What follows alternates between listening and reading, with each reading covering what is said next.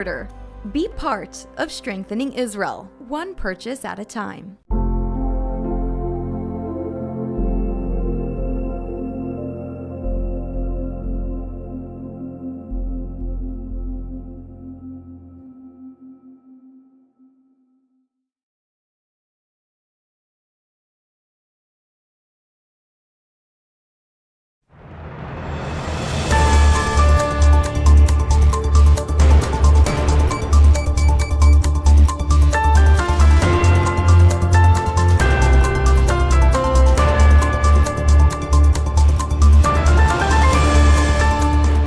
Welcome to ILTV on the Hour. We are live from Israel with your top headlines from across the region. It's currently 7 a.m. in New York and 2 p.m. here in Israel. I'm Devo Klein, and these are the latest developments coming to you live from Israel.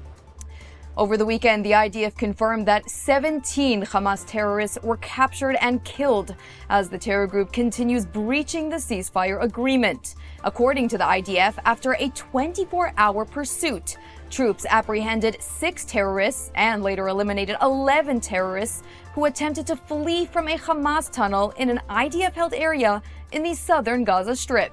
The Hamas terrorists who have been trapped underground in tunnels near Rafah attempted to escape and cross the yellow line into the Hamas-controlled area, but were quickly identified by the IDF and eliminated.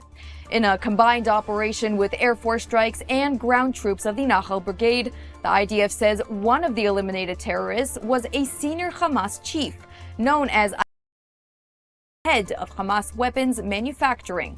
The Prime Minister's office called the event yet another blatant ceasefire violation, adding that Israel has fully honored the ceasefire and Hamas has not. And in a separate ceasefire violation in Gaza, an armed terrorist crossed the yellow line in a jeep, ambushing the humanitarian corridor to open fire at troops. The IDF released a video that is on your screen right now of the quick response of soldiers on the ground who eliminated the terrorist with gunfire. The government reiterated that Hamas must complete the return of the remaining hostages, disarm, and allow for Gaza's demilitarization. Meanwhile, Hamas is responding to recent reports denying that it informed mediators that they wish to end the fragile ceasefire. A Hamas spokesperson refuted the claims, insisting that it's Israel that is violating the ceasefire and not the terror group. And as the efforts to maintain the ceasefire in Gaza continue, the northern front escalates, with renewed strikes on Hezbollah infrastructure that are stationed near the border with Israel. Over the weekend, the IDF confirmed striking deep in the Bekaa Valley as Hezbollah continues attempts to rearm in southern Lebanon. According to the IDF, airstrikes eliminated 2 Hezbollah operatives, in addition to multiple rocket launchers recently deployed inside a Hezbollah military compound. The site was used to store weapons to attack Israel in yet another violation of the U.S.-backed ceasefire. And believe it or not, another front is developing. The IDF and Shin Bet are reporting one of the largest and most intensive counterterrorism operation in Judea and Samaria in recent months, with more than 60 wanted suspects arrested, 18 of which were Hamas operatives. In a joint operation including the Shin Bet, Border Police, Yamam Forces, the Menashe and Regional Samaria Brigades, terror hotspots were raided, multiple terrorists were arrested or eliminated, weapons were seized, and multiple terror cells were dismantled. This follows recent escalations of violence in Judea and Samaria, as Israeli settlers have been using arson in recent weeks against Palestinians in response to deadly terror attacks that have killed and injured multiple Israelis in the last few months. And joining me now to discuss Israel's current security and diplomatic challenges, our Lieutenant Colonel in the Reserves, Jonathan Conricus, a senior fellow at the Foundation for Defense of Democracies, and Yoni Ben Menachem of the Jerusalem Center for Security and Foreign Affairs. Thank you both for joining us. Thank you. Shalom. So the current situation in Israel, it's not simple at all. You know, Israel has sacrificed so much to achieve these ceasefire agreements, or cessation in fighting, as you would call it. And yet we still find ourselves in a multi-front war. Is this where we want to be right now? Is this truly the best way to protect Israel's security? Jonathan, I'd like to start with you. Yes, good morning for those on the East Coast and shalom. I'd say this, Israel was in some cases forced, and in some cases that's just what happened, to end the fighting with unfinished business. That is the common denominator. If we even go further than the borders of Israel, if we speak about the Islamic Republic of Iran and their nuclear aspirations beyond what we speak about in the region here. So Israel did tremendous damage to all of its enemies, but the enemies still exist. Hamas exists, albeit weakened, but still governs the Gaza Strip and still is in power. Hezbollah is weakened, but exists in Lebanon and is intent, and I think very focused on rebuilding its capabilities. And what we're seeing on the ground is that we're in this twilight, in this in-between situation, where on one hand, Israel achieved a lot militarily, but the political and diplomatic agreements that brought cessation of hostilities or ceasefires have not yet been implemented. Hezbollah has not been disarmed of its weapons in Lebanon, and they're stalling the process. The Lebanese government is challenged and with lots of difficulties to actually do what they have committed to do. The Americans are continued open criticism by the Trump administration towards the Lebanese government that they better get a move on it because things aren't developing as they should, as the Lebanese state committed to. And in Gaza, even though the Trump plan was approved by the UN Security Cabinet, that hasn't yet turned into reality. And every day that goes by, Hamas is still in power, and they're using the time in order to cement their capabilities and prevent the relinquishing of control. So bottom line, unfinished business, ambiguity, and this ambiguity, I think, mostly serves our enemies and really puts front and center the option of actually having to go back to military activity, whether it's in Lebanon or in Gaza. Right, and it's exactly that ambiguity that I'm referring to. And Yaniv Menachem, if you can also just weigh in, do you think that Israel's security establishment is handling these current ceasefires appropriately, or do you think there might be more that we can be doing to get out of this sort of state of limbo? No. I think they're doing what they can. And we have to understand that after October 7th, we're in a new era in the Middle East. And we are in attrition war in 7 fronts. And this war is not going to be over. It will continue for years. And we have to be ready for that and take a long breath and prepare for it because we are going to fight for a few more years. Unfortunately, these enemies that we're facing now, they are determined to destroy the state of Israel, and we have to be prepared and learn the lessons that from what happened on October 7th and be ready for a very long war. This is a new situation in the Middle East. We have to understand that it's not going to be finished. There are tough enemies that we are facing. Hamas is not going to disappear from Gaza. And we have to do the job ourselves. The same thing for Hezbollah. And then yet Hezbollah and Iran are preparing for another war. And also in the West Bank, in Judea and Samaria, the terror organizations are reorganizing. So it's only a matter of time. It's a time bomb until it will explode. So I think we are going into a very, very difficult and long period of confrontations. Mm-hmm. And, I actually want to take a moment to ask both of you about a video that we just recently showed on our screen, one of the Hamas terrorists using the humanitarian corridor basically to fire at Israeli troops stationed near the yellow line. It's the video on your screen right now. This video is so striking to me personally, and I'd like to break it down with both of you here. This terrorist that we're seeing now, he's wearing no armor. He's in a hoodie and sweats. He has a single rifle, and he seems to be completely alone. I mean, what is even going on in this video, is this a reflection of what is left of Hamas? I mean, surely this video shows, a different side to Hamas from the organized and fully planned attack that we saw on October 7th. Jonathan, if you could start us off, what's your analysis of this video? Yeah, it doesn't make a lot of sense. And what we've seen Hamas do over the last 2 years of fighting, usually when they fight dressed in civilian clothing, hoodies and other sportswear, sports shoes, and civilian clothing. The only times that we see Hamas operatives in uniform is when they're above ground doing handover ceremonies of Israeli hostages or when they're making statements. Other than that, most of the time, we will see them in civilian clothing. But so that's not, an unusual thing to see a Hamas fighter, a terrorist in civilian clothing. This action, it doesn't make a lot of tactical sense, and I wouldn't be 100% sure that it was indeed a Hamas planned and executed attack. It could be various other factions, because the way that this was done, it's a bit of a suicide mission with no apparent clear military objective, and very oddly executed. And it could be a number of other organizations, gangs, people, frustrated sources in Gaza. And I wouldn't necessarily say, even though Hamas governs the Gaza Strip and they control most of it, I wouldn't be so quick to say that this was a Hamas planned and executed operation.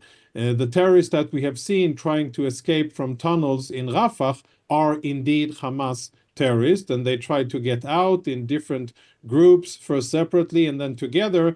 And we've seen these terrorists try to attack Israeli troops for the last 2 weeks, basically 2.5 weeks since they understood that they're stuck. We've had tactical skirmishes there in Rafah. But I think we're going to see more of these events that don't make a lot of tactical sense, but that can unfortunately cause casualties on the Israeli side.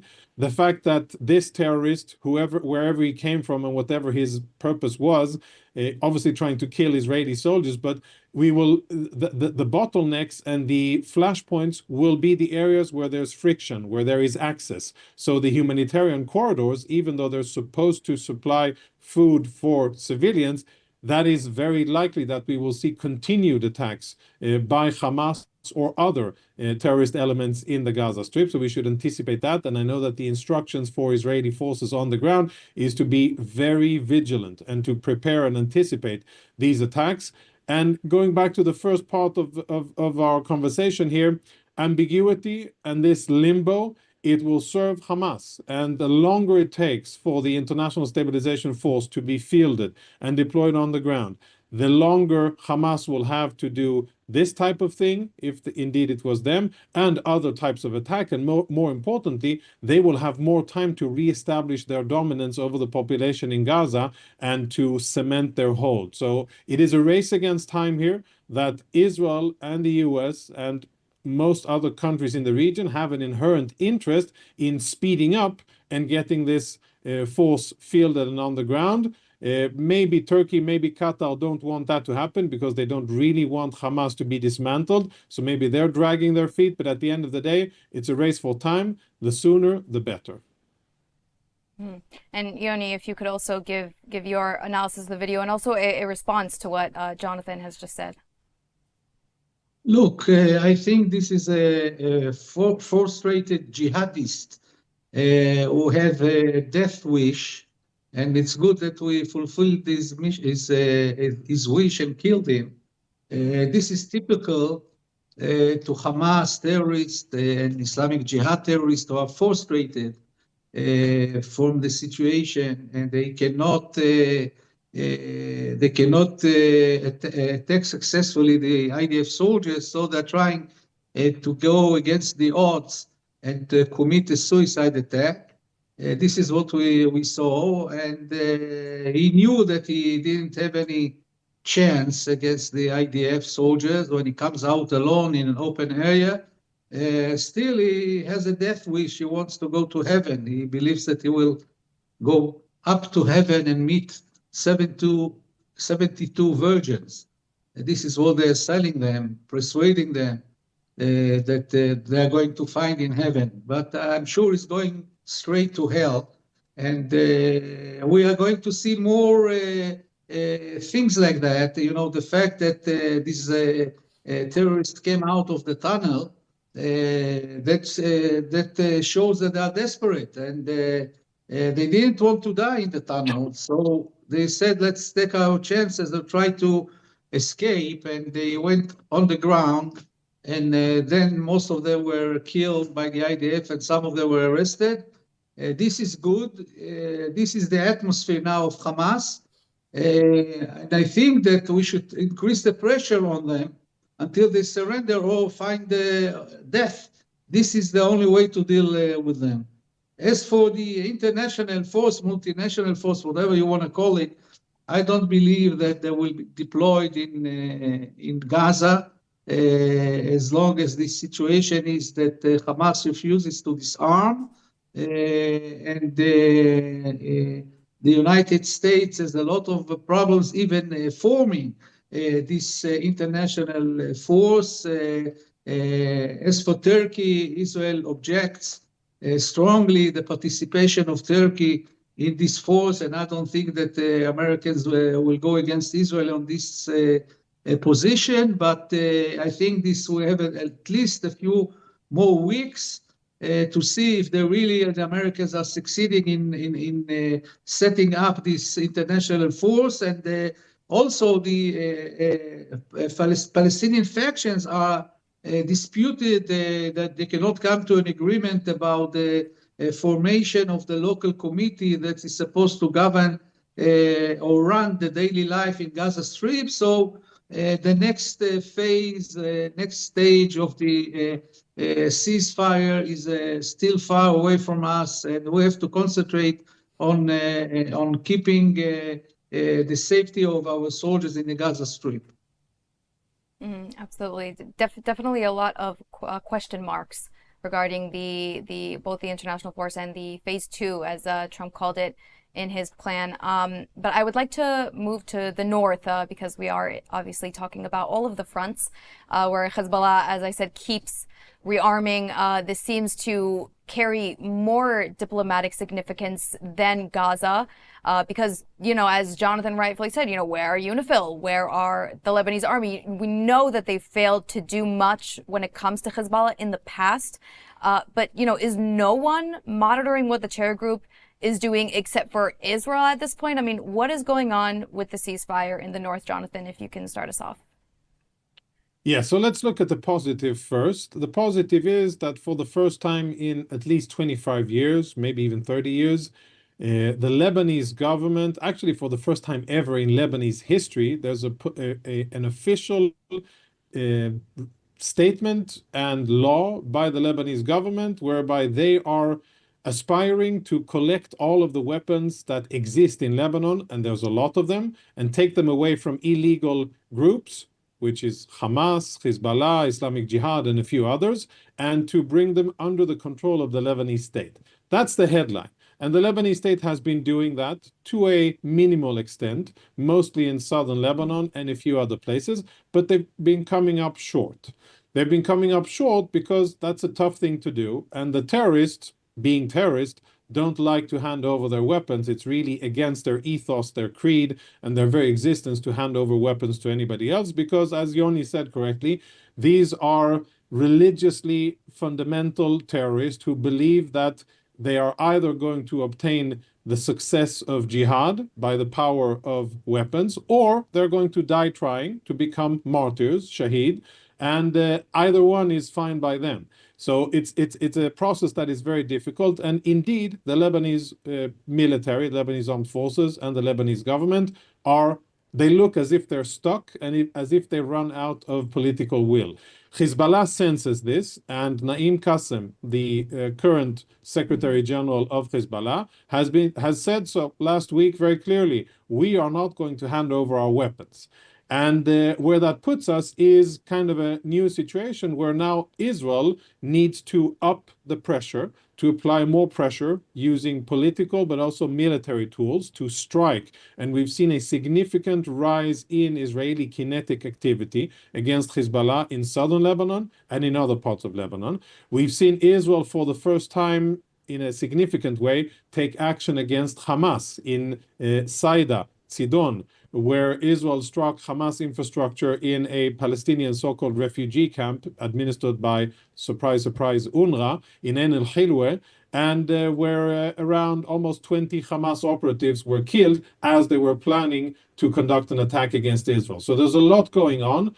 The bottom line here is that US is applying political pressure, Israel is applying political and military pressure, but the bottom line is that the Lebanese government is still far, far from taking weapons from these rogue terror organizations. And where that leaves us is that the likelihood of necessity going back to fighting is higher because security is not obtained the peaceful and the diplomatic way. And Israel is quite justified in saying, well, if it doesn't go the easy way, we'll have to make it the hard way because we don't want to go back to a reality of October the 7th.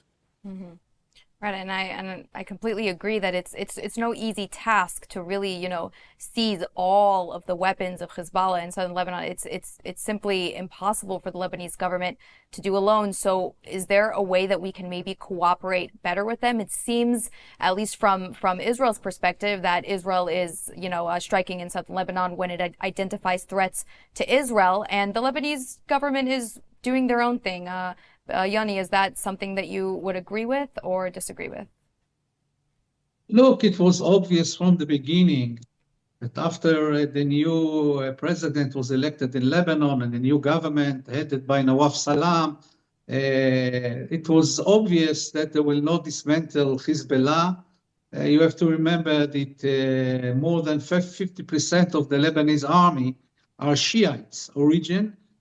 So they will not fight their brothers and they will not go against them. So what we saw so far is, a big show, and also the Americans are aware of it. I didn't have any doubts from the beginning that they will not do anything against Hezbollah. Now they're saying that we don't want to drag Lebanon into a civil war, and if we go strongly against Hezbollah, this will create chaos and a civil war in Lebanon. So of course, we cannot accept this argument. We have to think about us, and what is happening with Hezbollah is that they are disarming strongly again. They're getting money from Iran. Iran is smuggling successfully weapons to Hezbollah. Hezbollah started its own industry to manufacture weapons, rockets, drones, and missiles, long-range missiles, accurate missiles.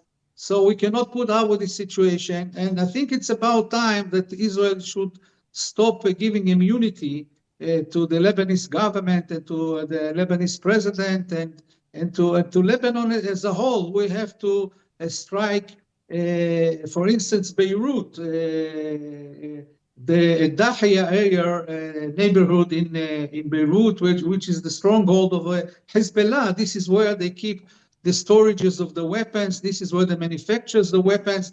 And we give them immunity, only once in 3-4 months we make an attack there. We have to do it on a daily basis, 24/7. Also attacks on the Bekaa, the Lebanese Valley, where they have all the weapon storage. Also, we have to change the strategy. I think the Americans now are starting to understand that they were deceived by the Lebanese president and by the Lebanese government.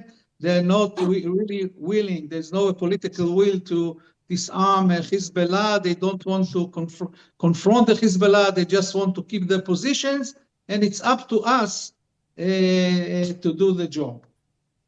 Right, absolutely. I feel like there's so much more to discuss on this topic, but we are almost out of time.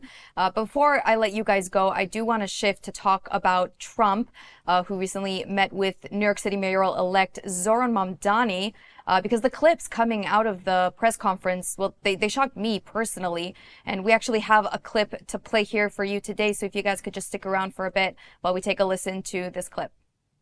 I've spoken about the Israeli government committing genocide, and I've spoken about our government funding it. And I shared with the president in our meeting about the concern that many New Yorkers have of wanting their tax dollars to go towards the benefit of New Yorkers and their ability to afford basic dignity. And what we see right now is we're in the 9th consecutive year of more than 100,000 school children being homeless in our city. And there's a desperate need not only for the following of human rights, but also the following through on the promises we've made New Yorkers. And I appreciated the meeting we had and the work that we can do. Do you agree that President Trump didn't do a peace and work hard to make the peace? Because he worked hard to do the peace in the Middle East and everywhere. Do you agree with that? I appreciate all efforts towards peace, and I shared with President Trump that when I spoke to Trump voters on Hillside Avenue, including one of whom was a pharmacist that spoke about how President Trump's father actually went to that pharmacy not too far from Jamaica Estates, that people were tired of seeing our tax dollars fund endless wars. And I also believe that we have to follow through on the international human rights, and I know that still today those are being violated, and that continues to be work that has to be done no matter where we're speaking of. Just to clarify, he did say that Israel was committing genocide in a meeting that I think many assumed would go down as this sort of clash of two titans representing two polar sides of Americans. And the two elected officials actually seemed incredibly civil and cooperative with each other in the meeting. And Trump even defended Mamdani when a reporter asked why he took a plane to Washington, D.C. instead of a train. And he also said it was okay that Mamdani had called him a fascist. And, I think that it's really important, especially in light of Trump's recent meeting with MBS, the Crown Prince of Saudi Arabia, who is expected to receive a deal of F-35 jets, something that directly affects Israel's air superiority in the region. So if I could just get a quick word from each of you before we wrap up. What are your thoughts on this meeting? Jonathan, let's start with you. Sorry. Yeah, I think a worrying sign. I did not like, that very hollow Islamist Mamdani, mayor-elect of New York, standing next to the president, making these libelous claims against Israel, and the U.S. president not interrupting him and not correcting him. That is not a good sign, and I would have expected and hoped from a different response from the president to interrupt and say, young man, you're wrong. And the whole thing is such a dishonest charade of Mamdani making a connection between the social, economic situation of New Yorkers and U.S. foreign policy. If anything, what the U.S. is doing is benefiting financially from its military support to Israel, because what Israel generates in return to the U.S. is 4, 5, or even tenfold the amount of money that the U.S. invests in Israel in terms of its direct money that it provides through weapons, etc. So it's really dishonest, it's fake, it's very misleading. And the fact that President Trump gave Mamdani that stand to grandstand from, disappointing and not a good sign.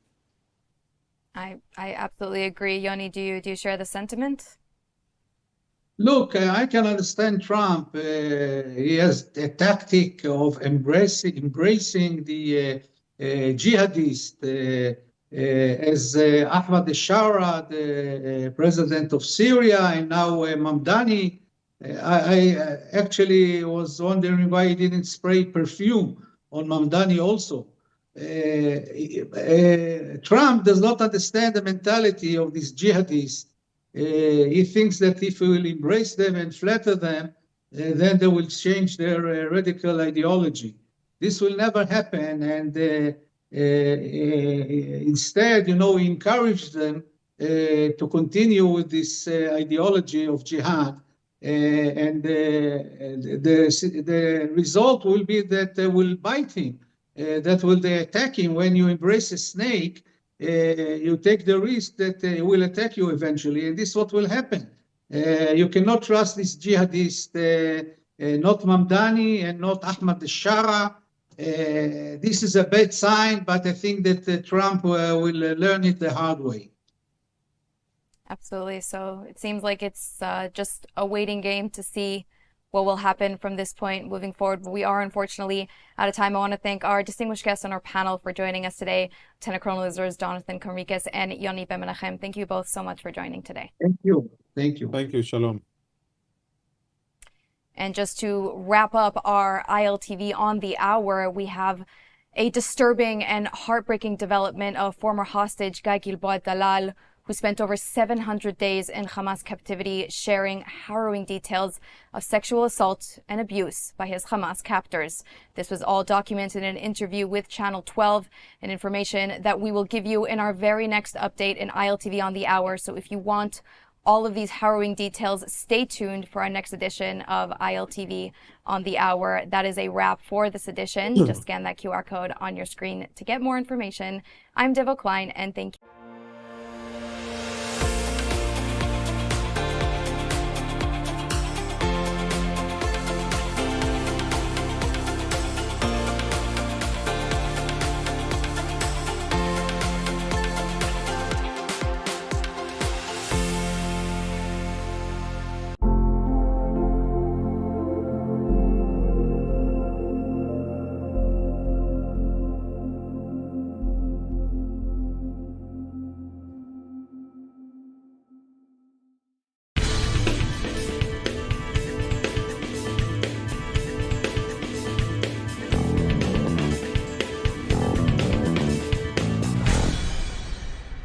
Hey everyone, we know how hard it can be to keep up with the latest news in Israel. So if you haven't had the time to stay on top of what's what in the Holy Land, we're here for you. I'm Ladar Gavelazi, and this is ILTV's Weekly Review. And now joining us today to discuss the latest in Syria and the possibility of normalization is U.S. Congressman Marlin Stutzman from Indiana. Thank you so much for joining us today, Congressman Stutzman. Now, you met with Syrian President Ahmed al-Shara at a moment when Syria is trying to rebrand itself after years of brutality under Assad. What evidence did you see that this new leadership is genuinely breaking away from extremism? Do you believe that al-Shara is sincere? Well, first of all, just being in Syria and seeing the people of Syria and the fact that they are working so hard to recover after the brutal Assad regime would just touch my heart. I mean, they are such strong people, and of course, the people that are very proud of their country, and they want to rebuild. I really believe it's because of the people and the Syrian American community that is going to help make this successful one way or the other. President al-Shara obviously has a very checkered past, one that we would have all said probably not the pick that we would have chosen. But he's the president, and he is young. He's 42 years old. He has a young family. He continues to tell us that the reason he joined al-Qaeda and al-Nusra was because of his fight against Assad in Syria and also against ISIS. He's the first president to come to the United States since the French mandate that defined Syria and to meet with President Trump. So those are all good signs, and he was here to sign a coalition agreement to fight ISIS. And so it's going to be really interesting over the next several weeks as he's back in Syria, how this goes. There's obviously still some challenges in Syria. My hope is, and my message to him has always been that, religious freedom, respect for all peoples in Syria has to happen for Syria to be successful. Syria is very diverse, and that diversity can be their strength as long as everyone has a seat at the table. Now, you've suggested that U.S. sanctions could be eased if Syria meets certain human rights benchmarks. As you alluded to, unfortunately, we've already seen massacres of Druze, of Christians. What safeguards would the U.S. insist on before lifting these sanctions, and is progress being made on that front? Well, first of all, I would say just having President Trump in the White House is a huge deterrent to President al-Shara. And my hope is that, he truly does want to focus towards the West rather than to Russia or Iran or even China. When I met with him back over the Easter holiday, he told me that he had offers from the Chinese, he wouldn't even refuse to meet with them, or he refused to meet with them. He had an offer from the Russians on his desk, and he said even back then he wanted to meet with President Trump. He's also, saying that he's helped push Hezbollah out of Lebanon and north of Israel. He's open to conversations about joining the Abraham Accords. So there's a lot of good things that are being said. I've said it from the very beginning that his actions speak louder than his words. But so far, outside of what's happened in Soweto and up in the coastal region with the Alawites, where there have been killings and brutal killings, if there's any connection to the al-Shara government, that would be very devastating, because I think it undermines what he's trying to accomplish, or I hope he's trying to accomplish. So, I gave him a letter from an evangelical church in Syria when he was here in the United States this past Sunday, and asked, him to read it and to recognize the church, to recognize the Christians, but also we're asking him. And President Trump is very aware of what's happened in Soweto and with the Druze community of the killings back in July. They were horrific. And it reminds us all of the jihadist and the extremism that is still alive in the Middle East and other parts of the world. So my hope is that he truly does want to build a successful, strong Syria. I also just shared with him briefly that, Christians from around the world would love to go to Jerusalem, to the holy city of Jerusalem, and then go to Damascus, which is another holy city where Saul went to Damascus and met Christ on the road to Damascus. So the tourism and the economic impact that would have would be just dramatic for the country. And they could all be living in peace and prosperity rather than having jihad wars around the country. Well, Israel's security, of course, is tightly bound to what happens in Damascus. After your meetings, do you believe that Syria is ready or even willing to pursue real normalization with Israel, perhaps even joining the Abraham Accords? Or are we seeing more optimistic rhetoric without strategic intent? I think that we as Americans, and President Trump is the strongest negotiator. He's the strongest diplomat. He knows he has a strong hand.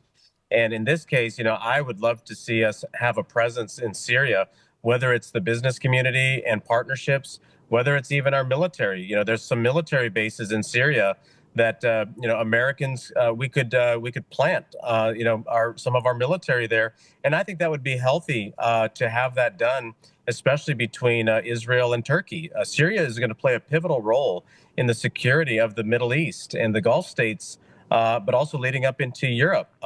Considering what's going on between Turkey and Greece, there's a lot of friction around Turkey, and so this could be something that we as Americans, we could have a presence there.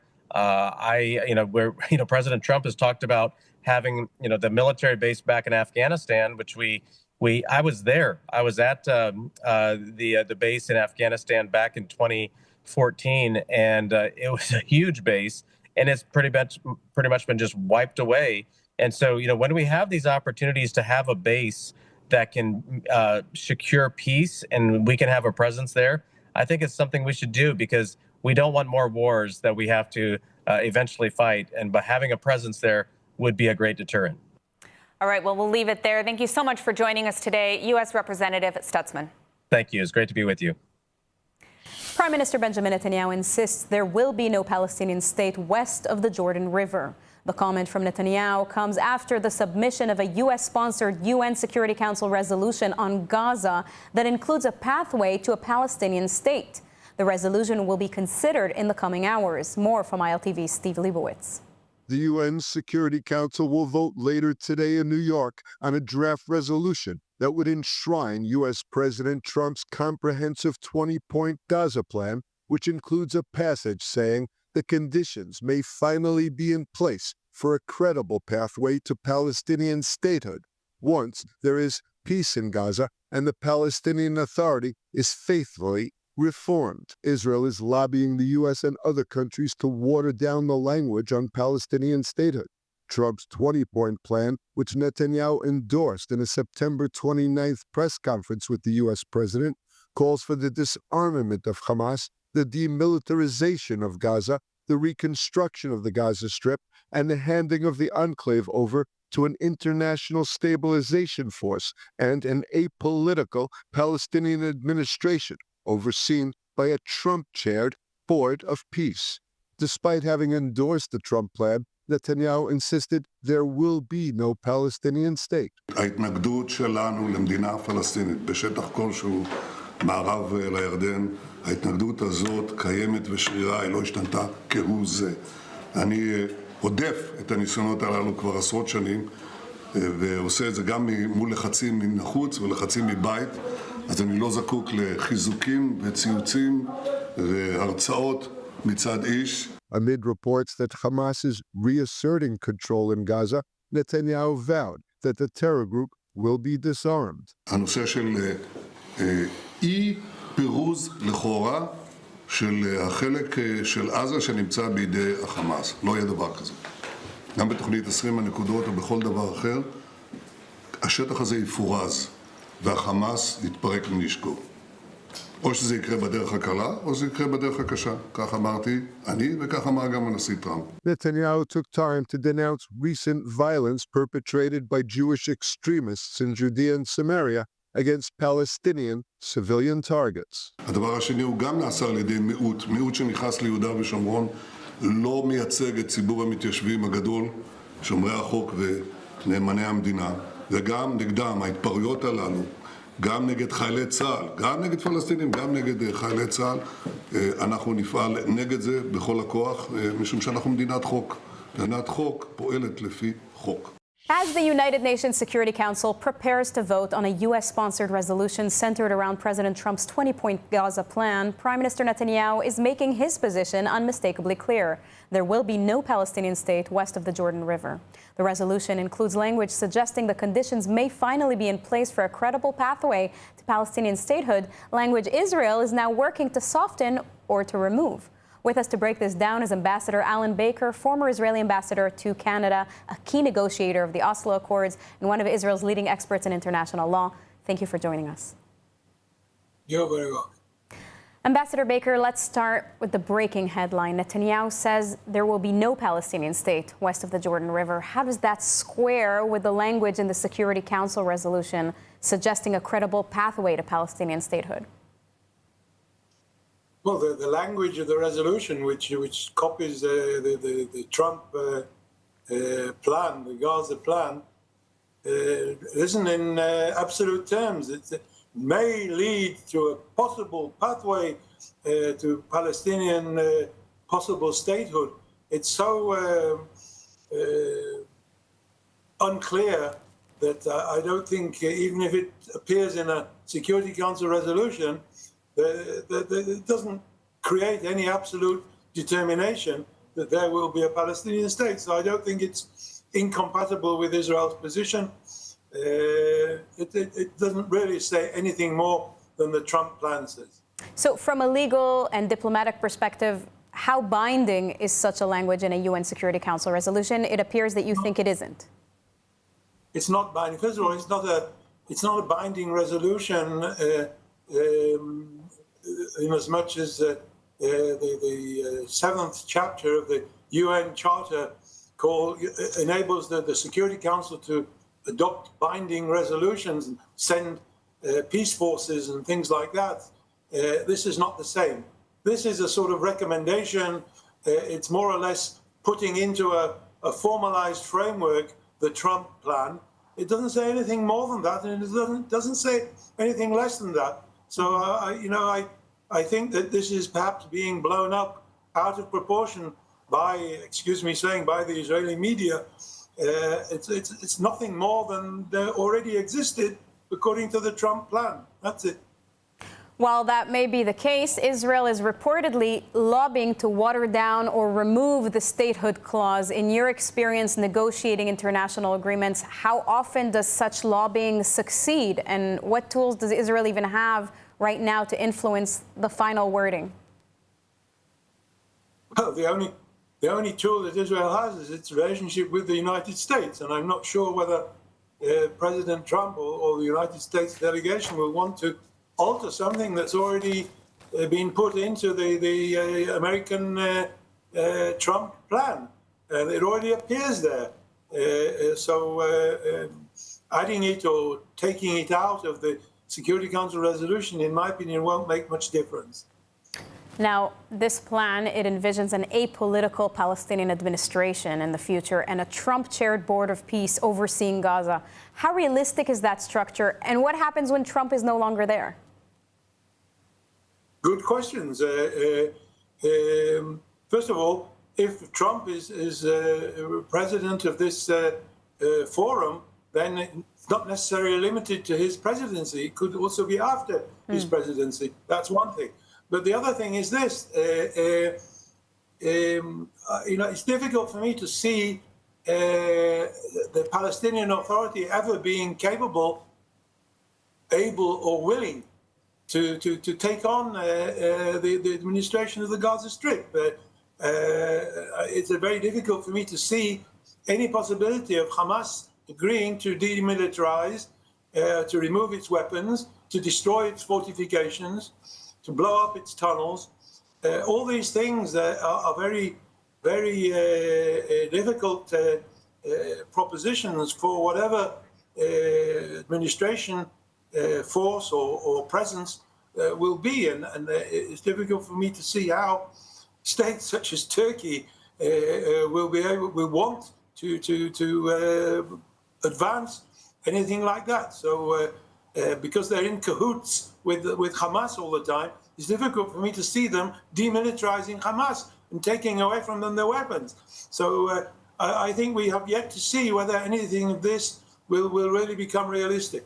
Ambassador Baker, thank you very much for this input. You're welcome. Jewish extremists reportedly torched vehicles and buildings in the Palestinian village of Jabba near Bethlehem. 3 vehicles and 3 structures were set on fire. No injuries were reported. It remains unclear whether the attack is connected to the early evacuation of the illegal Tzor Mizgavi outpost. Now, the incident erupted shortly after the evacuation of illegal structures near the settlement of Efrat. The IDF confirms it has launched a manhunt for dozens of Israelis accused of taking part in the attack. The army says security forces, including the IDF, Border Police, and Israeli police, rushed to the village of Jabba following reports that dozens of Israeli civilians, had set fire to and vandalized homes and vehicles. The IDF stresses that all violence by Jewish extremists is, quote, grave and dangerous, warning that such acts undermine security and divert troops from critical defense and counter-terrorist missions. Prime Minister Netanyahu and other top Israeli officials expressed support for the army amid its pursuit of what they described as a small extremist group of Jewish assailants.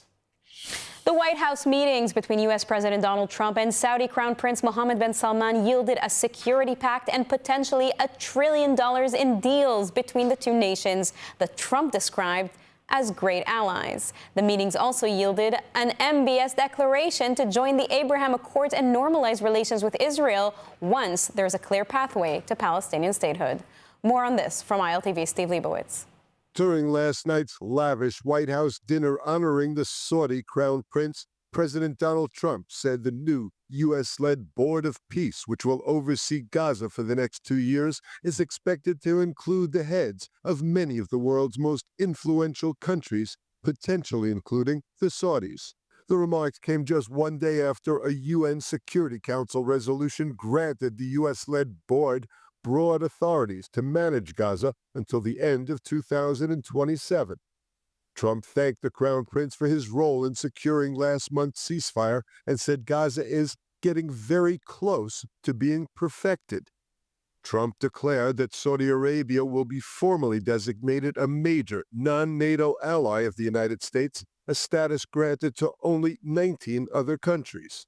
The White House also confirmed that the United States and Saudi Arabia have signed agreements on civil nuclear energy and a massive defense package, including future sales of F-35 advanced fighter jets. Earlier, MBS said Riyadh wants to join the Abraham Accords, but only if there is a clear path toward a two-state solution. So definitely, we believe having a good relation with all Middle Eastern countries is a good thing.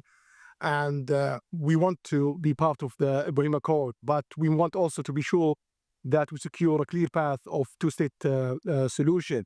And today we have a healthy discussion with Mr. President that we're going to work on that to be sure that we can prepare the right situation as soon as possible to have that. I think I don't want to use the word commitment, but we've had a very good talk on the Abraham Accords. We talked about one state, two state. We talked about a lot of things in a short period of time. We'll be discussing it further too. But I think you have a very good feeling toward the Abraham Accords. Yes, definitely, Mr. President. We want peace for the Israelis. We want peace for the Palestinians. We want them to coexist peacefully in the region. And we will do our best to reach that day. President Trump said the F-35 fighter jets being sold to Saudi Arabia are pretty similar to the models sold to Israel. When asked about Israel's qualitative military edge, Trump said both countries are great allies and deserve top-of-the-line equipment. On reports that Israel conditioned the sale on Saudi normalization, Trump said Israel is aware and they're going to be very happy. We're going to sell them F-35s. That's the end of the question, I guess. So the security agreement or no? No, we're going to have a deal. They're going to purchase F-35s. They're buying them from Lockheed, and it's a great plane. We make, by the way, the best military equipment. You saw that during the Iran little skirmish. We make the best planes, the best missiles. We make the best defensive missiles. We make the best military equipment in the world. The IDF is formally objecting to a possible U.S. sale of F-35 fighter jets to Saudi Arabia, warning it could threaten Israel's qualitative military edge. An Air Force position paper said Israel's long-range operations depend on exclusive access to the jet. Saudi deployment of identical aircraft could undercut that advantage.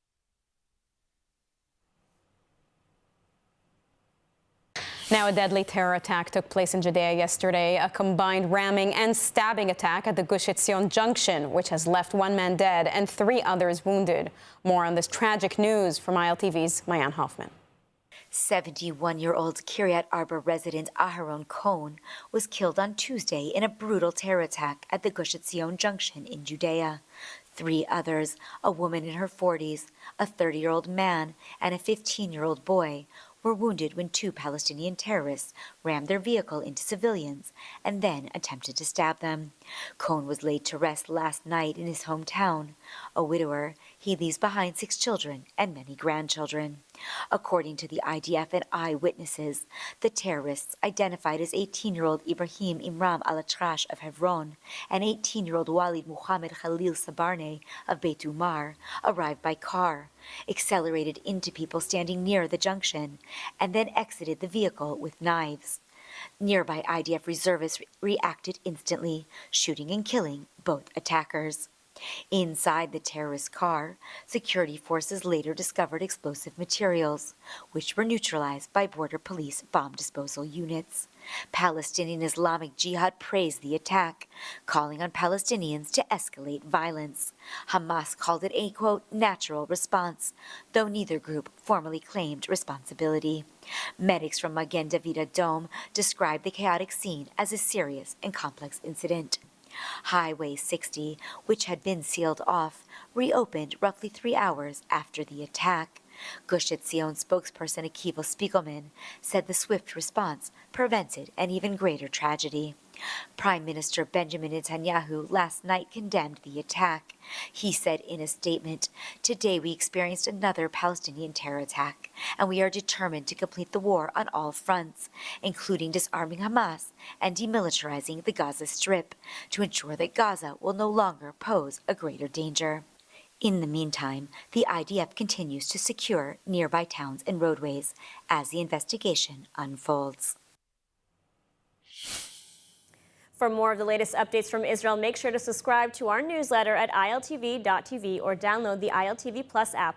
That's it for ILTV's weekly review. See you next week.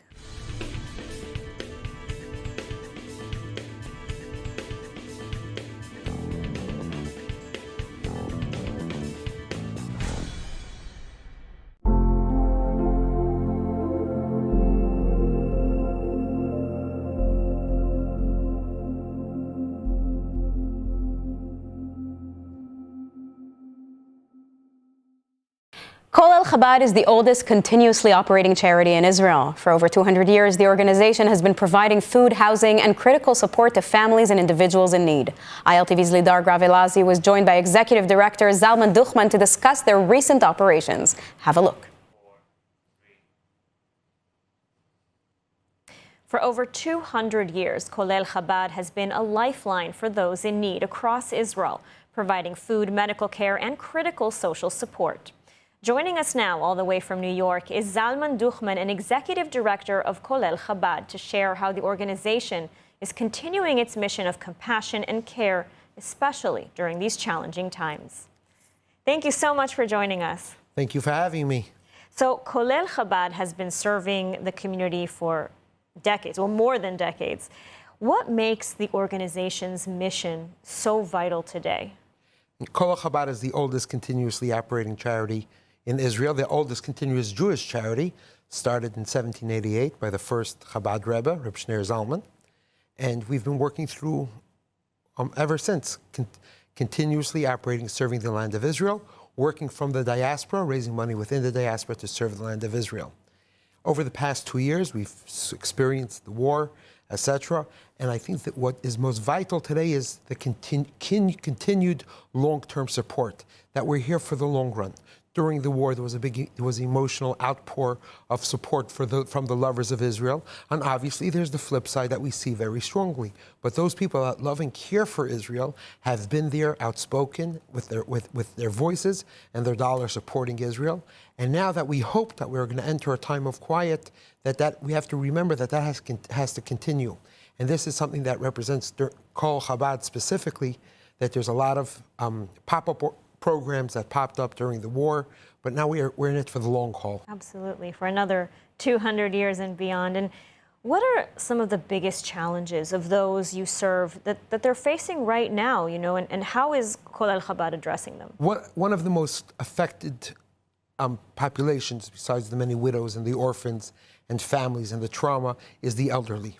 The elderly population, especially those people that this is not their first war, especially Holocaust survivors, that their childhood was during a war and the traumas that it affected them. People don't know, but there's over 100,000 Holocaust survivors still living in Israel. And this is really, so to speak, our last opportunity to see them off their last years in dignity. And we've been with this generation for a very long time. And I think it's it's a very vulnerable population as they age and as they get older.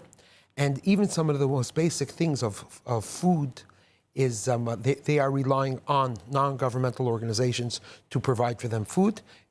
Non-government NGOs are much more effective and efficient at doing it, especially when you have non-governmental organizations working together in collaboration.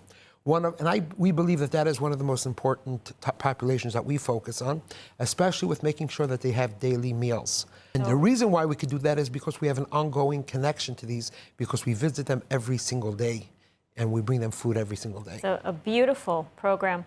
And I want to ask, because I see that you've brought with you also a very special coin. So can you tell us about this coin?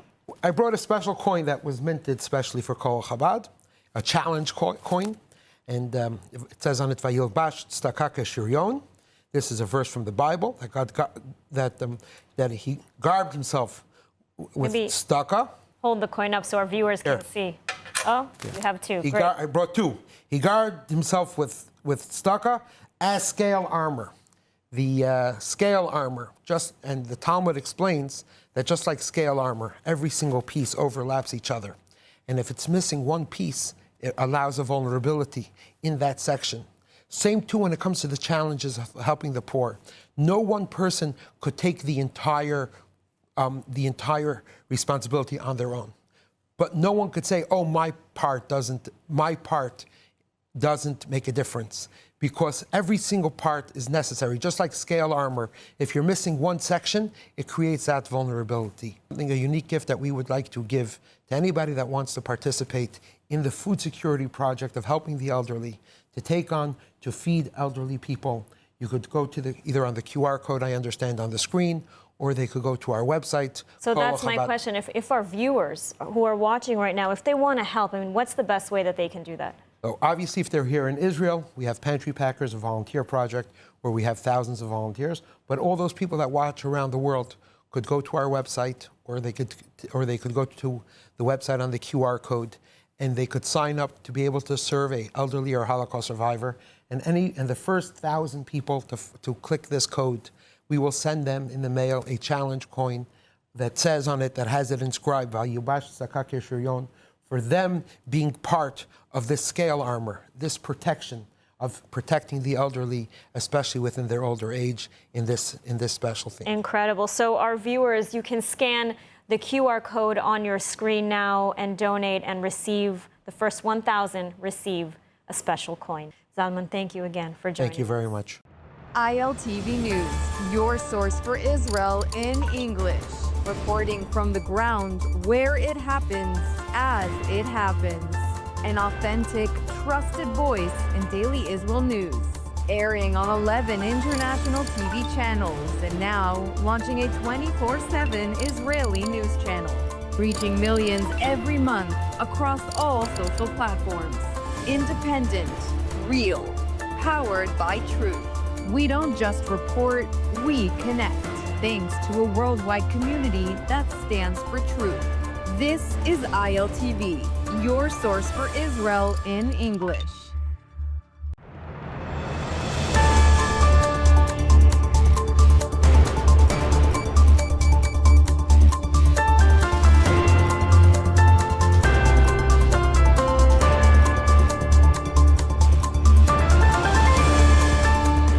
To ILTV on the hour. We are live from Israel, bringing you the biggest headlines of the region.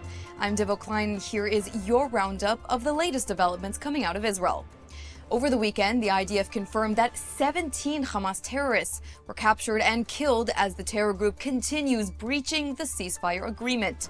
According to the IDF, after a 24-hour pursuit, troops apprehended 6 terrorists and later eliminated 11 operatives who attempted to flee from a Hamas tunnel in an IDF-held area in the southern Gaza Strip.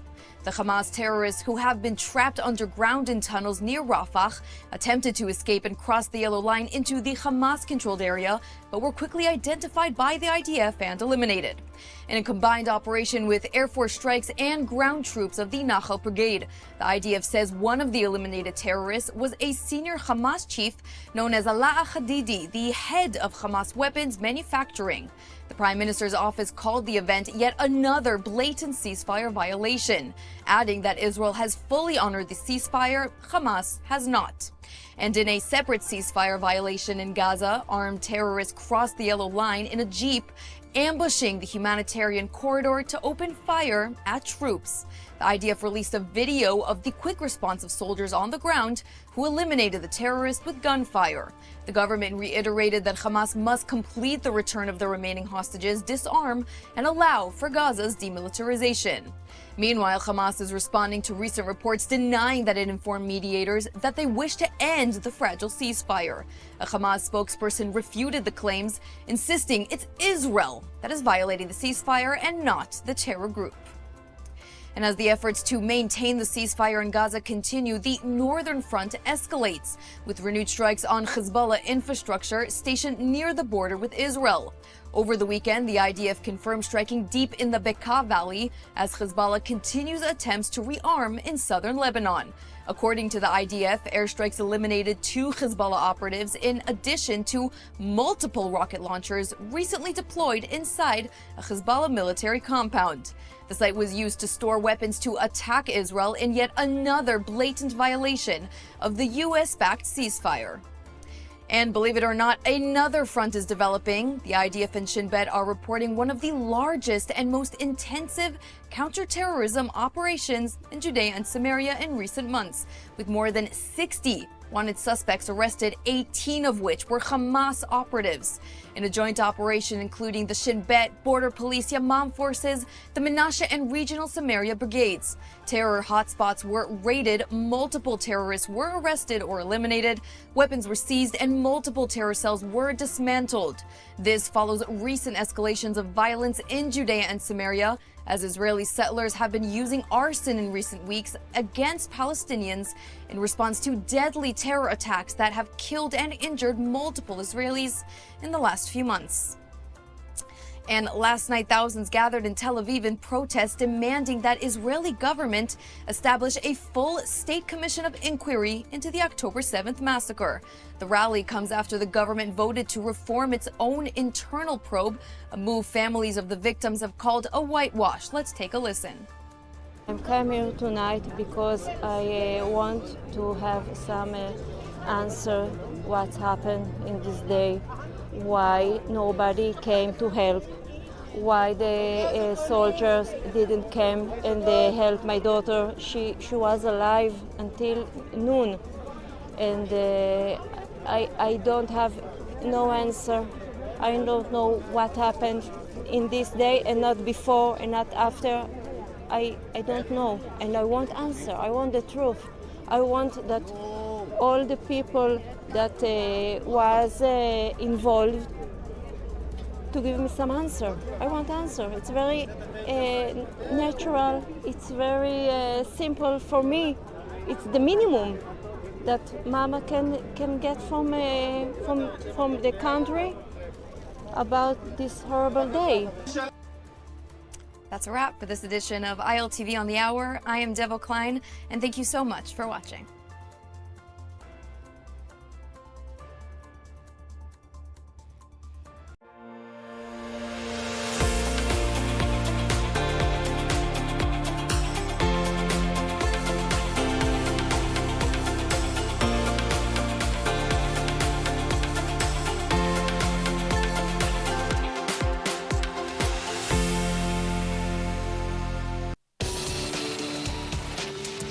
Welcome to ILTV's Israel Daily. I'm Sivan Raviv, and coming up in today's newscast, IDF strikes hit Hezbollah and Hamas in South Lebanon after repeated ceasefire violations. Prime Minister Benjamin Netanyahu makes a rare trip to the IDF buffer zone in Syria as Damascus condemns Israel's presence. And the Mossad exposes a major Hamas terror network spanning Europe in a high-stakes counter-terror operation.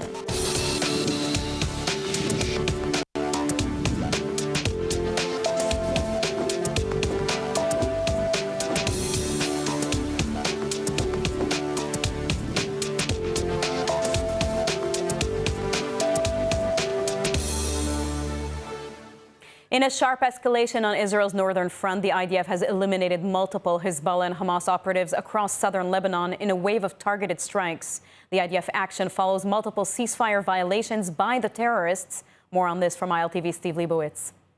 The army confirms that in the Al-Tira area, an operative responsible for rebuilding Hezbollah's readiness was killed, a direct violation of the post-war understandings meant to prevent exactly this type of rearming. At the same time, IDF surveillance uncovered dozens of Hezbollah terror infrastructure sites in the village of Beit Leith.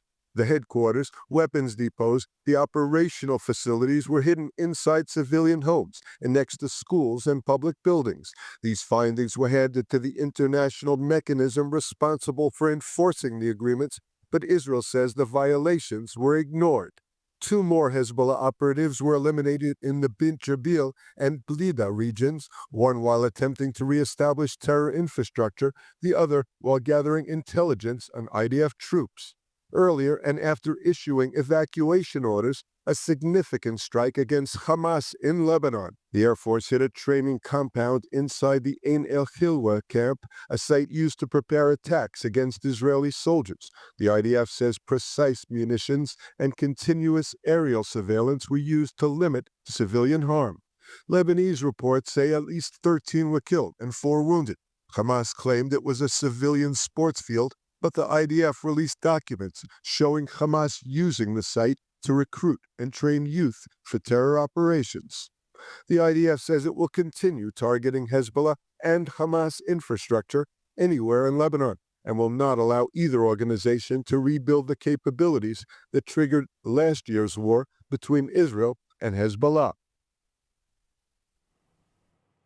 Israel's northern front is drawing renewed scrutiny after Prime Minister Benjamin Netanyahu made a rare visit to the IDF-held buffer zone inside southern Syria on Wednesday. The trip comes as Syria denounces Israel's presence and diplomatic tensions rise following Syrian President Ahmed al-Shaara's visit to the White House. More on this from ILTV's executive editor, Mayan Hoffman. Prime Minister Benjamin Netanyahu traveled to the IDF-held security zone inside southern Syria yesterday, underscoring what he called Israel's immense defensive and offensive importance there, as negotiations with Damascus over a future security arrangement remain stalled. Netanyahu arrived with a high-level delegation, including Defense Minister Israel Katz, Foreign Minister Gideon Sa'ar, IDF Chief of Staff Lieutenant General Eyal Zamir, Shin Bet Director David Zini, Acting National Security Council Head Gil Reich, and Israeli Ambassador to the United States Yechiel Leiter. The group toured an IDF outpost, received a classified security briefing, and met with active duty and reserve soldiers deployed along the volatile frontier. אנחנו מייחסים חשיבות עצומה ליכולת שלנו, גם ההגנתית וגם ההתקפית כאן, שמירה על בעלי בריתנו הדרוזים, ועיקר שמירה על מדינת ישראל ועל גבולה הצפוני אל מול גולן. זו משימה שיכולה להתפתח כל רגע. Netanyahu praised troops, some on their sixth rotation, and thanked them on behalf of the government and Israeli public.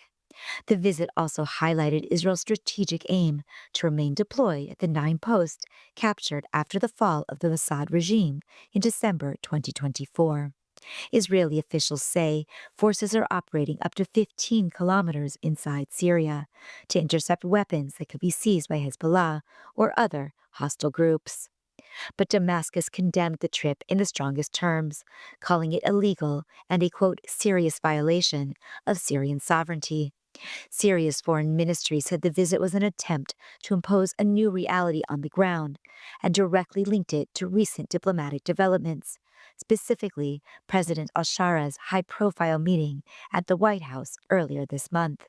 During that visit, al-Shaara told President Trump that conditions were, quote, premature for joining the Abraham Accords and criticized Israel's continued presence in southern Syria.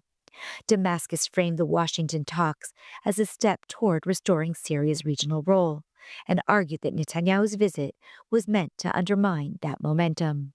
For now, Israeli officials say that despite U.S. mediation, a security agreement with Damascus is not close, and Jerusalem will not pull out of its positions without a full peace deal. Now, to help us break down today's top security headlines from Lebanon to Syria and even Gaza, we're joined now by Dr. Barak Books, the Patterson Chair in Security and Intelligence and lecturer at the Political Studies and School of Communication at Bar-Ilan University. Thank you for joining. Hello. Barak, let's begin with Lebanon. How significant, in your opinion, is this latest wave of Israeli strikes compared to previous months of the conflict? We have to remember one thing, that next week, on November 27th, we're noting 1 year of the ceasefire agreement, so it's highly significant. Lebanese presidency, the prime minister, and other political figures are saying that Israel is violating the ceasefire agreement. But as we saw on the report, they are not dismantling Hezbollah, albeit all of their, let's say, promises to the United States. It had to be finished until the end of December. And we have to remember one thing, the Americans know that the American administration is not working from December 16th due to the holidays. So they have to finish dismantling Hezbollah in 3 weeks. Now, generally speaking, Lebanon claims the strikes were disproportionate, while Israel says they prevented future attacks. Can the Lebanese government realistically curb Hezbollah's power now or at any point in the future, or is that impossible under the current conditions? Yes, the Lebanese army is being built by the West and trained by the Americans, by the British, by the Italians, by many other Western countries in order to govern the country. Now, there is a majority in the Lebanese infantry and the armed forces which are Shiites. So there is a dispute whether one Shiite can dismantle his own cousin even. But they don't have any other choice because many Lebanese are fed up, I can say, from the atrocities of Hezbollah, and they're dragging them into war, and there were criticisms even throughout the war. Now, I must add one thing. In the social media of Lebanon, we see many villagers returning to their homes in the villages next to the Israeli border and taking selfie pictures, etc. And these farmers and villagers can be also Hezbollah members infiltrating in a proximity to Metula and other Israeli shuvim, as was before October 7th. It's highly dangerous. Now, Israel also struck a Hamas training compound in El Heloué. We also are seeing a Hamas plot to use terror cells across Europe. Is Hamas growing, in your opinion, outside of Gaza? There is the well-known method of raising funds to charity, let's say, for the blind, for the poor, from the impoverished, etc. And these funds and money are going to the weapons of Hamas and other terror groups. Now, they have these organizations, economic organizations in Europe, as was reported, in Canada, at the States, in many other countries. And plain people say, okay, we want to contribute to the civilian population of the impoverished and the poor people. But frankly, the bulk of the money, if not all of it, is going to rearm Hamas. It's highly dangerous because, as we saw, Hamas is recruiting new members in Lebanon. Hamas is regaining control in some parts of the Gaza Strip. And there had to be something done in order not to allow Hamas return prior to October 7th. What about inside Gaza? What can we say about Hamas regaining control and rearming there? We can say that there are two parts in Gaza. The yellow line that is practically the border between Hamas-controlled areas and areas that Israel is still inside Gaza Strip. As there isn't any other interim or some international or Arab force enforcing some rule of law in Gaza, Hamas is literally Gaza police, and Gaza mayor belongs to Hamas. And it regains slowly but gradually governing.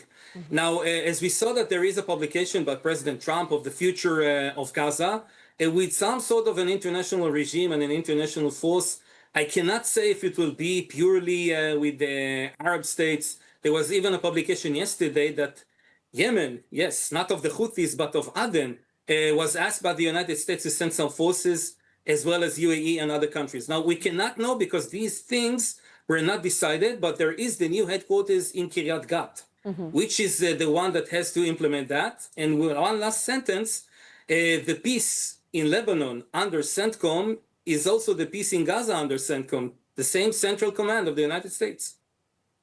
I see. Now, turning over to Syria, Prime Minister Benjamin Netanyahu's visit to the Israeli-held buffer zone was highly symbolic. What message do you think he was sending with this visit? First of all, we can see with the Syrians, the foreign ministry immediately issued a complaint that Israel violated the ceasefire agreement from 1974. I just want to tell the viewers that following the Yom Kippur War in 1973, there was a ceasefire agreement in 1974 in the middle of the year between Israel and Syria with the buffer zone on which the UN forces were deployed. And the Syrian civil war disrupted all of that. Now, the symbol is to Syrians that Israel will not allow terrorists to operate. And there are some highly Islamic radicals trying to operate in some areas. And also there was the massacre of the Druze in South Syria. And the talks between Israel and Syria, as the US wants them to talk and decide of a new security agreement, will decide to that the area of South Syria and the Syrian Golan Heights will be without any of these groups. And Israel wants to keep the Keter HaChermon in Hebrew, or the Syrian part of Hermon Mountain, and some sort of verifications that the areas close to the Israeli border will not be a fertile ground to groups as was Hezbollah before or other radical extremists. Dr. Barak Books, thank you very much for this input, and we will surely continue to follow. Thank you so much. Step into the story of Israel's heartland with Blessed by Israel, where every purchase connects you to the land, the people, and the promise. Taste the sweetness of the promised land in their delicious honeys, or wear the story of the land close to your heart with the stunning Special Places of the Land necklace. Behind each product is a family, pioneers living in Judea and Samaria, crafting beauty and goodness from the soil of the Bible. When you buy their creations, you're not only receiving something extraordinary, you're investing in Israel's future, helping small businesses thrive and communities grow strong. Join a movement that celebrates faith, resilience, and hope. Visit blessedbyisrael.com and use ILTV's special code BLESSISRAEL, that's BLESSISRAEL, at checkout for 10% off on your first order. Be part of strengthening Israel, one purchase at a time. Amid the ceasefire in Gaza, Israeli forces operating inside IDF-held territory in southern Gaza came under fire by Hamas operatives, prompting major Israeli retaliation. The shooting occurred east of the Yellow Line, clearly within the zone under Israeli control as part of the ceasefire agreement. No Israeli troops were injured, but the IDF says the attack is a direct violation of the truce.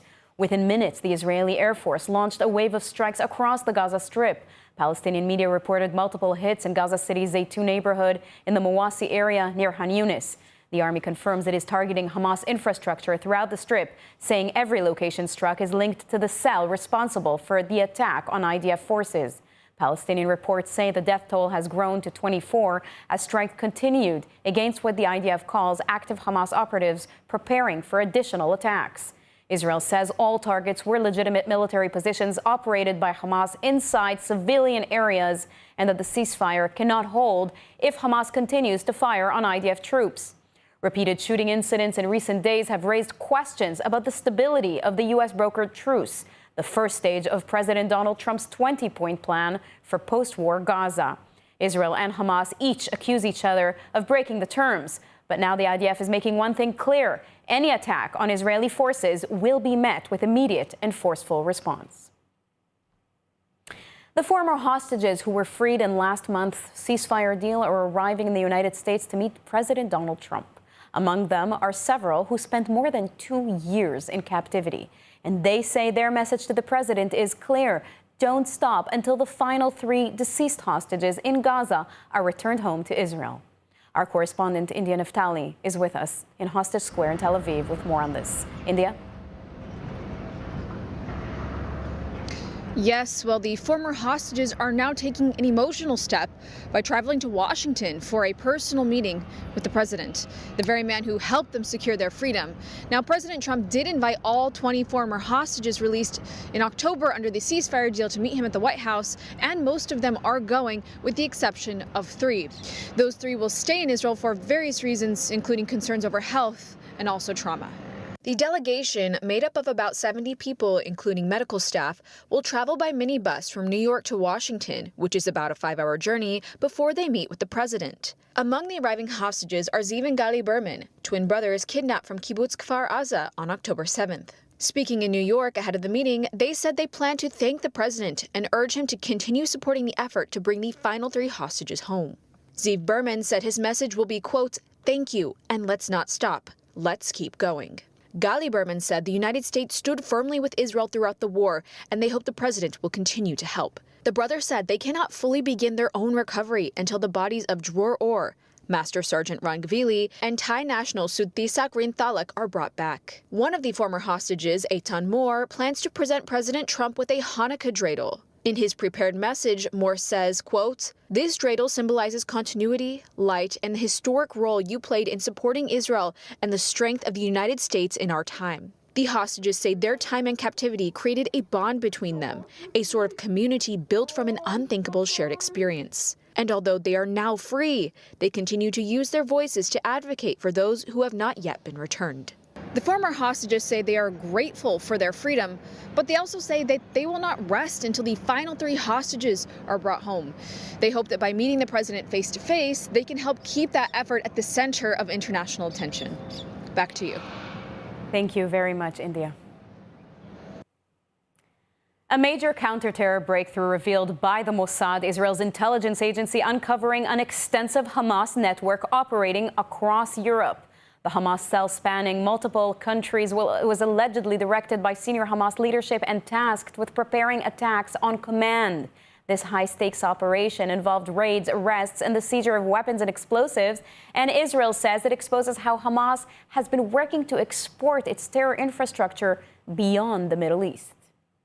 The Mossad is reportedly revealing a major counter-terror breakthrough, the uncovering of an extensive, organized Hamas network operating across Europe. According to Israeli intelligence, the discovery follows weeks of coordinated raids led by security agencies in Austria and Germany. Several suspects were arrested and authorities seized weapons, explosives, encrypted devices, and operational materials prepared for activation on command. Intelligence officials say the network was not a loose collection of sympathizers, but a structured terror infrastructure built to conduct attacks on European soil when directed. Investigators identified Mahmoud Naim, the son of senior Hamas political bureau member Bassem Naim, as the central architect. Mossad reports he met his father in Qatar to advance the operation linking the European terror cell directly to Hamas top leadership.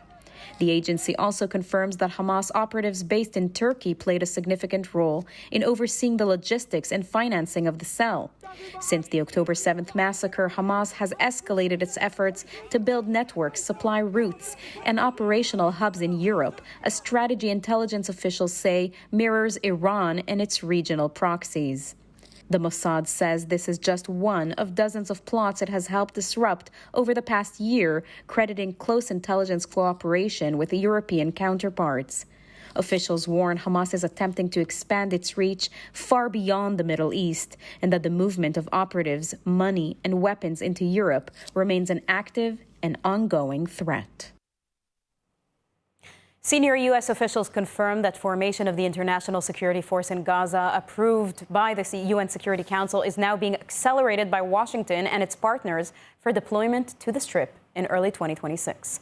More from ILTV's Steve Leibowitz. U.S. officials say the multinational force known as the ISF is expected to arrive in Gaza in the first months of 2026. A handful of countries have already expressed interest in sending troops, with Azerbaijan and Indonesia identified as the most likely contributors. Training has not yet begun, and the U.S. admits funding for the massive deployment is still not secured. Arab states and several European countries have been asked to step in and support the operation. Meanwhile, on the ground in Israel, the U.S.-led Civil Military Coordination Center in Kiryat Gat is rapidly expanding its role. Multiple sources tell Israeli media that the CMCC has effectively taken over oversight of humanitarian aid into Gaza, pushing Israel's Kogat into a secondary position. The center is now the central hub for monitoring the ceasefire, tracking the implementation of President Trump's 20-point Gaza plan, and managing security and logistics across the border. U.S. Central Command repeats that American troops will not enter Gaza, but are directing aid flow, stabilization efforts, and international coordination from the Israeli side. Israel's ambassador to the UN, Danny Danon, said the force is not a UN peacekeeping mission and not a shift in Israel's security doctrine, but a strategic opportunity to advance the long-term goal of demilitarizing Gaza and preventing Hamas from ever rearming. Locally, the city of Kiryat Gat is feeling the impact. The growing U.S. military footprint is raising both interest and concerns among residents as the community adjusts to becoming the nerve center of the ceasefire and aid operations in Gaza. Amid Israel's multi-front wars, the least reported on is the Western Front along the long Egyptian border between the Negev Desert and the Sinai Peninsula. The IDF's 80th Division has foiled an unprecedented wave of drone-based smuggling attempts, stopping about 130 drones in just 1 month and seizing 85 weapons destined for criminal and terror networks. The Army says the drone threat has surged dramatically in recent months, with smuggling using UAVs to move weapons, drugs, and contraband directly into Israeli territory. But this month, combined forces from the division and the Air Force's Central Aerial Control Room shut the door on the operation. Among the seized items, 2 machine guns, 16 long-barrel rifles, and 66 pistols, all intercepted before they could hit Israel's streets or fall into terrorist hands. The IDF says the success comes from massive preparation, intelligence coordination, new detection capabilities, and expanded use of advanced electronic warfare systems designed to block, jam, and track hostile drones before they cross the border. And the operation is about to get even stronger. In the coming weeks, the Army will open a new dedicated operations room to tighten synchronization between intelligence units and forces on the ground, a move expected to boost interception rates even further. אנחנו פועלים כדי לחזק את ההגנה על הגבול המערבי. ביטחון התושבים הוא בראש מעיינינו. יש מגוון כוחות יהודים של החטיבה שפועלים מול איום הרחפנים, וכוחות טקטיים של הגדוד שפועלים בשיתוף של תצפיות, אמצעי גילוי מתקדמים וטכניקות קרביות שונות, שמטרתם לאתר ולסכל כל רחפן שעלול לאיים על הביטחון. אנחנו ממשיכים להתאים את שיטות הפעולה והכשירות המבצעית של הכוחות כדי להבטיח הגנה מלאה ורציפה על תושבי האזור.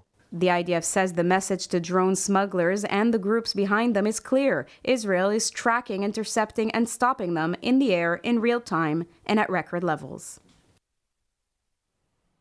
At ILTV, we're not just reporting the news, we're on a mission. Every story we tell stands for truth, for Zionism, and for Israel. When you subscribe, you're not just buying an app, you're becoming a partner in strengthening Israel's voice around the world. ILTV is factual, direct, and unapologetically pro-Israel.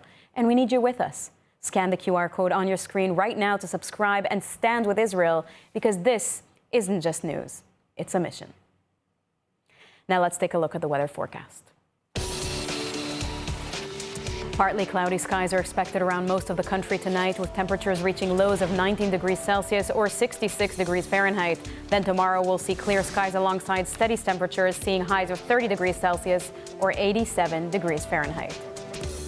That's a wrap for today's news. For the latest updates from Israel on all your devices, be sure to follow our ILTV channels and our new live channel. And you can also catch us on Screen IL with 24/7 live coverage.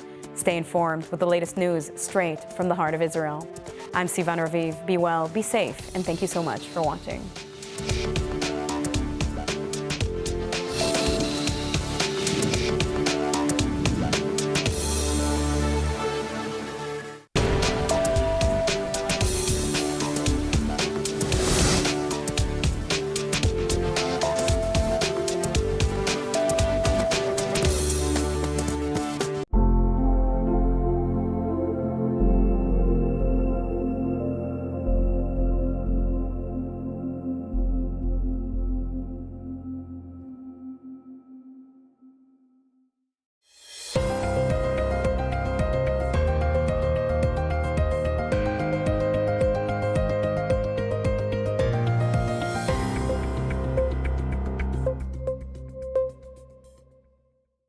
Hello and welcome to the ILTV podcast. I'm Ayan Hoffman, executive editor of ILTV, and we're so happy to be back with our viewers and our listeners. I have with me today professional basketball player Jared Armstrong, who has made it his mission to fight hate and build peace through the power of sport. Welcome, Jared. Hey, Mayan, thanks so much for having me. Of course. Now, I want to get started. You have said that basketball has been your best friend since you were 3. When did you go from a hobby to having this become your life's mission? Yeah, basketball for me started like many other kids. Shooting in a trash can. My mom instilled basketball in me. She's actually in the Philadelphia Hall of Fame for basketball. So since I was 3, it's always been my ethos, my outlet, my way to provide me a free education, going to college. So it's always been that place for me, where anything's going good or bad in my life, that I can always lean on it, to make me feel better. That's always been my sanctuary. Wow. Now, but you've battled a lot, injuries, rejection, and even bureaucracy, especially. We'll talk about that later when it comes to Israel. So what has been able to keep you going through all of that? I think for me, it's always been my mindset. My parents really instilled in me at an early age, like to never give up, to always dream big, and that what you want in life come with sacrifices. And that, the biggest lesson is that God will never put you through something that, that he doesn't think you can handle. So, through all my life journeys, through the ups and downs, I always looked at those messages and they reminded me that, God's going to test you before he's going to bless you. And it's going to, show that, to see how bad you want it. So that's kind of how I always use that as my mantra. Wow, and you certainly have connected specifically to the Jewish faith, but you did grow up in Philly. Now, if I understand correctly, you live in Ashkelon most of the time, which is just minutes away from the Gaza border. When you stop and think about that, how wild does it feel? Tell me a little bit about this journey from Philly to Ashkelon. Yeah, I mean, I've been playing basketball in Israel for almost 4 years now. I played in Apoli a lot, but I mean, Ashkelon was obviously somewhere dear in my heart where obviously everything went on during 10/7. So, a lot of people don't know, but my dad was in 9/11. He was in the Pentagon when it got bombed. So it's crazy to be a son, that almost lost their father to terrorism, and then to look at it now and he could have almost lost me to terrorism. So for me, it's just, I don't know, an ideological moment, but, I always tried to just learn how to give back during that tough time, which is what we did. We also had a great season. So for me, it was just all about trying to make impact both on and off the court. For sure. And your story about fighting for Israeli citizenship, however, moved a lot of people. What made you keep pushing when others might have just walked away and said, they don't want me in Israel? I'm not going to stay. Yeah, for sure. I mean, I think first and foremost, it all starts with Joey Lowe. Everybody, I always give him credit. He's a guy that, stood up for me and put his name on the line and his connections on the line. But second of all, I think it was bigger than me. It was about, my legacy, my family. What if I have had kids that want to come to Israel? I would just be known as the guy that, came, tried to get citizenship and quit. So it was more so always bigger than me and bigger than the mission of just, thinking about myself. So for me, it was just honestly just not quitting, not wanting to give up, just living through those mantras. And it was a tough time. It was a tough journey. I wouldn't trade it for the world looking back at it now, because I learned so much, not only about myself, but perseverance, adversity. And honestly, it could have been my biggest blessing. I mean, so much good things that I've done since, fighting for Israeli citizenship, from renovating courts to, helping thousands of kids, during a tough time. So, sometimes they say some of your biggest pieces of adversity turn out to be your biggest blessings. For sure. And I know we talk a lot about that here in Israel, as you know, with after October 7th, 2 years of such a long war. And we were just waiting and hoping to see that moment, that silver lining that comes out of these 2 tragic years. Going back to your own story, though, with that, you tell me a little bit about why you had to fight so hard to get that citizenship. I know that you converted to Judaism, and then also just describe that moment that you finally held that Israeli passport. Sure. Yeah. I mean, mostly it was, people don't know, my family has a synagogue in Philly that's 80 years old. So my Jewish lineage goes back really, really far. But the problem is, like, my family's synagogue that I grew up in is a non-denominational synagogue, which is typical in America. They just don't identify with any form, conservative, reform, Orthodox. So I grew up very strict, very Jewish. And then once I met my rabbi, the way that we did things was basically the conversion process wasn't, in his eyes, needed. It was just a formality that would basically satisfy the Israeli government, which a lot of people doesn't know that's a normal thing for many family members that don't have, documentation of their, whether grandmother or grandfather.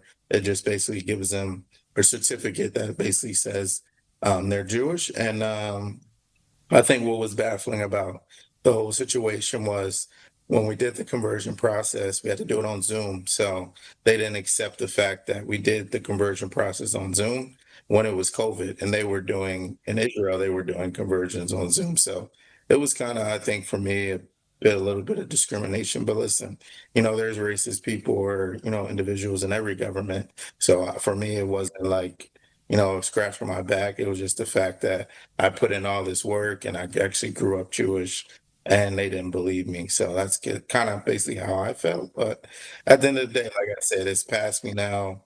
I use it I'm sure my story has inspired millions of other people who may be going in the same situation or going through a tough time. But I just look at it as, something that checked off on my bucket list and that I can use to a story to, tell kids the adversity that I went through. For sure. And then going back to that feeling of holding that Israeli passport for the first time, can you tell me in a sentence what that was like? It was refreshing. I remember going in that day, and the lady's like, "Who are you going to play for, Maccabi Tel Aviv?" And I'm not saying anything to her. And I called Joey Lowe as soon as I got out of the Tel Aviv municipality, and I remember rushing over to his house, and basically we just gave each other a big hug and smiled, and I thanked him, and it was really just a full circle moment because we had put in so much work. I was living in Tel Aviv in a hostel with 12 other people in the room. So it was just a lot of sacrificing, for that one moment. When I got home, I took my rabbi out, we went to lunch and we cheered and smiled, and it was just a full circle moment, honestly. For sure. And then there's been so much, unfortunately, that's happened in this country since then to make that even more challenging. And as we're going to talk about, you've really played a key role in helping to make it easier for people.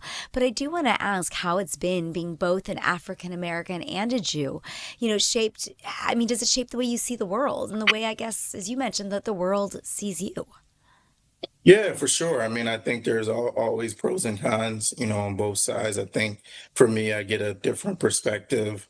I grew up partly in the suburbs. I went to a lot of independent school growing in my life. So being a minority, so understanding what it's like to be the outside in the room, not only Jewish, but also Black, and then moving to Philadelphia and living in the inner city, and, being around people that are my own skin color and how they think, how they move, what they think about what's going on.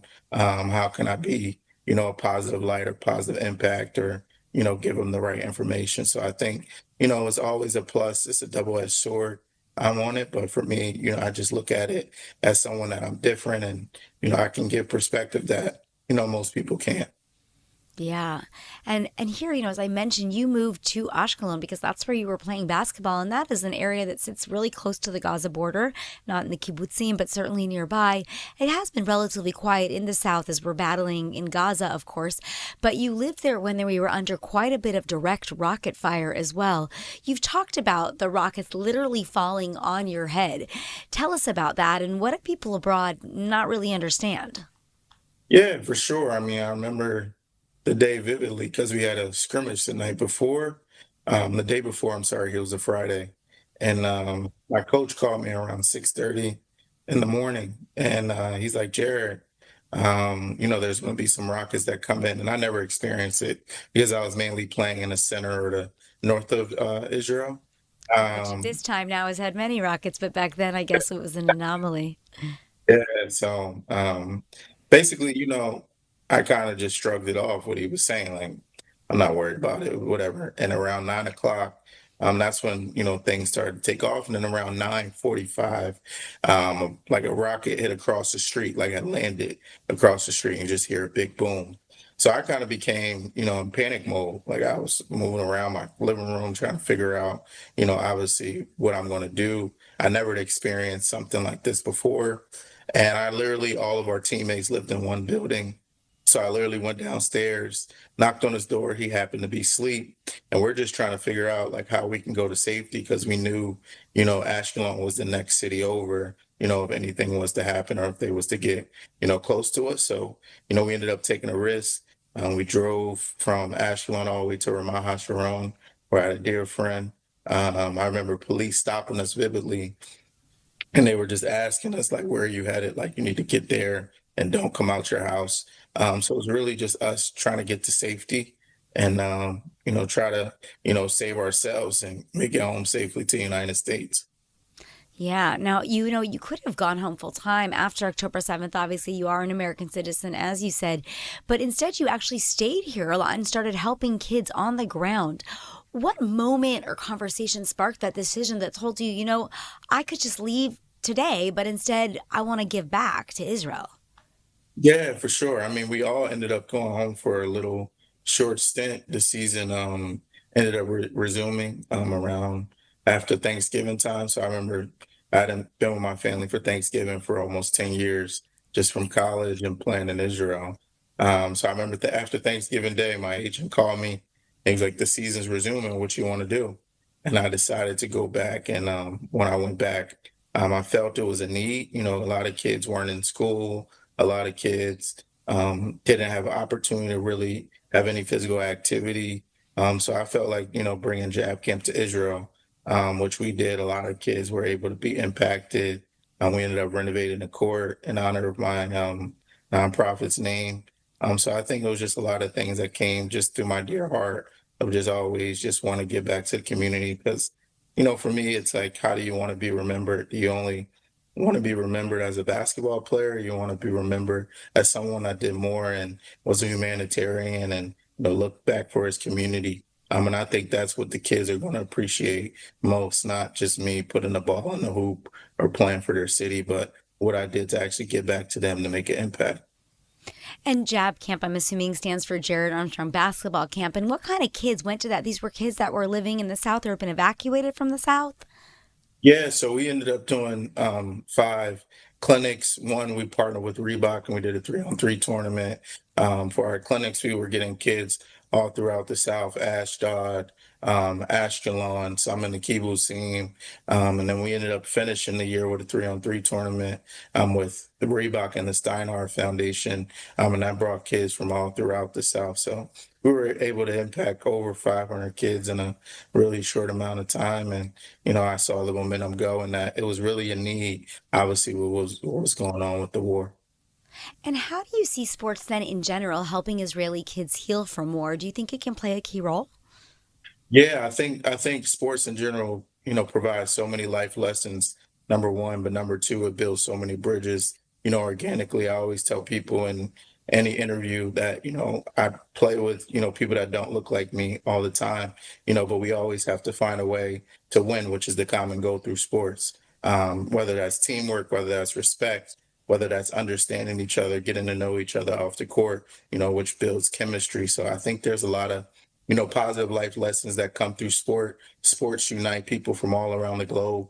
I mean, if you look at basketball and soccer in Israel, all those people aren't, from the country, but they come together, they figure out a way, how to win. So I think not only just that aspect, but the physical activity, the health benefits that kids get through playing sports every day, and the youth development that comes with it. So I think sports honestly can solve a lot of problems and a lot of issues. And, we're seeing that, analytics and data with Jab Camp and what we're building both here in America and in Israel. We really should get maybe one of these 3-on-3 tournaments going with like Prime Minister Netanyahu, maybe the head of, I don't know, the Palestinian Authority, see what we can do, as we're talking about Middle East peace so much, but we haven't actually seen it come to fruition. So yeah, maybe you could play a role in that. It would be helpful to all of us. Great. Yeah. Now, I know that as part of this, you met some pretty traumatized kids. Like, for example, Ariel Zohar, whose entire family was actually murdered on October 7th. And he came, if I understand, to your camp.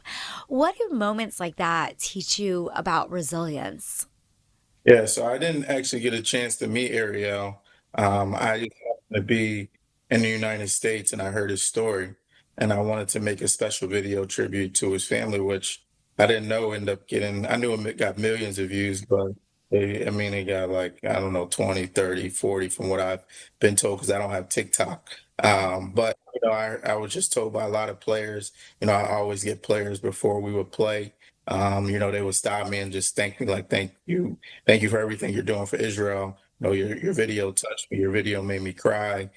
So I don't even know if the kid ever seen the video. I just know that it reached a lot of people and people felt dear to his heart. So I just know he was a basketball player, and I related to him because I go on morning runs. So I couldn't imagine, coming home and my family's gone. So that moment, again, through sports, really touched me and I was able to relate to his journey, from going to a morning run to, your parents being gone. So I'm hopeful that I can meet him one day. That hopefully I can just give him a hug and, be a guidance in any way and form that I can. But, the video was just dear to my heart and I was able to, hopefully touch not only him, but bring his story to awareness and what's going on in Israel. Yeah, and it's such a tragic story. And in general, I mean, as you've said, one of your goals is to fight hate through sports, not just hate here in Israel, not just to help people heal, but in general. Can you elaborate a little bit on that and how you view that working? Yeah, I think most importantly, a lot of people live in a bubble. I don't think that just in Israel, but I think that around the globe. I think more people live in a bubble now than ever since, obviously what's going on in America politically and what's going on in Israel. So I think there's a lot of families, parents that don't feel comfortable, with their kids, being around other kids that they don't know. And I think that's a huge problem, nowadays. I think a lot of parents are going to have to think outside the box. And I think that's where Jab Camp comes and plays a major role. For us, we've had kids that don't know each other and leave the week, best friends. And I think that's just the power of sport and unity, from Black kids to Jewish kids to Muslim kids to Arab kids. I mean, we had it all. In America, and I've seen the success stories, the exchange of Snapchats, the exchange of TikToks, and all social media accounts. So I think for us is really just showing that unity is possible. Also, just the educational components and the nutrition, financial literacy, and the racism, anti-Semitism that we teach is really just teaching kids, that there's more forms of racism than just the color of your skin. We have a lot of testimonials of kids that didn't know that, being racially biased against someone's religion, someone's background, someone's face, shape, or size, is a form of racism. So it's really getting kids to really understand each other and educate them, that is really just about being a good human being, to be able to sit across from someone and have an uncomfortable conversation, which I think is very, very important nowadays, to get someone else's point of view.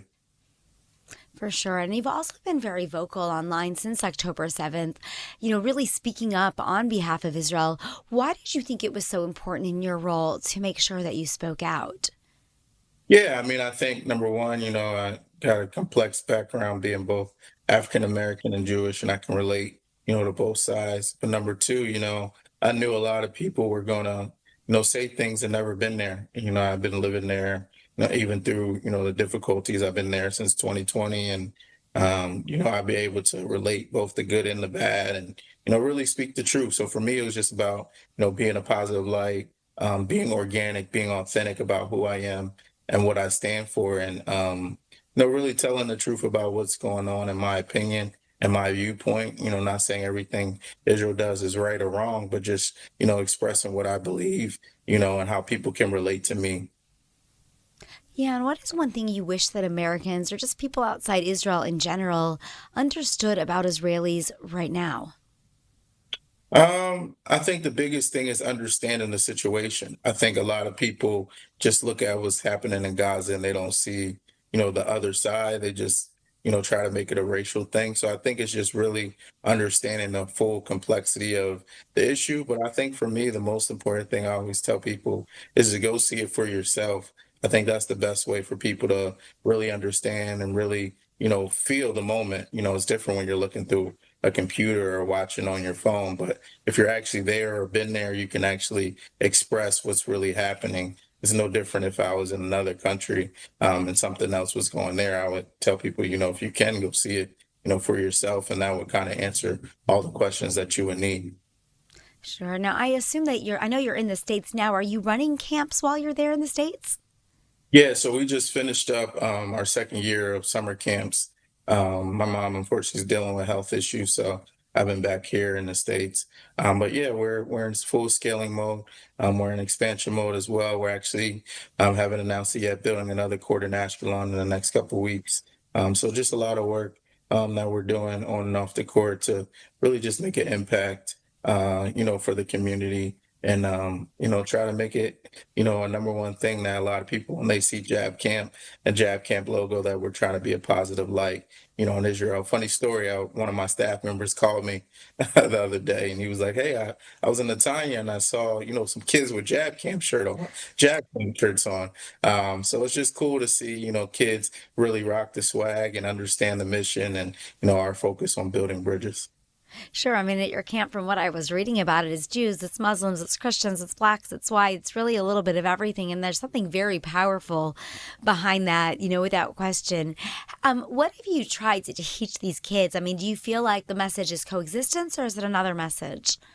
I think it's all in one. Honestly, I think number one is coexistence. Obviously, it's a little bit different message from United States to Israel, but I think the most important thing I try to teach them is just be a good person.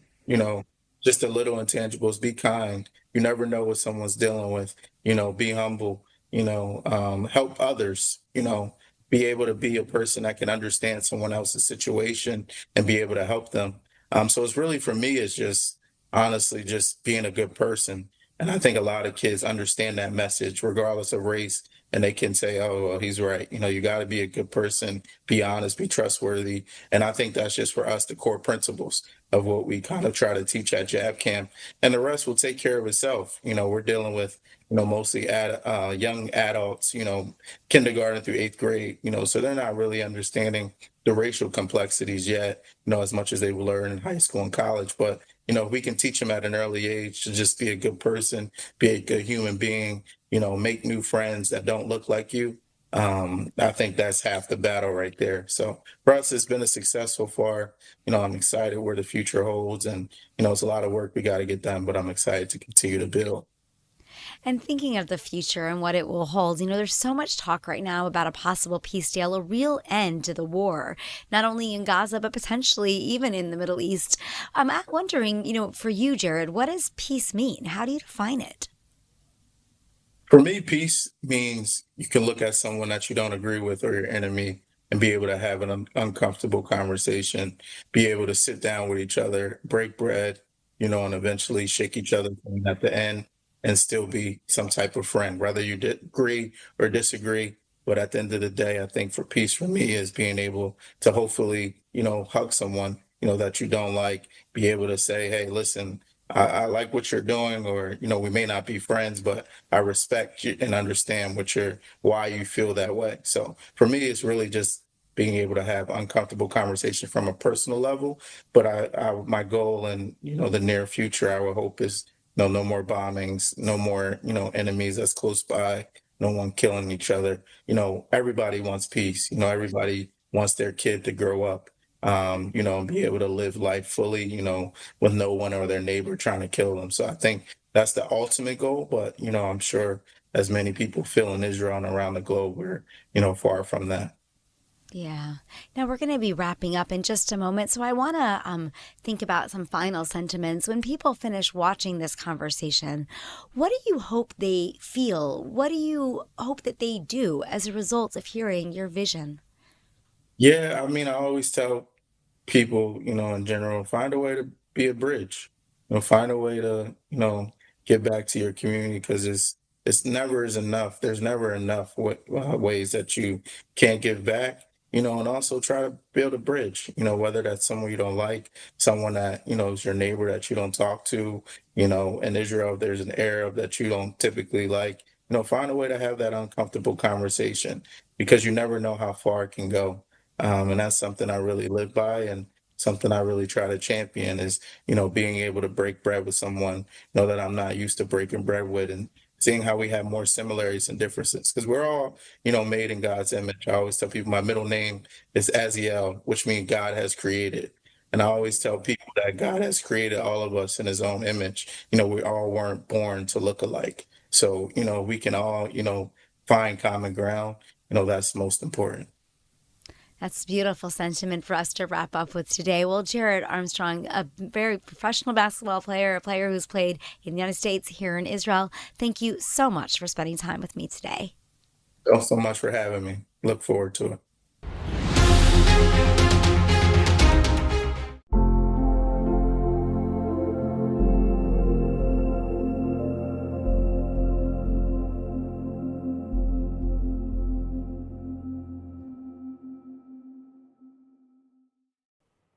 Senior U.S. officials confirmed that formation of the International Security Force in Gaza, approved by the UN Security Council, is now being accelerated by Washington and its partners for deployment to the Strip in early 2026. More from ILTV's Steve Leibowitz. U.S. officials say the multinational force, known as the ISF, is expected to arrive in Gaza in the first months of 2026. A handful of countries have already expressed interest in sending troops, with Azerbaijan and Indonesia identified as the most likely contributors. Training has not yet begun, and the U.S. admits funding for the massive deployment is still not secured. Arab states and several European countries have been asked to step in and support the operation. Meanwhile, on the ground in Israel, the U.S.-led Civil Military Coordination Center in Kiryat Gat is rapidly expanding its role. Multiple sources tell Israeli media that the CMCC has effectively taken over oversight of humanitarian aid into Gaza, pushing Israel's Kogat into a secondary position. The center is now the central hub for monitoring the ceasefire, tracking the implementation of President Trump's 20-point Gaza plan, and managing security and logistics across the border. U.S. Central Command repeats that American troops will not enter Gaza, but are directing aid flow, stabilization efforts, and international coordination from the Israeli side. Israel's ambassador to the UN, Danny Danon, said the force is not a UN peacekeeping mission and not a shift in Israel's security doctrine, but a strategic opportunity to advance the long-term goal of demilitarizing Gaza and preventing Hamas from ever rearming. Locally, the city of Kiryat Gat is feeling the impact. The growing U.S. military footprint is raising both interest and concerns among residents as the community adjusts to becoming the nerve center of the ceasefire and aid operations in Gaza. Step into the story of Israel's heartland with Blessed by Israel, where every purchase connects you to the land, the people, and the promise. Taste the sweetness of the promised land in their delicious honeys, or wear the story of the land close to your heart with the stunning Special Places of the Land necklace. Behind each product is a family, pioneers living in Judea and Samaria, crafting beauty and goodness from the soil of the Bible. When you buy their creations, you're not only receiving something extraordinary, you're investing in Israel's future, helping small businesses thrive and communities grow strong. Join a movement that celebrates faith, resilience, and hope. Visit blessedbyisrael.com and use ILTV's special code BLESSISRAEL, that's BLESSISRAEL, at checkout for 10% off on your first order. Be part of strengthening Israel, one purchase at a time.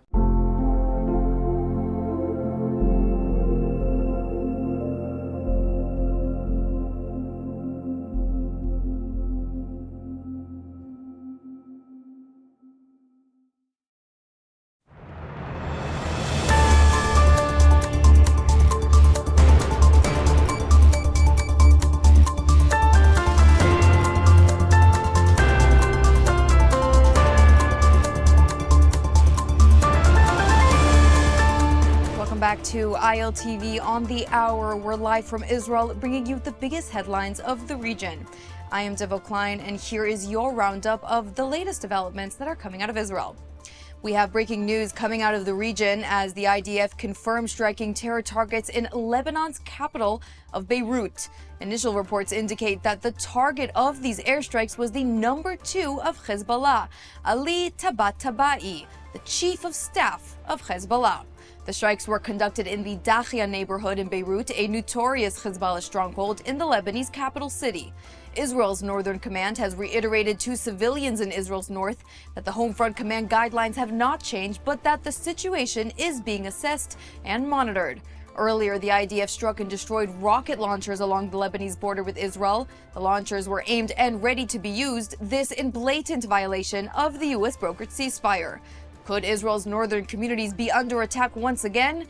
We hope and pray for quiet days, but Israel's readiness is already on alert.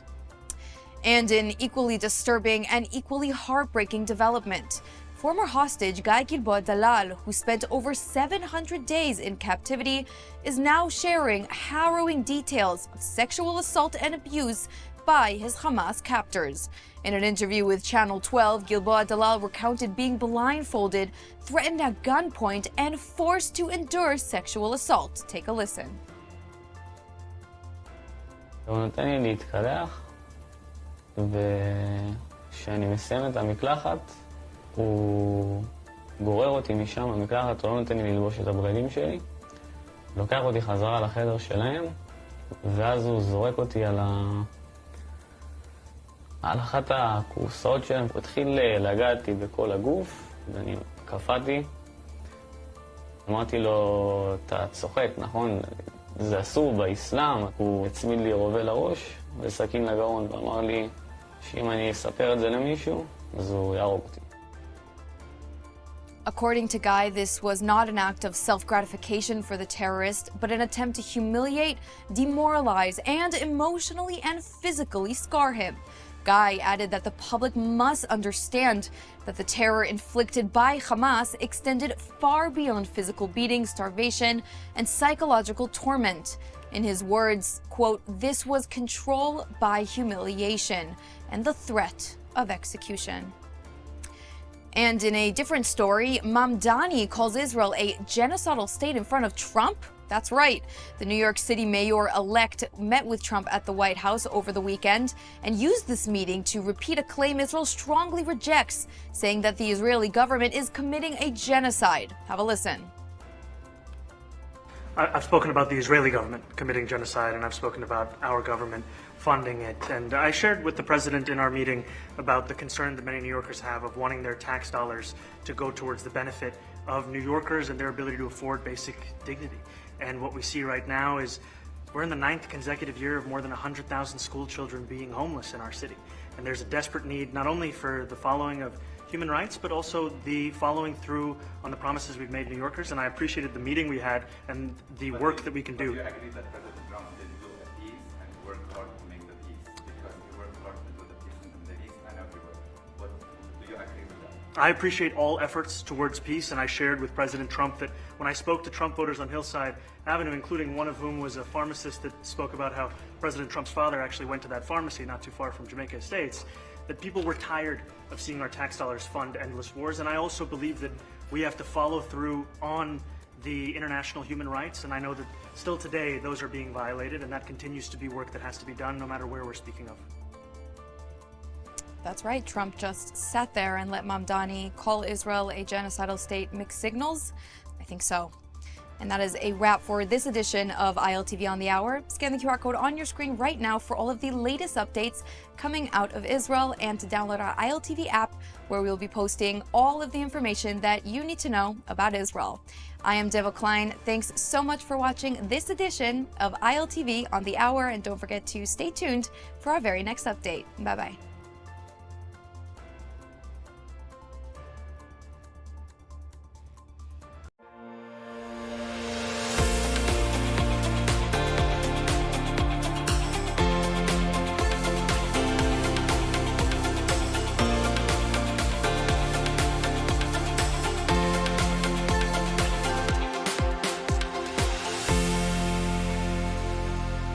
Welcome back to Axis of Truth on JNS. I'm Emily Schrader, and this week we're taking a look at the bad faith attacks on Christian Zionists, which were spearheaded by folks like Tucker Carlson. We'll speak to Sandra Hagee Parker, the chairwoman of Christians United for Israel Action Fund, to explore the theological basis for Christian Zionism, plus a deep dive into how the Islamic Republic of Iran continues to evade sanctions, even while the country is seemingly collapsing internally.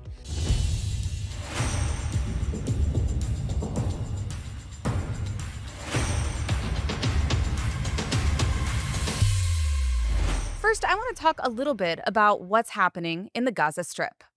A supposed ceasefire may be in effect, even though Hamas is currently in violation of it for many weeks, given they're still holding 3 hostage bodies. But the U.S. administration isn't letting that stop them from pushing forward with a proposal for later stages of this same agreement. This new international plan being pushed at the UN by the United States to govern the Gaza Strip, it would create a transnational authority that would control security, administration, and borders in the Gaza Strip. Now, already Russia has put forward its own version, endorsing Palestinian statehood, and both superpowers are trying to shape the future of Gaza from thousands of miles away. The idea that they're selling is simple: put Gaza under international control, bring in neutral security forces, remove Hamas from power, hold elections, and create a path to stability. But what they're proposing is not just unrealistic, it's dangerous, and it's been done before. Every time the West has attempted to engineer governance in highly radicalized or internally divided societies, it has failed. We've seen this again and again. The United States forced elections in Gaza previously, and Hamas won in a landslide. Then they carried out a violent coup against Fatah. In Lebanon, UNIFIL was supposed to disarm Hezbollah, with millions of U.S. taxpayer dollars being poured into international force, but Hezbollah is now more powerful than the Lebanese army. Iraq, after the United States invasion, descended into sectarian war and eventually gave rise to ISIS. Libya collapsed into chaos and militia rule after the NATO intervention. Afghanistan received 20 years of Western nation building and fell back into Taliban control the moment the United States left. The lesson is consistent. When the West imposes its own models on societies that are deeply tribal, religiously motivated, and politically fractured, the project collapses and leaves a bigger crisis behind. Now, skeptics may look at West Germany or Japan after World War II as examples of successful foreign-guided transitions, but these cases are not remotely comparable to Gaza or the Arab world. Both countries were already coherent nation states. They had functioning civil infrastructure, they weren't divided by clan-based or sectarian factions, and most importantly, they were not ruled by a radical Islamic theocracy or exposed to transnational jihadist ideology. None of the conditions that made Germany and Japan successful are present in Gaza today. And this brings us to a central problem. There is no real evidence that this international plan could successfully remove Hamas from power or disarm them. Not one country involved in this plan has explained how they would physically disarm a terror army that has spent years building bunkers, weapon stockpiles, and underground cities. And history shows why these promises should not be believed. United Nations Resolution 1559 ordered Hezbollah to disarm. It never happened. United Nations Resolution 1701 reiterated it years later. Never happened. Hezbollah only grew stronger. There's no reason to believe that Gaza would be any different. In fact, this plan sends the exact opposite message. It tells Palestinians that October 7th, which was not about statehood, but about erasing Israel, has resulted in international pressure for a new political process. That signal rewards terrorism and teaches that extreme violence leads to political gains. It undermines the few remaining moderates in Palestinian society and further destroys the authority of the Palestinian Authority. And let's not ignore the core of the conflict, Palestinian rejectionism. Every major plan for peace or statehood since 1937 has been rejected by Palestinian leadership. And polling shows that a large majority of Palestinians celebrated October 7th attacks. This is not a society prepared for responsible governance or peaceful coexistence. It's a society radicalized through education, media, and religious incitement for generations. No international committee can undo that in a year, or even in a decade. If the West truly wants to help Palestinians, it must do what this plan refuses to address. It must support the slow development of responsible leadership. It must end the pay-for-slay payments. It must reform textbooks. It must hold leaders accountable for incitement in Arabic. And it must make all aid conditional on real political reform. It must shut down UNRWA, which has spent decades entrenching radicalization instead of resolving it. The only path to a lasting future is when two sovereign nations decide their future together of their own will. It can't be forced from the outside. Every attempt to do so has failed, and this plan will fail for the same reasons. And now on to our headlines. We have a lot to unpack this week when it comes to Iran. First up, the water crisis in Iran has morphed into a direct threat to the regime's very survival. Tehran, with some 10 million residents, is preparing for regular water cuts as dams fail and years of mismanagement collide with a severe drought. Now, the situation is worse than the regime is willing to admit. According to the most recent data, only 23.2 billion cubic meters of water entered Iran's dams by August 2025. That's a drop of 42% compared to last year and represents one of the lowest inflows in recorded history. More than half of major reservoirs are at or below 50% capacity, and one of Tehran's key dams is down to 8%. Nationwide, 10% of Iran's dams are effectively dry. Now, groundwater data is even more alarming. Iran currently extracts approximately 57 billion cubic meters of groundwater every year. And of Iran's 609 aquifers, more than 300 are in critical condition. Per capita renewable water resources have collapsed from nearly 4,500 cubic meters in the 1970s to roughly 1,500 today, which puts Iran firmly below the global water stress threshold. Now, the incompetent government blames climate change, but in reality, it's actually because of decades of corrupt infrastructure spending, shoddy maintenance, and the diversion of water to elite districts that's turned this resource crunch into a full-blown political crisis. Protests are already beginning in smaller towns where tap water is running out, and citizens are angry that their basic survival comes after the regime's foreign terror projects. This matters for Israel, of course, and its allies because a domestic crackup inside Iran could push the regime to escalate through its terror proxies or even through its nuclear program as a way to deflect public anger. Now, the water crisis also reveals a central truth about the Islamic Republic. This is a regime that talks about exporting revolution and building proxy armies, but it can't even keep the taps running in its own capital. Well, the trouble from the Islamic Republic of Iran doesn't end with the domestic crisis. However, the regime has once again escalated maritime tensions in the region after the IRGC Navy seized the Marshall Islands flagged tanker Talara in the Gulf of Oman this week. The ship was carrying approximately 30,000 tons of petrochemical product when multiple fast craft surrounded it and forced it into Iranian territorial waters under what Tehran claims is a judicial order. Now, this incident took place just about 40 kilometers off the UAE coast near the Strait of Hormuz, one of the most important energy chokeholds on the planet. Now, the significance of this move really cannot be overstated. First, it's a direct assertion of power by the Islamic Republic in a critical global trade route, where approximately 20% of the world's seaborne oil passes daily. By seizing a foreign tanker mid-transit, the Islamic Republic sends a clear message that it can disrupt global energy flows at any time it wants, sanctions or not. This is maritime coercion. Second, this seizure comes at a moment of heightened regional pressure on Tehran. After months of Israeli and American action against Iranian proxy terror networks and infrastructure, the regime is signaling that while its economy is struggling and water reservoirs are collapsing, it still has hard power options that can create global consequences.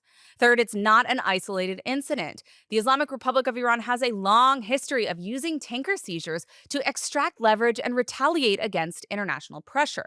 Now, it's done this repeatedly over the past decade, and every time it makes one thing clear. Even under sanctions, Iran's maritime and oil networks remain active and dangerous. For Israel and its allies, this serves as a warning. The energy waterways are a key front in Iran's strategic playbook. The Talara incident is a reminder that the Islamic Republic can project power far beyond its borders, and that any plan to contain the regime must include maritime security and tighter coordination against Iran's shadow fleet, which I'll get into in just a few minutes. So how are they getting away with it? Now, most disturbingly, data shows that the Islamic Republic of Iran, which is under heavy sanctions, has actually peaked in oil exports in the month of October, begging the question, how? Let's break it down. The truth is this regime is still making tens of billions of dollars every year from oil. Not quietly, not secretly, but openly. This is the single most important financial story driving the security crisis in the Middle East. It's the reason the regime can threaten Israel. It's the reason Hezbollah remains armed to the teeth. It's the reason the Houthis are able to fire missiles. It's the reason Iranian drones reach Europe and Africa. And almost no one is talking about it or understands what's actually happening. Despite sanctions, the regime is still exporting well over 1.4 million barrels of oil every single day.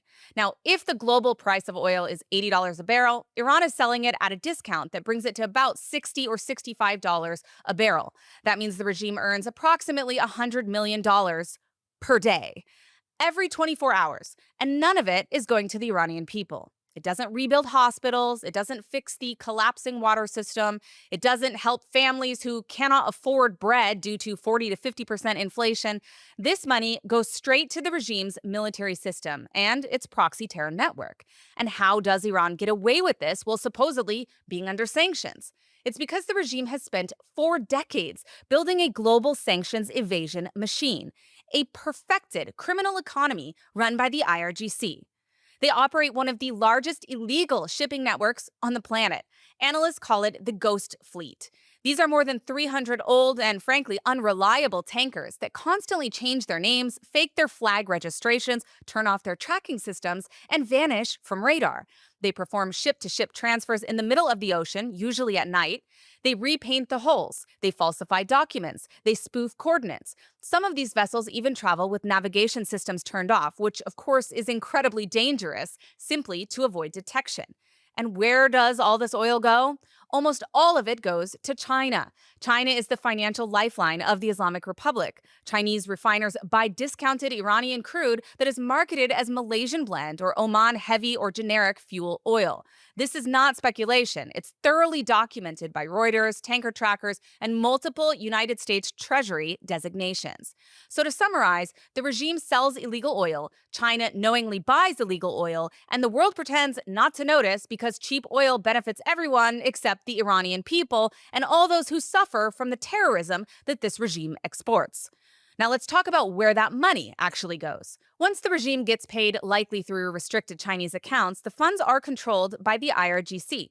The Revolutionary Guards and the Quds Force command these revenue streams through networks of front companies and, allegedly, through the giant construction and logistics conglomerate known as Khatam al-Anbiya. The money is then distributed across the regime's terror portfolio.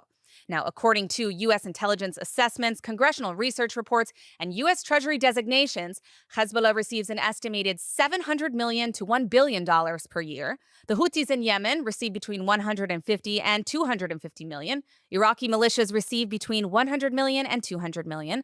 And Hamas receives an estimated $70 to $100 million each year, in addition to weapons, training, intelligence support, and engineering assistance for rockets and drone systems. So when people ask how Hezbollah keeps stockpiling rockets, or how the Houthis continue firing ballistic missiles, or how the Islamic Republic continues to expand its nuclear program despite sanctions, the answer is simple. The Islamic Republic of Iran is still making money every single day, and sanctions are not being enforced. Now here is the part that almost no one talks about. We could shut this down tomorrow. The only thing missing is the political will. There are 5 major pressure points that could crush the regime's revenue stream without firing a single shot. First, target the ghost fleet. Don't sanction ship names, which can be changed. Instead, sanction the hull numbers, which cannot be changed. If the United States and European Union banned 200 hull numbers from receiving insurance or entering ports, half of Iran's export capacity would collapse instantly. Second, go after the Chinese refineries that knowingly purchase Iranian crude. These facilities depend on Western equipment and Western financing. If even 3 of them were sanctioned, the entire network could collapse. Third, hit the front companies. Most of these firms in Hong Kong, Malaysia, Singapore, and the UAE will collapse the moment they're listed by the U.S. Treasury. 4, seize ships again. When the United States captured the giant tanker known as Grace 1, it disrupted the regime's smuggling operations for months. Repeated seizures could deter the entire network. 5, cyber disruption. The IRGC uses specific Chinese bank accounts, cryptocurrency wallets, and payment pipelines for its oil trade. Cyber operations targeting these channels can cripple the entire machine. This is how you can collapse the Islamic Republic's financial backbone without a war, and how you force the regime to choose between funding terror proxies and surviving internally. The Islamic Republic is not sanctioned in practice, it's sanctioned on paper. And the moment the world chooses to enforce those sanctions with real consequences, Iran's financial lifeline ends. Now, jumping back to Israel, today we have a very special guest joining us to shed some light on the perspective of Christian Zionists after the recent fallout from pundits like Tucker Carlson, who now famously stated that he hates Christian Zionists and has been spearheading a hate campaign against them, along with several others who are self-declared right-wing pundits. Now, Sandra Hagee Parker is the chairwoman of Christians United for Israel Action Fund. She's also an attorney, author, and public speaker. This fund supports a strong U.S.-Israel relationship, standing up to anti-Semitism, defending Israel's right to self-defense and self-determination. Sandra, thank you so much for joining us today on Axis of Truth. We're at a very unusual time in America, particularly, and in recent weeks, we've seen an alarming, well, what I consider alarming resurgence of blatant anti-Semitism in America, not only from Islamists, but from far-right extremists like Nick Fuentes. One of the most concerning aspects is that they're claiming to be Christian nationalists and to be supporters of President Trump. What's your take on this hijacking of Christianity that we see? Emily, you said it exactly as it is. It's a hijacking. It is usurping the banner of Christianity in order to legitimize one's anti Semitism. And funnily enough, it's not new. This is something that has happened for centuries, whether you're talking about the Spanish Inquisition, the Crusades, Martin Luther, Adolf Hitler. Every generation has tried and failed to use the banner of Christianity as a way to authorize them to say and do whatever they want to the Jewish people and after 1948, the modern state of Israel. Now, how can Christians fight against this pernicious trend of those speaking in the name of Christianity, yet actively espousing anti Semitic canards and stereotypes? Sure. Well, I think the first thing for every single Christian to remember is that the Bible is above the Constitution, right? Right now, we kind of have this like wrapping ourselves in the American flag and free speech and the First Amendment. And of course, this is America and we hold that value sacrosanct. But your party is not your faith. And MAGA is not the same thing as being a Christian. And being a conservative is not the same thing as being a Christian. And I can understand how people can get confused because sometimes the platform of the Republican Party or conservatism has wrapped itself in Judeo-Christian values, which is outstanding. However, it's up to the Christian to be able to discern when what is being said from their party or their favorite pundit contravenes the word of God. And when it does, the word of God prevails. So it's important for a Christian to know why they support the state of Israel, because if their favorite pundit or their favorite party comes against the state of Israel, they cannot be moved. Now, you frequently cited passages such as Genesis 12:3, I will bless those who bless you, and Romans 11:1 and 2, in support of Christian Zionism as an aspect of Christian theology itself.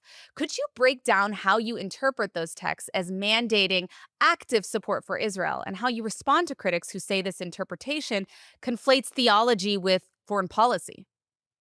Well, first of all, Israel is not a policy issue for members of Christians United for Israel. It is not a political issue, it is a biblical issue. And for those of us that are old enough, we can all remember when American politics saw Israel the same way. Democrats and Republicans, independent, what have you, were pretty much unanimous in how they viewed the nation of Israel. So that modern politics decided to make Israel a policy issue is not on Christians. From Genesis to Revelation, the Bible is a Zionist document. Christians, non-denominational evangelical Christians specifically, believe the entire Bible is true. The Old Testament is just as relevant as the New Testament. The Old Testament we see as God's will concealed. The New Testament is God's will revealed. Of course, they are written to different parties, different persons, but for the same purpose. And when you read in the Old Testament, when people say Old Covenant, you know, those are all euphemisms for replacement theology to try to make you think that the Old Testament is not relevant anymore. If the Old Testament is not relevant anymore, then God is not a covenant-keeping God, and God is a promise breaker. The Bible is either all true or it's all false. And so Christians believe, not just with respect to what the Bible says about the nation of Israel, Christians believe that with respect to everything, the Bible is true. God has left us a rule book, right? And so we don't make the rules, we just read them. And the Bible is extremely clear about the covenant that God made with the Jewish people. The Bible says that God's name is in Jerusalem, that Israel is the apple of God's eye. If Israel is important to God, then it is important to a Christian. Similarly, in the New Testament, when Paul says, I am of the tribe of Benjamin, have I been cast aside? Certainly not. Pray for the peace of Jerusalem. May they prosper who love you. I could go on, but you would have to have a faith that I am not capable of maintaining to go through the theological acrobatics to convince yourself that Christians have replaced Jews in the economy of God and that Israel is no longer important to God or Christians.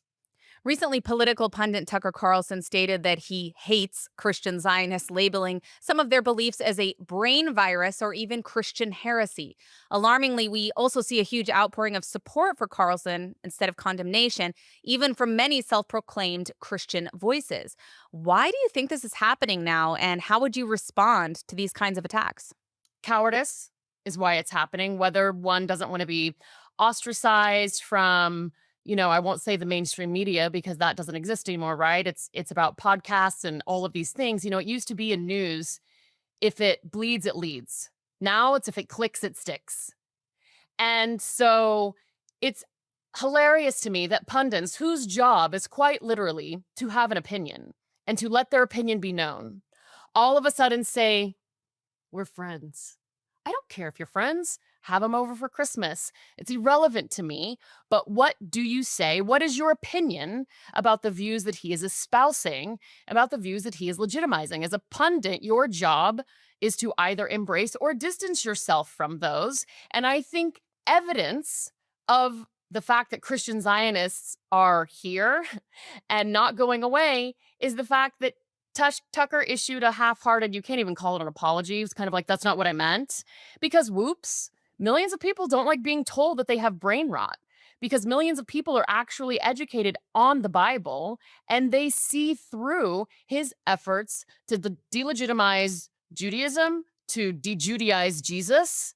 And, they're not going to stand for it. So we're only going to see more from the grassroots of Christians United for Israel, from the Christian church in general, whether you're a member of CUFI or not, that this is a bridge too far, because we believe that the creation of the modern state of Israel, the Bible says that a nation will be born of in a day. The Jewish people coming to live in Israel are proof that God Almighty is who he says he is. And if you do not believe that, then you do not believe the Bible. Does this kind of rhetoric matter in terms of how Christian Zionists are perceived? And will it affect your position or the position of CUFI going forward? I mean, in terms of our mission, our mission will always remain clear. We have always been willing to go where the fight is. When we started CUFI, people were like, are you kidding? Anti-Semitism isn't real. Like, this is not 1940. What are you doing? And so we will always go where the fight is. And if that fight is now to what I would call the right of the right, I still think that we're absolutely dealing with fringe elements in the Republican Party. Of course, the largest vulnerability being the young people. We have seen how the policies in the classroom that are taught become the policies in the public square. And we have seen that what happened in America's colleges and universities after 10/7 shows the influence not of organic activism, but foreign influence have on America's colleges and universities. You've heard the rumor and innuendo of, who Tucker may or may not be partnered with respect to his business in terms of their influence in media. You've seen in entertainment. Entertainers go to Qatar and the Middle East, and then all of a sudden come back, and comedians who have no business in foreign policy, much less a working knowledge, say Israel be genocide. And you can see the influence of the enemies of Israel. The church cannot be bought and will not be bought. And as such, it's our job to do what we can to combat lies with truth and to show anybody that has any questions as to Israel, its role in the Bible, the Jewish people, and our mandate to stand with them. It's our job to make sure that they understand that and to create a place for them to feel welcomed to express that view. How would you respond to the claim that Christian Zionists and all Zionists are putting Israel first and not America first? What does America first even mean to you? America first doesn't mean America only. The Bible doesn't say America first, right? I am a Christian and I have national pride. I am not a Christian nationalist.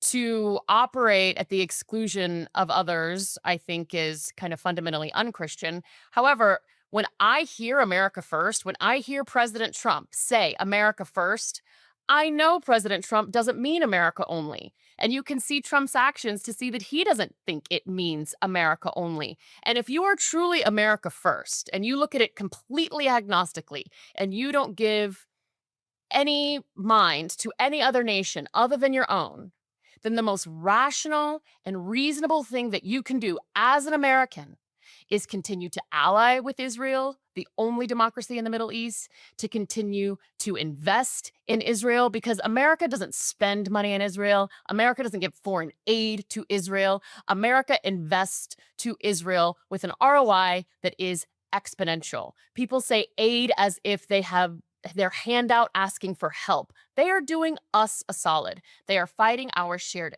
enemies. They are defending our shared values. And by the way, they are buying machines and tools that we make in the United States of America, quite literally job stimulus and creation, improving upon it and sharing it with us for free.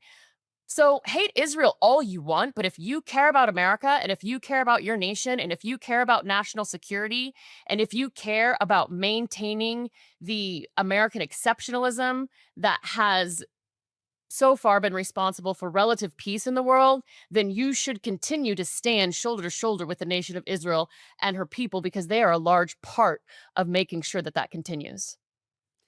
As a final question, I want to ask you why it's important, not just at the theological level, but at a practical level for Christians to stand with Israel and the Jewish people, especially now. I mean, would you differentiate even between the two, and why or why not?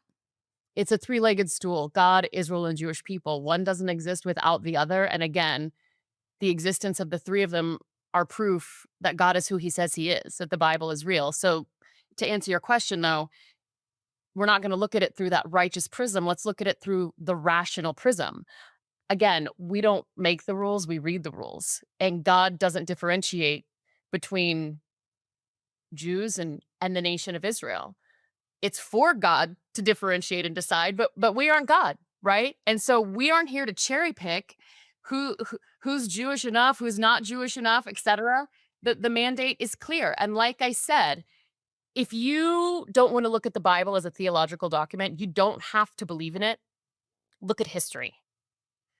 What has history shown us?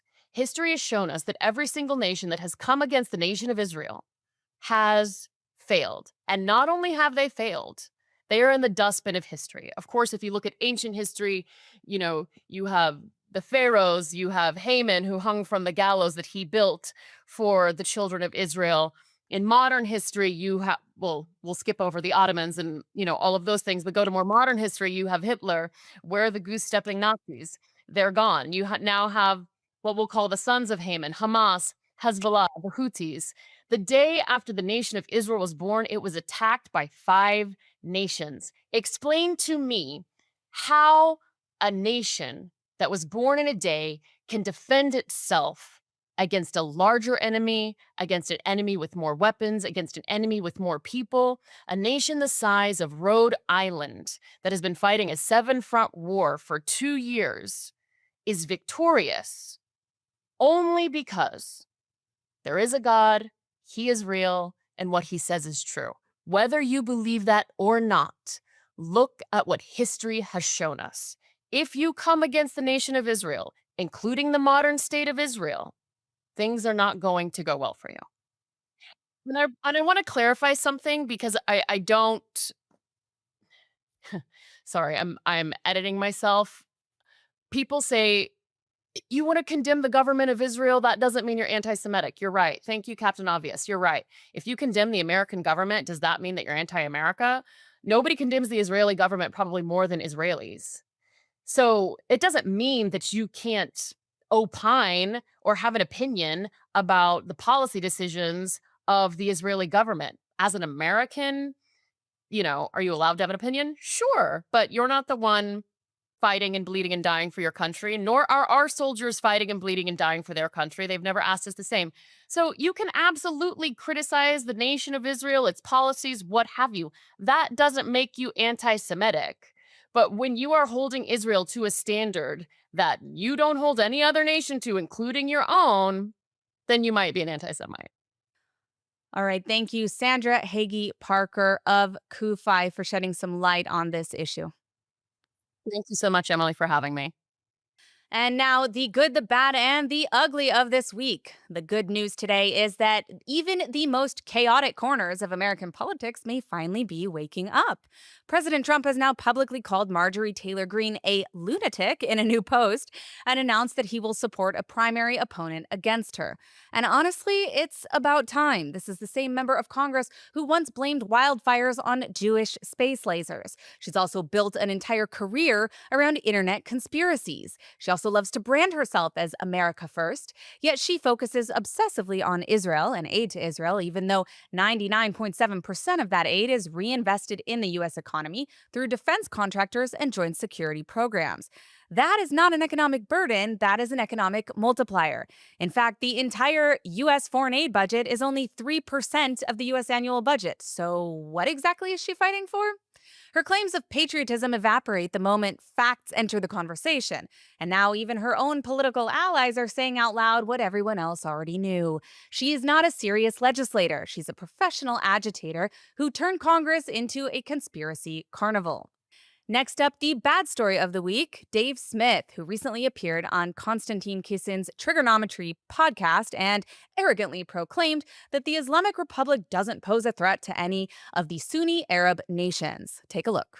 I flat out reject the idea that Iran is an existential threat to any of those Sunni states in the region. But Saudi Arabia, who are we talking about? Jordan? Egypt? Like UAE? I mean, if you speak to people in those countries... Yeah, I'm sure they're concerned about them. They're very concerned. Yes, of course. And there's a Sunni Shiite beef that's been going on for many, many years. And there's a lot. But the idea that, like, the U.S. sock puppet states over there are really threatened by Iran, I just don't think is right. They do feel that. Yeah, okay, fine. But, like, I don't think they're right about that. I don't think Iran is taking over Saudi Arabia. Like, what do you mean existential threat here? Yeah, I think Saudi might like a word. Seriously, though, this is a prime demonstration of how American comedian Dave Smith, who has never lived in the region nor speaks any languages of the region, has no formal education or experience in anything even remotely related to international relations, history, politics, or religion, knows absolutely nothing about the Middle East, and particularly Iran, yet somehow still maintains the supreme arrogance of a Western-centric imbecile and thinks he knows better than those of us who actually live here. And now the ugly story for this week. The Babylon Bee posted a satire piece on Saturday mocking Megyn Kelly's sudden paranoia about imaginary Israeli assassination plots, playing on the 2024 exploding pagers operation against Hezbollah. They deleted it fast, but Kelly lost it on X, posting WTF, while her allies insisted that satire was a threat. This meltdown comes as parts of the American right increasingly fall down conspiracy rabbit holes, just like the baseless theories surrounding Charlie Kirk's death. But the real ugly here is Megyn's hypocrisy. She bashed Mark Levin this week for criticizing Tucker Carlson, yet refuses to condemn Candace Owens' open Jew hatred because, quote, she's a young mother. Tucker, she says he's a friend, so apparently friendship trumps calling out neo-Nazi rhetoric. She even mocked Mehdi Hassan when someone joked about pagers with him. Yet when she is mocked by a satire site, no less, she collapses. The right is turning into the very snowflakes that it used to mock. Well, that's it for this week on Axis of Truth. We'll be back soon with more interviews and more stories from the Middle East. I'm Emily Schrader. Be sure to follow me on social media, Emily K. Schrader or Emily in Tel Aviv. Thank you for watching and see you next week on Axis of Truth.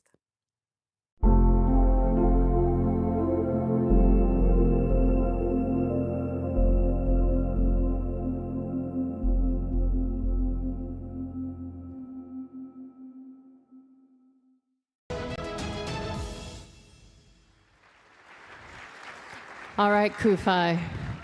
I know with security we got a late start and this is the last session. It looks like there's another session in your schedule. There's not. That one's been moved to tomorrow. But we wanted to talk to you guys because how many of you know that with increasing regularity, we're hearing, I'll just say some clowns, some people acting like clowns, using the airwaves to say things that are just outright lies concerning the Bible, concerning Christianity, concerning Christian support for the nation of Israel, concerning Christian support for the Jewish people.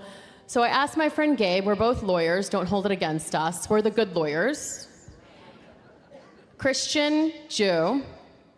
I was like, can we just come on and do a little quick jam sesh? And you and I ask each other questions for the audience. We have more Jewish people in the audience than ever before. And of course, the majority of our audience is Christian. Yes, clap for our Jewish brothers and sisters.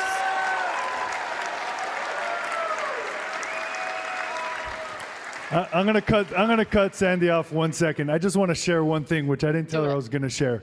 We were text messaging just last week or maybe 2 weeks ago about some craziness that was going on with people on the right using the Bible and Christian texts against Israel and against the Jewish people. And we're having this heated back and forth. Obviously, we're on the same side of this stuff. And then she said, we should have this conversation on stage. And I said, in front of 3,000 people? She said, yeah, why not? Let's give them what they want to talk about. So here we are. Give the people what they want. So we'll get right into it. I'll start. Gabe, last year you were here at our summit. Gabe hosted a panel masterfully. We were talking about the threat of isolationism, and we have seen that threat grow. And not allowing the concept of America first to be morphed into this concept of America only, and specifically to the exclusion of the state of Israel. We know where our president stands, thank God. But how do you think that we are doing with the broader movement on that issue? It's a critical question. When we were here last year talking about isolationism, it was almost in the weeds, right? People were like, why are we really talking about this issue? We're talking about people with podcasts and comics that are just spewing nonsense, right? Like, it's not that important. But it turns out that it's very important. I think we're seeing a realization of a theory called the horseshoe theory that people know, which is that political theory is not linear. It's more of a horseshoe, or really more of a circle, where when you get to the ends, they start looking the same. And we're seeing now, right as we got comfortable on the political right, let's say, or in the conservative movement, right as we got comfortable saying all the anti-Semitic, anti-Israel nonsense, that resides on the left. Right? On the right, it might exist on the streets, but it doesn't exist in politics or in political discourse or in anything mainstream.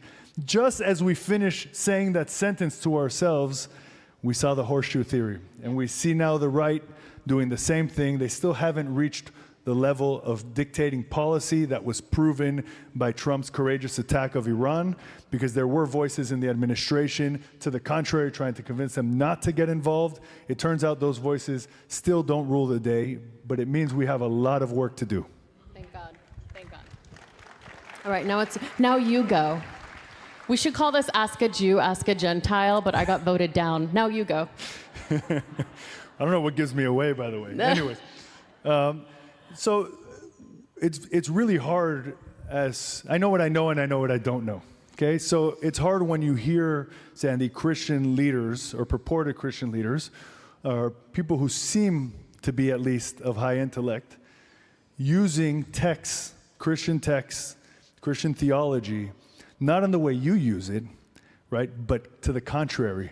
Even we saw an interview recently of someone whose name rhymes with Parlson, let's say, with a senator that's fantastic from the great state of Texas, Ted Cruz. Yeehaw! Almost ridiculing him by saying, what do you mean, I'm going to bless those who bless Israel and curse those who curse Israel? Is that the state of Israel? Sort of using this replacement theory theology that we see so much in Christianity. And from the outside, not being a Christian, I turn to friends like you to say, help me understand this. So, Sandy, help us understand this. Gabe sent me a video, and he was like, what do you think? I said, I listened to 30 seconds of it, and I can take down the argument in 15.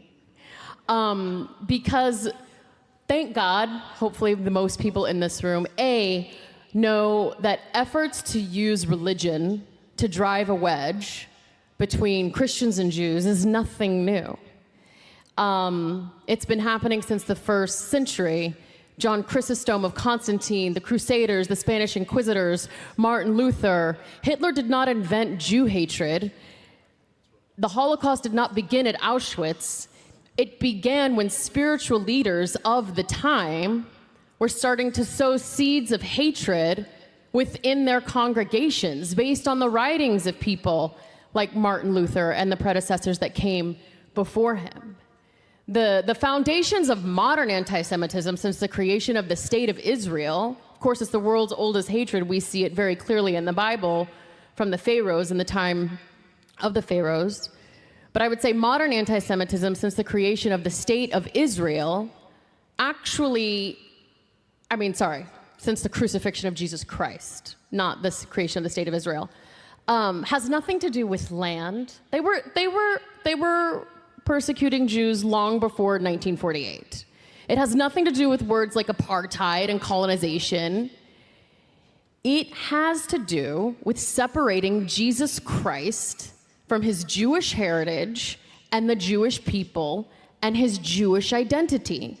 Because that fact does not reconcile with all of these people who are using the Bible as a sword and a shield to inflict harm. They're using it as a shield to be like, I'm a Christian, I would never, and then using it as a sword to lie and say, let me introduce you to my Savior, Jesus Christ. I don't make fun of that. He is my Savior too. Jesus Christ is my Lord and Savior. I'm a Christian, he's a Jew. They forget that last part. Jesus Christ wasn't a Christian, not for one day. The Bible was written by 40 authors, wasn't a Baptist in the bunch.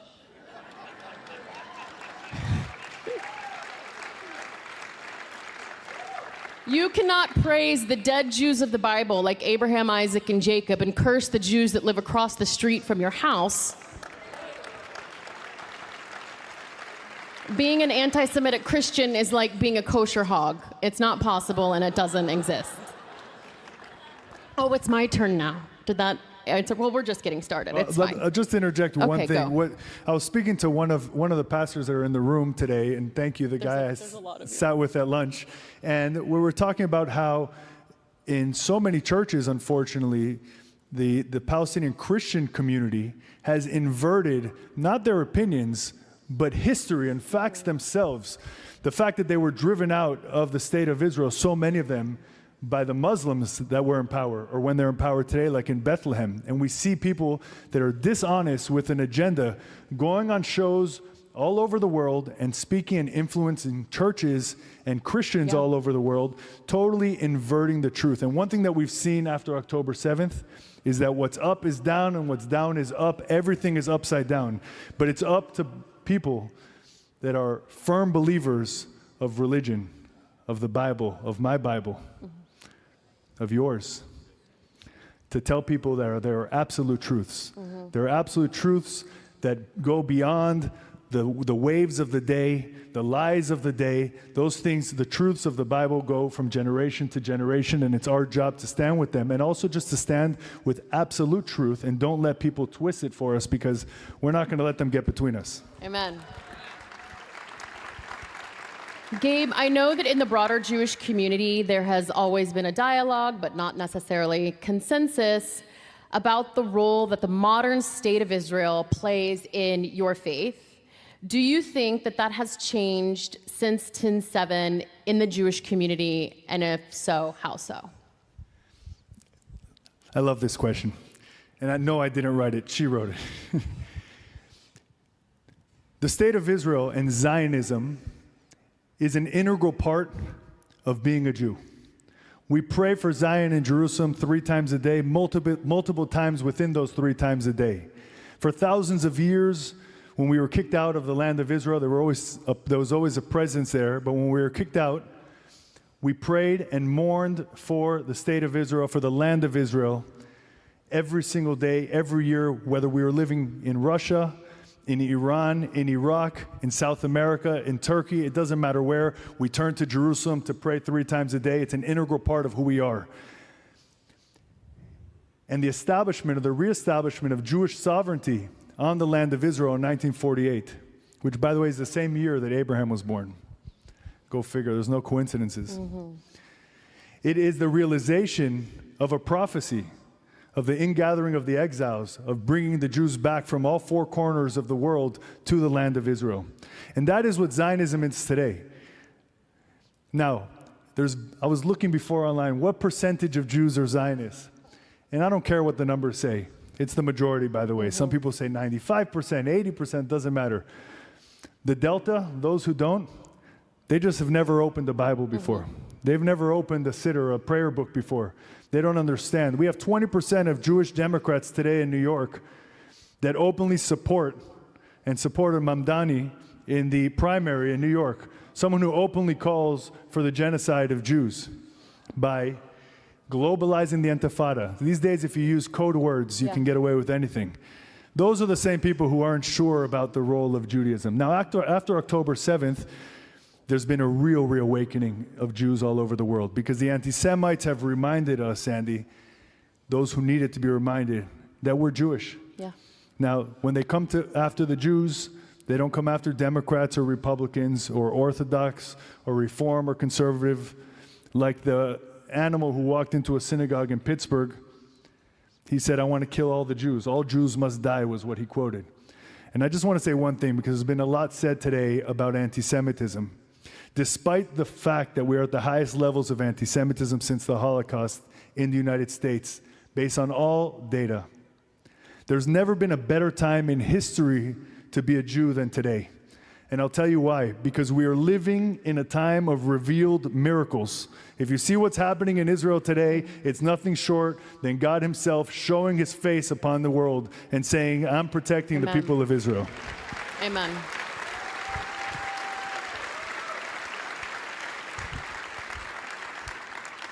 So Sandy, I'm going to throw away my last question to you and ask you something totally different. What do you guys think? I'm not scared. Let's go. Cameras off. So we're seeing this year, you mentioned it, I was thinking about it as you mentioned it, we're seeing the most number of Jews attending a Christian event here in Washington, D.C. from all over the world.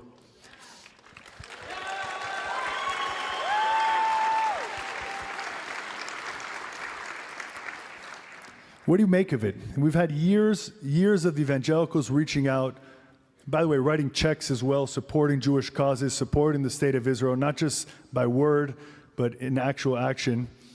But the receipt on the Jewish side is always tepid. You know, where it's like, what do the evangelicals want from us? Are there strings attached to this? Are they trying to convert us? You know, those are legitimate questions that are asked, and people are afraid to say it out loud. But I've heard my friend Marissa Straight say, we're all one family here, so let's have real conversations. Yeah. Tell me what it feels like, first of all, to be passing that sort of barrier where now you're seeing the Jewish community really welcome and in a warm way recognize all the work that your community is doing. Well, first of all, it's extremely heartwarming because we have always said we're going to do it whether you like it or not. So we're really happy that some in the community are starting to like it. Because and you know my heart when I say this, we don't just do it for the Jewish community. We must do it for ourselves. The Bible teaches us many things, and then the Bible tells us many things. And we don't pray about the things that the Bible tells us to do. We don't pray about whether we should go to church. We don't pray about whether we should honor our parents. We don't pray about whether we should tithe. Similarly, we don't pray about whether we should support Israel and her people because the Bible very clearly tells us to do it. So the fact that we have so many friends and allies in the Jewish community now coming and feeling confident and feeling comfortable to stand shoulder to shoulder with us means that the message that Pastor Hagee has been preaching, when I say this, every day of my life. I was born the year he started Night to Honor Israel. I was maybe 6 before I realized I wasn't a Jew. I don't know any other way than to love the Jewish people as myself. That means that for 40 years, when he has been saying Israel, God, and the Jewish people are a three-legged stool, and you don't get one without the other, and the integrity of God does not allow him to disinherit his firstborn son, Israel, whom he loved and called out of Egypt. Finally, the message is resonating beyond our own faith, and I attribute it to a miracle of God above, that the Jewish people in my lifetime time are now coming into Christians United for Israel, knowing that we stand with them, not for them, but for ourselves. Thank you. So now, but I still have a last question for you. You saw in the video, Gabe is a great friend. He's a prominent member of the Jewish community in South Florida. He's a lawyer, he's a politician, elected official. But what do you say to the members of the Jewish community that are still a little bit cagey concerning Christian support for Israel? As you ask that question, I think about my kids. I have 5 beautiful daughters. 5 Thank girls. God. And I'm going to interrupt him. He has 5 beautiful daughters, the oldest of which is going to leave to serve in IDF on Wednesday. And Gabe is here with us. But he's going to be at home by Wednesday to take her. But yes, girl dad to the core. 5 a.m. flight to make sure I don't miss it. But first of all, please add her and all the soldiers to your prayers. Yes, we will. So I think of my daughters when you ask that question, because at the root of the question is, for me, is the image of a tree. And we have to make sure that, if I'm speaking now to the Jewish community, we have to make sure that before we go out to the world, that first we dig our roots really, really deep down. And what does that mean? There's a crisis in our country within the Jewish community of apathy and of illiteracy. There's a crisis of apathy where people really, a large percentage of Jews in America, because of the comforts and the promise of America, which still exists today, and we're so glad to be here.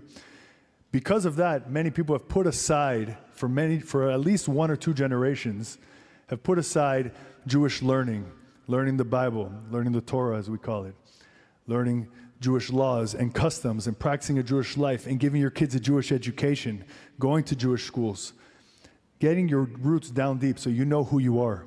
And once you know where you are, again, I always think of the tree, I'm sorry, but I think of the branches. And once the tree is deep in the ground, you can grow, and it can grow branches that you can go out. And if you have deep roots in who you are, you don't have to be afraid of anybody or of anything. Certainly not of people that are here to help you and to be your friends, right? So it's about having certainty and certitude about who you are as a Jewish people. And we have to know that we can be afraid of whatever we want. You can think whatever you want. But come sit down with my friend Sandy, or with Pastor John Hagee, or his wife Diana. Speak to any of them, and you'll know within 5 minutes, if not within a minute, that you're sitting with people who love and support the state of Israel, and love and support the Jewish people.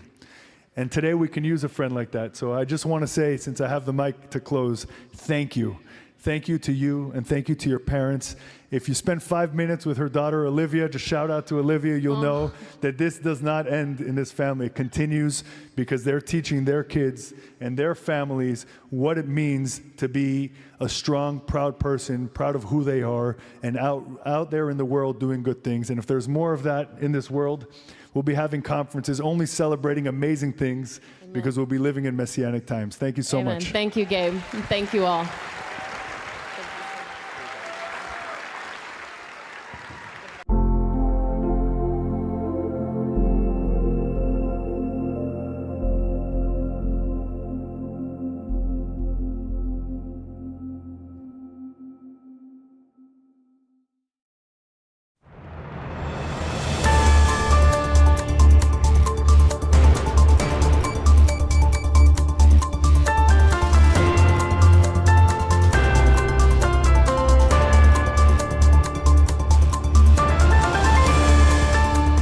Back to ILTV on the hour. We're live from Israel, bringing you the biggest headlines of the region.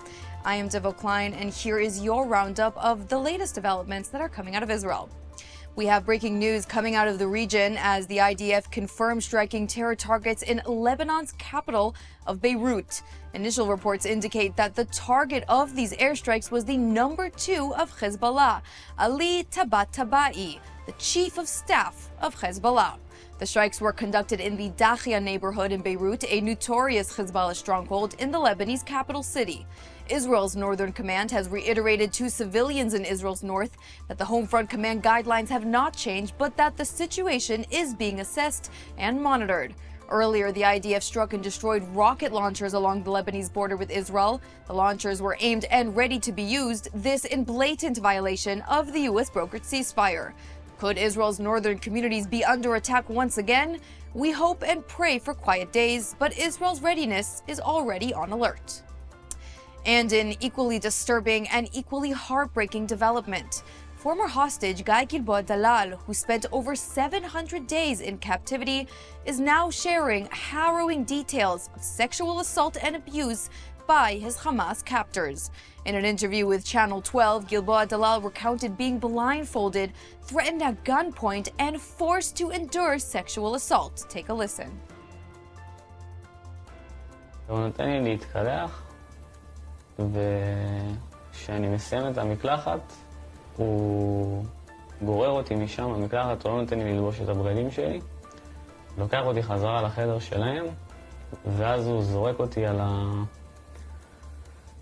אחת הקורסאות שלהם, הוא התחיל לגעת לי בכל הגוף, ואני קפאתי. אמרתי לו, אתה צוחק, נכון? זה אסור באסלאם. הוא הצמיד לי רובה לראש וסכין לגרון, ואמר לי שאם אני אספר את זה למישהו, אז הוא יהרוג אותי. According to Guy, this was not an act of self-gratification for the terrorist, but an attempt to humiliate, demoralize, and emotionally and physically scar him. Guy added that the public must understand that the terror inflicted by Hamas extended far beyond physical beating, starvation, and psychological torment.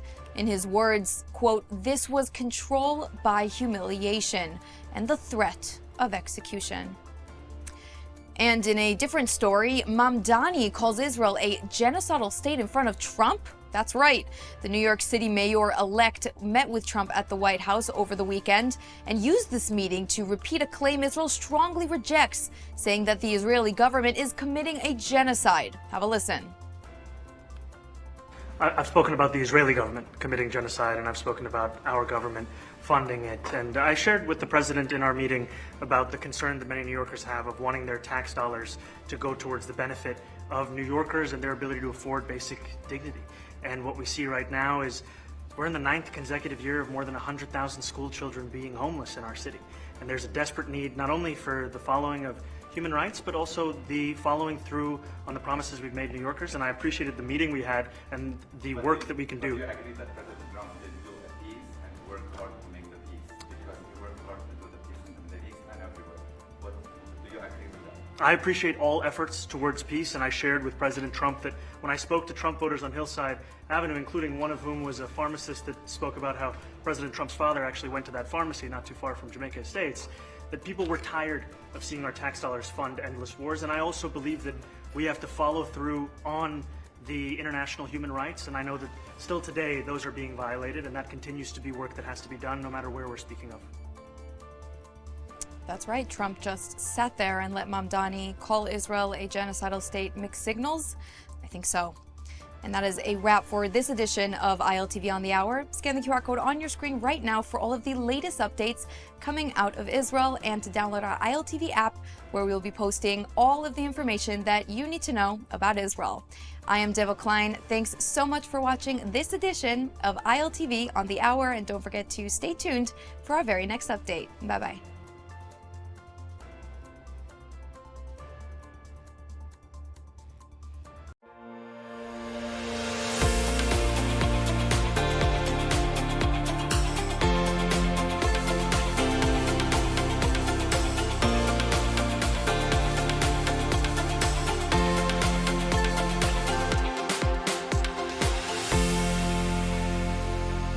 President Trump just greenlit the sale of America's most advanced warplane to Saudi Arabia, the F-35.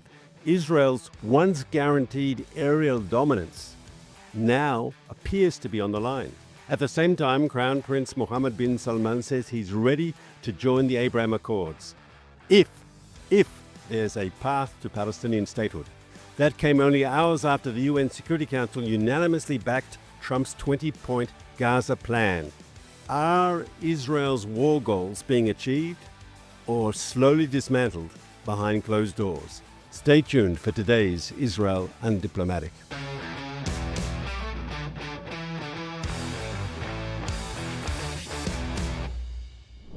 Shalom and welcome to another episode of Israel Undiplomatic. I'm Mark Regev speaking to you from Jerusalem, and this week Ruthie Bloom is speaking to us from North America. She's in New York City. And Ruthie, did you get a chance to watch last night the press conference between President Trump and the Saudi Crown Prince? Yes, I did. What do you think about this? Listen, you know that I have mixed feelings about Saudi Arabia and about Saudi Arabia joining the Abraham Accords. I mean, it's all well and good that there are deals and mutual interest between Saudi Arabia and the United States.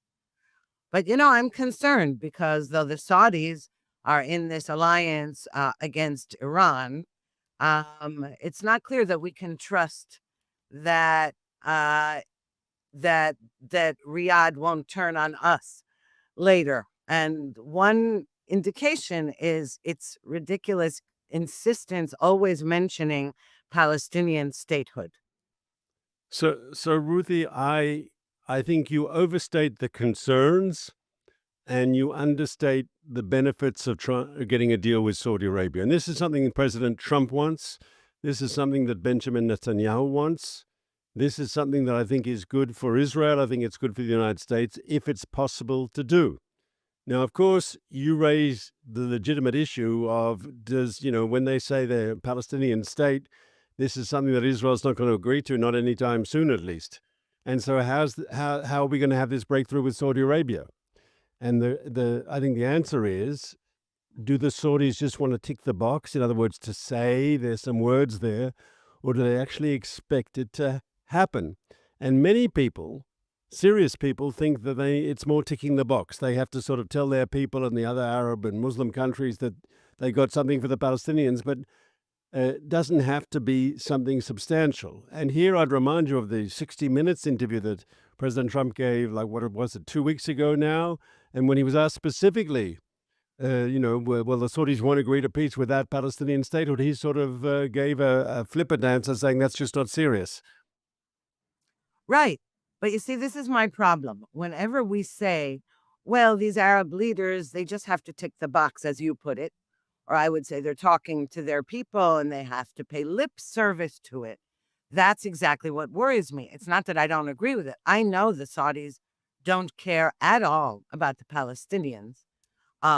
We know that because they never help them or do anything. We also know that the Saudis hate the Muslim Brotherhood, and that's who Hamas is, and we know that. But if the Arab leaders feel that they have to satisfy the Arab street, so-called, by paying lip service to that, well, what does that tell you about the Arab street? I mean, we've seen what happened with Egypt after all these years, where the government of Egypt, all those decades ago, made a peace deal with Israel, but the street in Egypt remained highly anti-Israel, anti-Semitic, the media, the schools, everything. That's what concerns me. Also, we know that this President Trump's 20-point plan anyway includes a clause about a path to Palestinian statehood. And we agreed to that all along because any conditions put on the Palestinians in order to be granted statehood, we know that they won't live up to that. They can't because it's not part of their ideology. They're not going to reform and they're not going to, so we know that that's not happening. And we know that Israel, most Israelis have reached the conclusion after October 7th that there's no way that's happening. Maybe in 1,000 years when you and I are long dead. Okay, we know that. But as I said, we have to be careful about getting all excited about, peace with our Arab neighbors when what it is, as you said, you always say this, mutual interest, that's well and good. But I wouldn't call it necessarily peace if the way to appease the street is by winking and saying Israel's behaving badly in Gaza. The only real street that the leadership in Saudi Arabia has to worry about is the Saudi people. And here, because the Americans are putting all these sweeteners on the table, whether it's a defense pact, whether it's the F-35s, whether it's the 300 tanks, whether it's the upgrading of the military relationship, all these things together, whether it's the nuclear reactor or cooperation in nuclear, it's not clear to me what that is at this stage. But they can sell this deal to their people, that they'll say this makes Saudi Arabia stronger and safer and we can protect ourselves better. And we've also enhanced our security relationship with the United States. So that'll be their argument to their people, that this is a good deal for Saudi Arabia. On the other issue that you raised, that it won't be a real peace, look, let's be frank here. Peace is often based on political self-interest. And I want to stress why it's in Israel's interest to move forward on this, because I think we've said it a few months ago on this podcast. Making a deal with Saudi Arabia is not just making a deal with another Arab state. Saudi Arabia has a special position in the Arab world.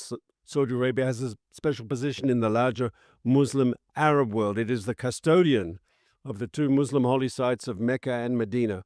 And if the Saudis move on Israel, if they normalize their ties, it'll not stop there. You'll have other Arab and Muslim countries following suit, important countries like Indonesia, other countries too. And if that happens, that's a game breaker. And I would argue, Ruthie, if one talks about defeating Hamas, so we're defeating Hamas militarily in Gaza, fighting this war, we've destroyed them, we've decapitated their leadership, we've destroyed their military machine. But the ultimate political defeat for Hamas, in my opinion, the ultimate political defeat for them is to have a country like Saudi Arabia recognize Israel, make peace with Israel, normalize ties with Israel. Because when a country of the Islamic credentials like Saudi Arabia makes peace with Israel, that is Hamas's worst nightmare.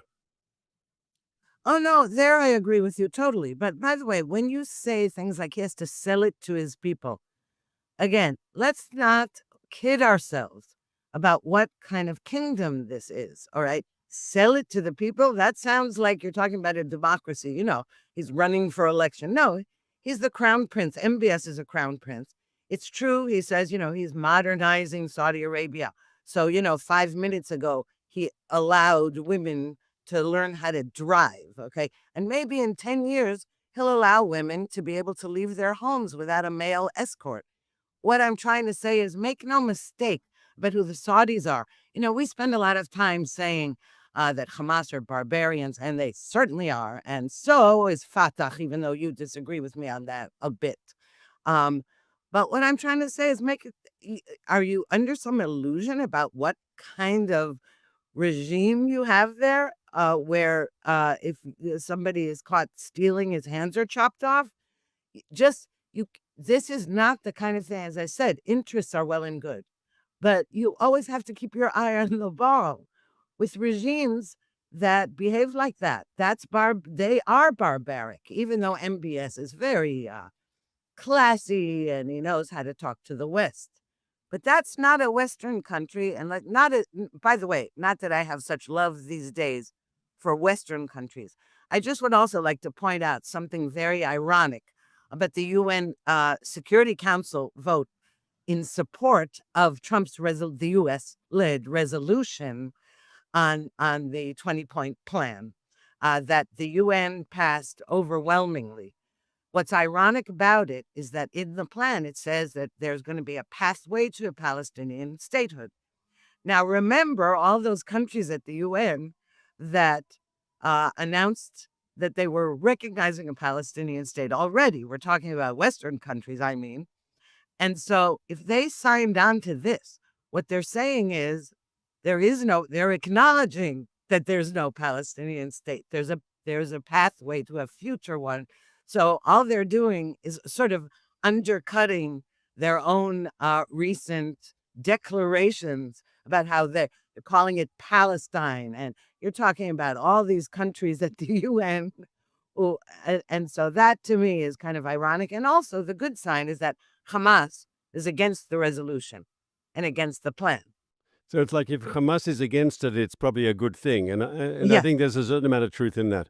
I'd like to raise the issue that these same governments who recognize Palestine now vote for a resolution that says in the future there might be, if they meet certain conditions, a Palestinian state. I think that's typical UN and diplomatic hypocrisy, and we don't have to worry about that. That's what is it? That's path of the course. That's normal behavior. Yes. I'd like to raise that there are some very serious issues that there's been discussion on in Israel about people very worried about the Saudis getting top rate U.S. military equipment, especially the F-35s. Makes a lot of people unhappy in Israel. They're worried about that.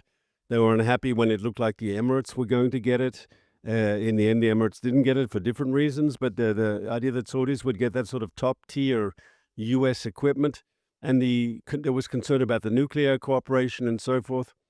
But I want to say my opinion on this issue, right? I think it'll be incumbent on the United States, if they do go forward and if they do sell all this American equipment to Saudi Arabia.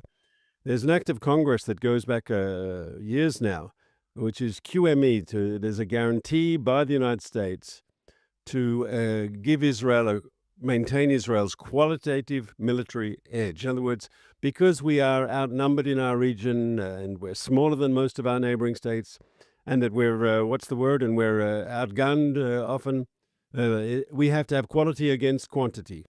And that was an American commitment to maintain our quality. And F-35s gives Israel a huge qualitative advantage in the skies. Now, if the Saudis are supposed to get this equipment too, as part of a normalization agreement with Israel, as part of peace, I would hope, and I believe the Israeli government should be pushing for this very strongly, that there is adequate technological compensation for Israel in order to enhance and maintain our QME, our qualitative military edge. And I think the Americans should consider maybe giving us, now I'm not from the Air Force, but an Israeli wish list could include things like the B-2 bomber, which was so successful in attacking those bombers in Iran. I mean, if Trump wants to sell equipment and he wants to maintain our QME, he can do so. No, absolutely. But here, don't forget that Trump this is nearing, it's not the end of his administration. Of course, he's got another 2.5 years to go. We don't know which administration is going to be in power in Washington in 2.5 years. Is it going to be a Republican administration? Is it going to be a Republican administration from the isolationist camp? Is it going to be from the more Israel supportive Trump camp? Is there going to be a Democrat president? All of these things in global politics, 2.5 years is nothing. And so we don't know what's going to happen with all these promises from Trump toward Israel. That's one thing. The other thing is, Israel's need for qualitative military edge already presupposes war.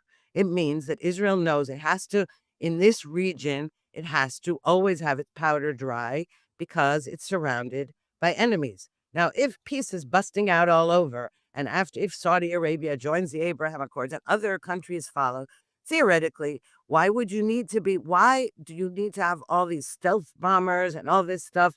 Because what that means is that everybody acknowledges, tacitly and openly, that the Middle East doesn't have peace. It has quiet between wars.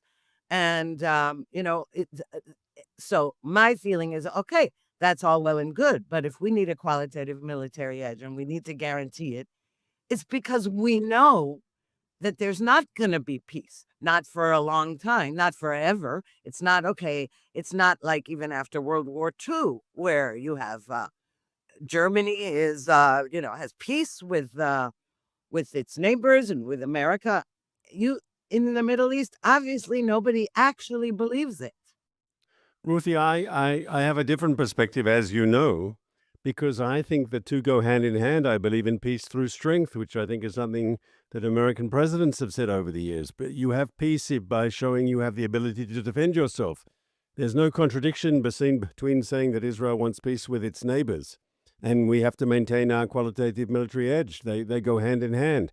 Your ability that you are strong actually deters war and helps keeps the peace. I think it's a crucial element. And so, once again, I don't see any contradiction on your larger point about we live in a region where the politics is a bit, there's not a democracy around Israel, and we live in all sorts of regimes, some of them totalitarian, some of them feudal and so forth in our neighborhood. Some of them just old-fashioned military autocracies, yes, military dictatorships. But Ruthie, first of all, you yourself said a moment ago that we don't know what's going to happen in America when Trump finishes his term 3.5 years from now. That's a good point, okay? We don't know what's going to happen in America. We don't know what's going to happen with our neighbors either. But if you have the assumption or philosophy that we can't make deals and make peace agreements with our neighbors because they're not democratic, well, we're not going to make peace with any neighbors because we don't have a single neighbor who's democratic. Let's be frank. That's the reality. And if you say, okay, before you said, women in Saudi Arabia have limited rights. They might be able to drive, but they can't leave their houses without a guardian and so forth and so on. I don't know what the details are. I don't keep a close eye on this. But if Israel waits for our neighbors to become Western-style democracies, well, we're waiting a long time for peace. We've got part of realpolitik is knowing what is possible and making the best with the hand you've been played. Now, our neighbors are our neighbors. Do we want to live with them in war or do we want to live with them in peace? And if it's possible to live in peace with them, that's obviously better. I also want to say something. I went to one of these Track 2 dialogues a few months ago between Israelis and members of, Arab countries. And there was a Saudi there who said very interestingly something like this. He said, all the West, he wasn't talking about Israel, but he was saying the West presses Saudi Arabia to reform, presses Saudi Arabia to make democratic reforms. Well, Saudi Arabia is reforming. Saudi Arabia is moving forward, according to his opinion. And there have been changes in many ways. Under the Mohammed bin Salman, Saudi Arabia has been opening it up and becoming more liberal internally, but it's still very much an authoritarian regime. And this Saudi was saying, if you open up the political regime, if you change the political system, maybe you're not going to have the stability that allows you to make this sort of steady reform process, economic reform, social reform, religious reforms. In other words, maybe we should accept our neighbors for what they are and work with them as best we can. No, absolutely. I'm not saying you shouldn't work with them. I'm saying don't fantasize about some great peace. Now, I have to say, on behalf of the United Arab Emirates, at least after they signed the Abraham Accords, we saw real change. We saw their efforts to encourage Israeli tourism. They even opened up kosher restaurants, things like that. Okay, that is already, the proof was in the pudding, and they really acted on it until October 7th. As soon as we were under massive assault from, let's face it, their own enemies as well. Like you say, the Abraham Accords countries are anti-Hamas. But nevertheless, they right away jumped on the bandwagon of saying we were committing atrocities. And so that was worrisome. Now, Saudi Arabia is a different story because Saudi Arabia is nowhere near as quote unquote modern as the United Arab Emirates, for example.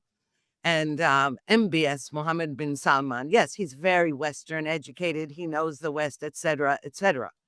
But don't be fooled by him. He's no Westerner. And I'm not saying that you have to, that you can't make deals with your neighbors. Of course you can. What I'm saying is they're not to be trusted, as we saw after October 7th. And we already had qualitative military edge. Look what happened. It took 2 years. It's still going on. It took 2 years for us to be playing whack-a-mole with enemies from all over the place. And they were the Iranian axis. But did the other axis, the anti-Iran axis, help Israel? Not really. It was sitting and waiting to see who emerges victorious. What I'm saying is that don't be under illusions about those countries.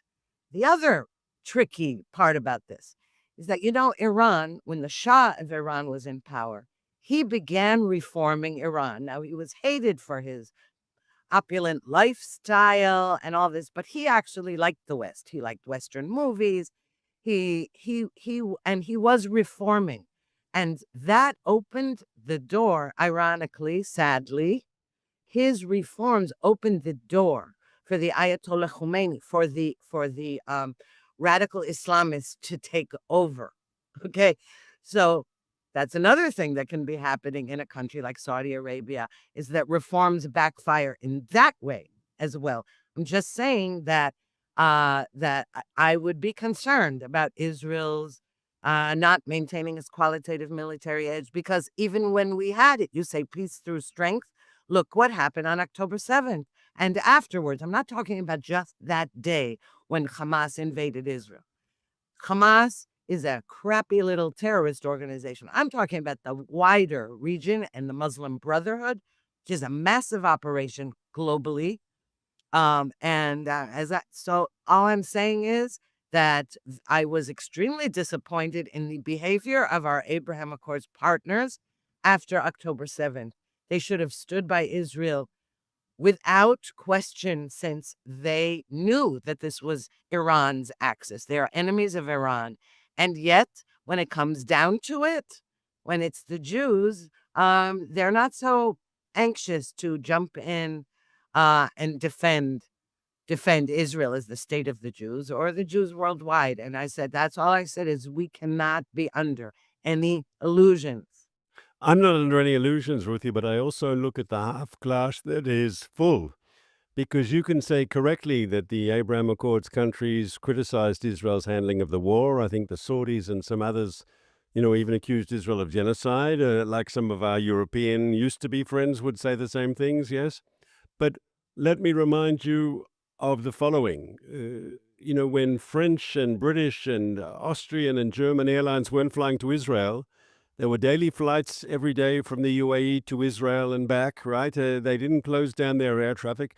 There were one or two odd days because of particularly bad fighting with Iran or something during the 12-day war and so forth. But for the whole, the UAE and the other Abraham Accords countries were much stronger on the relationship than some of our traditional friends, in inverted commas. And that needs to be said. And if you say specifically about the Saudis, now, I don't know any military secrets. I've been out of government for too long to know any military secrets, yes? But I know what was reported in the international press.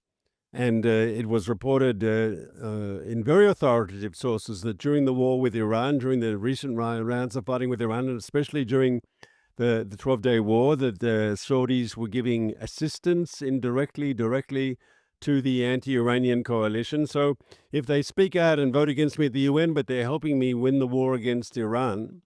And then, of course, there were the Israeli operations against the Houthis in Yemen. That's right on Saudi territory. There were reports of Israeli Air Force planes flying. I don't know if it's true or not, but the report said they were flying over Saudi airspace, that the Saudis were hoping to facilitate Israeli operations.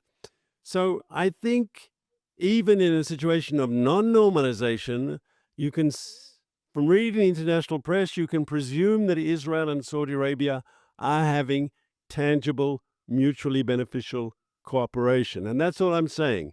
By having normalization, we can probably expand that. Does that mean the Saudis are always going to vote with us at the UN? No, they won't. Most of the world doesn't. Will they be better and better positioned to help Israel be stronger and safer in the region? Will it help strengthen the anti-Iranian axis? Will it help strengthen those forces who are against the Houthis and Hezbollah and Hamas? Yes, yes, and yes. And so I think this is a road worth traveling on.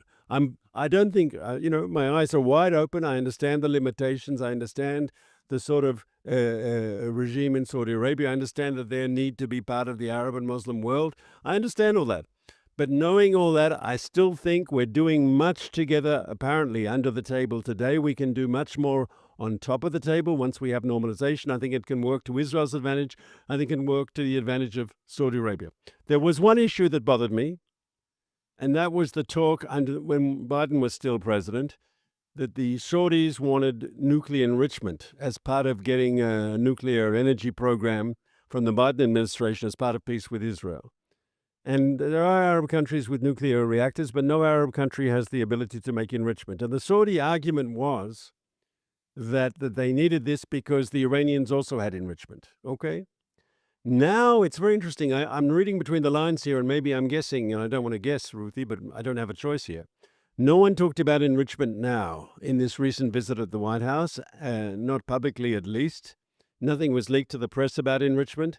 The Saudis weren't talking about enrichment.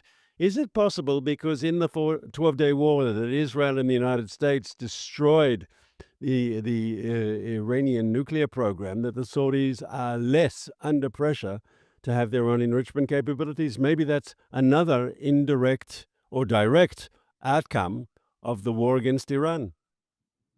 Well, I certainly would agree they probably feel it's less urgent, but they are talking about nuclear power, not enrichment. Okay, but that's the first step. Okay, so again, you have to be careful. And yes, the Saudis and Israel have been working behind the scenes, cooperating behind the scenes for quite some time now. That's true. But my point is this, we always used to say how we would know that the Palestinian Authority had reformed, or, I hate calling them Palestinians because that's not what they are. They're Arabs who live in Judea and Samaria and Gaza. Okay. But what we used to always say for decades, we said the minute, and that started from the days of Arafat, the minute that they say anything in Washington, the minute we want to hear them say it in Arabic to their own people in their own language, not just to satisfy Washington or somebody else. And even though in today's day and age, you can translate any language into any language very easily at the press of a button, still, there is a difference between what MBS says in Washington and what he says in Arabic. And when we can trust that there's change in the air, genuine change, is when you hear leaders in the Arab world addressing their own people in Arabic about these issues and about reforms. That's when you can say, wow, there are winds of change blowing. So I agree, and there are already the beginning of those winds of change, positive winds of change we've seen. And I think even you would agree with me, in the UAE, the way they speak about Jews, the way they're fighting extremism in their mosques and in their universities, very positive changes. Also in Bahrain, also in Morocco, countries where they have serious discussions about Jews and the Holocaust and the creation of Israel, and there's sort of anti-Semitic myths that used to be out there, part of the public discourse, that they've been discredited. I'm not saying they're totally gone. Of course, they're there in parts of the society. But as a government, as an official society, they are on a different level. And I think that should be the example of Saudi Arabia. And I think it'll be very important for Israel to see if we move forward with Saudi Arabia, and I hope we do, and I think there's a good chance we will. We have to look, as you say, internally, how are they talking to their own people internally about Jews, about Israel. I mean, ultimately, Ruthie, I mean, I'm not an expert on the Muslim holy book, on the Quran, yes? But the Quran talks about Muhammad fighting with Jewish tribes in the Arabian Peninsula, okay? Now, you can say, okay, if you want to be anti-Semitic, you say that's a sign that Muhammad had to fight the Jews because they were terrible people, yes?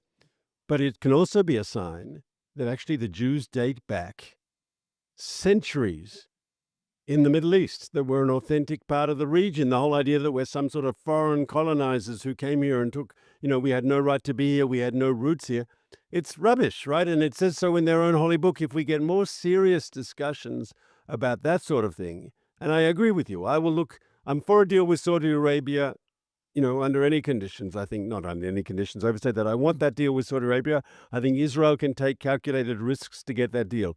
But after that deal is signed, I'll be very interested to see if Saudi Arabia follows the example of the UAE and we see this sort of education for peace and coexistence and for understanding, or if it's more like Egypt, unfortunately, our oldest peace partner, where you get a lot of, unfortunately, a lot of anti-Semitic, anti-Israel stuff in their education system. And then you ask a question, why is my people so hostile to peace?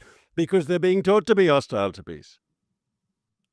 Well, obviously, but Egypt, it's not just that that Egyptians are very anti-Semitic, and we see that again in their cartoons, in their, in their whole culture. We see that. It's not just that. We also discovered that Egypt was complicit in Hamas's arming and rearming, and even to this day, there are drones going over from Egypt with weapons into Gaza. Now, how is that ironic? Because Egypt so hates the Muslim Brotherhood that it doesn't want a single Gazan inside its borders and blocks it off and didn't help any of the so-called Egypt was accusing Israel of committing genocide and unjustly attacking women and children in Gaza. Did Egypt take them in? No. Did Egypt let them come into even the massive Sinai desert? No.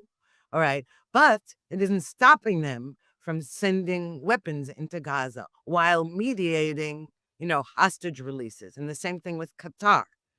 Qatar was a mediator and complicit in the whole business, in the whole massacre, so, they were negotiating for hostage releases and they were supporting Hamas.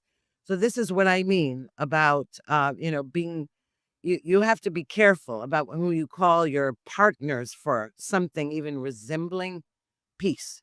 And yes, their interests, and yes, Saudi Arabia, as I said, the trouble with recently Saudi Arabia has this annual comedy festival in the square where they used to chop people's head off. I mean, maybe they still do that, and I'm not sure, but it was nicknamed Chop Chop Square, and in Riyadh, where they have invited and paid lots of money to American comedians to go over and perform in a comedy club.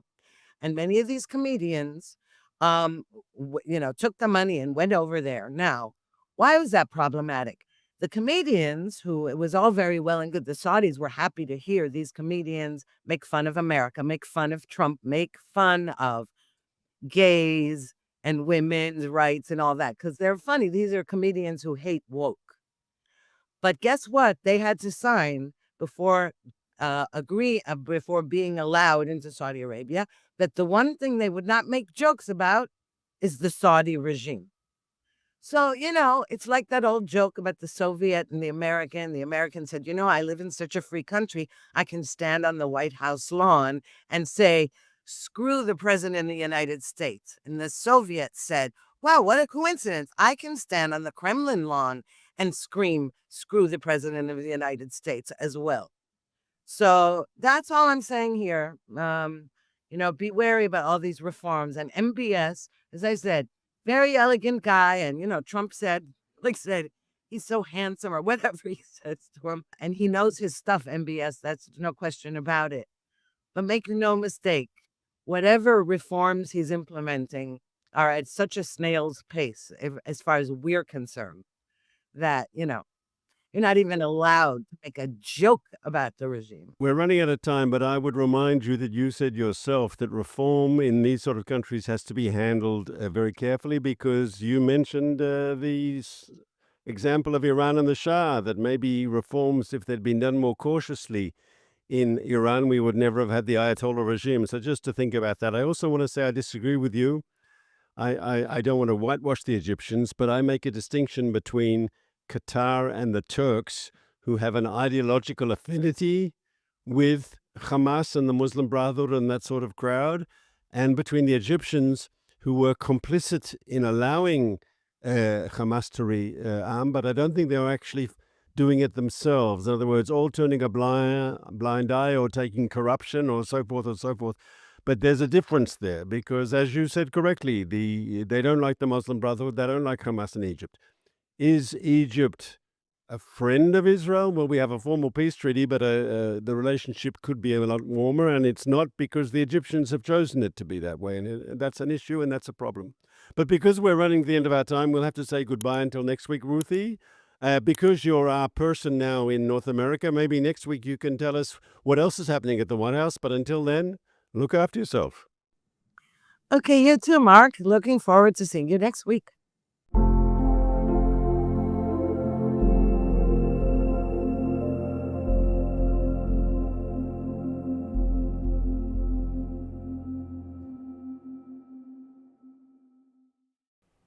Now, to help us break down today's top security headlines from Lebanon to Syria and even Gaza, we're joined now by Dr. Barak Books, the Patterson Chair in Security and Intelligence and lecturer at the Political Studies and School of Communication at Bar-Ilan University. Thank you for joining. Hello. Barak, let's begin with Lebanon. How significant, in your opinion, is this latest wave of Israeli strikes compared to previous months of the conflict? We have to remember one thing, that next week, on November 27th, we're noting 1 year of the ceasefire agreement, so it's highly significant. Lebanese presidency, the prime minister, and other political figures are saying that Israel is violating the ceasefire agreement. But as we saw on the report, they are not dismantling Hezbollah, albeit all of their, let's say, promises to the United States. It had to be finished until the end of December. And we have to remember one thing, the Americans know that the American administration is not working from December 16th due to the holidays. So they have to finish dismantling Hezbollah in 3 weeks. Now, generally speaking, Lebanon claims the strikes were disproportionate, while Israel says they prevented future attacks. Can the Lebanese government realistically curb Hezbollah's power now or at any point in the future, or is that impossible under the current conditions? Yes, the Lebanese army is being built by the West and trained by the Americans, by the British, by the Italians, by many other Western countries in order to govern the country. Now, there is a majority in the Lebanese infantry and the armed forces which are Shiites. So there is a dispute whether one Shiite can dismantle his own cousin even. But they don't have any other choice because many Lebanese are fed up, I can say, from the atrocities of Hezbollah, and they're dragging them into war, and there were criticisms even throughout the war. Now, I must add one thing. In the social media of Lebanon, we see many villagers returning to their homes in the villages next to the Israeli border and taking selfie pictures, etc. And these farmers and villagers can be also Hezbollah members infiltrating in a proximity to Metula and other Israeli Shuvim, as was before October 7th. It's highly dangerous. Now, Israel also struck a Hamas training compound in El Heloué. We also are seeing a Hamas plot to use terror cells across Europe. Is Hamas growing, in your opinion, outside of Gaza? There is the well-known method of raising funds to charity, let's say, for the blind, for the poor, from the impoverished, etc. And these funds and money are going to the weapons of Hamas and other terror groups. Now, they have these organizations, economic organizations in Europe, as was reported, in Canada, at the States, in many other countries. And plain people say, okay, we want to contribute to the civilian population of the impoverished and the poor people. But frankly, the bulk of the money, if not all of it, is going to rearm Hamas. It's highly dangerous because, as we saw, Hamas is recruiting new members in Lebanon. Hamas is regaining control in some parts of the Gaza Strip. And there had to be something done in order not to allow Hamas return prior to October 7th. What about inside Gaza? What can we say about Hamas regaining control and rearming there? We can say that there are two parts in Gaza. The yellow line that is practically the border between Hamas-controlled areas and areas that Israel is still inside Gaza Strip. As there isn't any interim interim or some international or Arab force enforcing some rule of law in Gaza, Hamas is literally Gaza police, and Gaza mayor belongs to Hamas.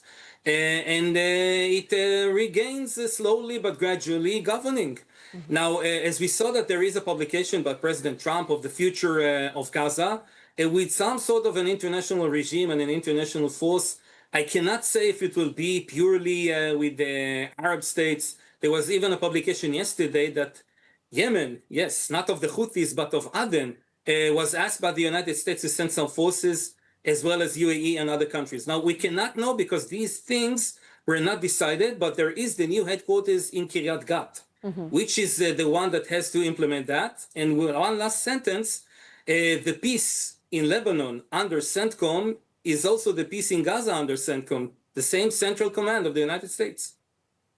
I see. Now, turning over to Syria, Prime Minister Benjamin Netanyahu's visit to the Israeli-held buffer zone was highly symbolic. What message do you think he was sending with this visit? First of all, we can see with the Syrians, the foreign ministry immediately issued a complaint that Israel violated the ceasefire agreement from 1974. I just want to tell the viewers that following the Yom Kippur War in 1973, there was a ceasefire agreement in 1974 in the middle of the year between Israel and Syria with the buffer zone on which the UN forces were deployed. And the Syrian civil war disrupted all of that. Now, the symbol is to Syrians that Israel will not allow terrorists to operate, and there are some highly Islamic radicals trying to operate in some areas, and also there was the massacre of the Druze in South Syria. And the talks between Israel and Syria, as the US wants them to talk and decide of a new security agreement, will decide to that the area of South Syria and the Syrian Golan Heights will be without any of these groups. And Israel wants to keep the Keter HaChermon in Hebrew, or the Syrian part of Hermon Mountain, and some sort of verifications that the areas close to the Israeli border will not be a fertile ground to groups as was Hezbollah before, or other radical extremists. Dr. Barak Books, thank you very much for this input, and we will surely continue to follow. We are now joined by Lieutenant Colonel and Reserves Advocate Maurice Hirsch from Jerusalem Center for Security and Foreign Affairs to break down these latest current events. Thank you, Maurice, for joining. Hey, good afternoon. How are you? Good afternoon. So, Saudi Crown Prince Mohammed bin Salman told President Trump that Saudi Arabia wants to join the Abraham Accords, but only with a credible pathway to a Palestinian state. Is there a shift in tone here from Riyadh, and how significant is it? I think there is definitely a shift in really the recognition that joining the Abraham Accords, making peace as part of the Middle East, is something which is in Saudi Arabia's best interest, and not only for Israel's best interest. I feel that what they're saying, that they want a real path to Palestinian statehood, is really, again, putting their own best interests in the hands of the latest Palestinian terrorist/rejectionist.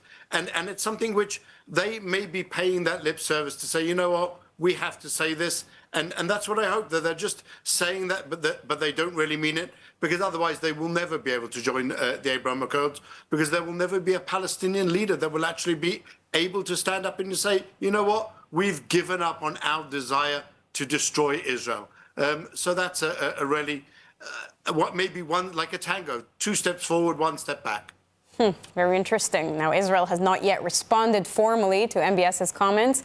How do you expect Jerusalem to navigate demands for a credible pathway to Palestinian statehood while obviously safeguarding its own red lines?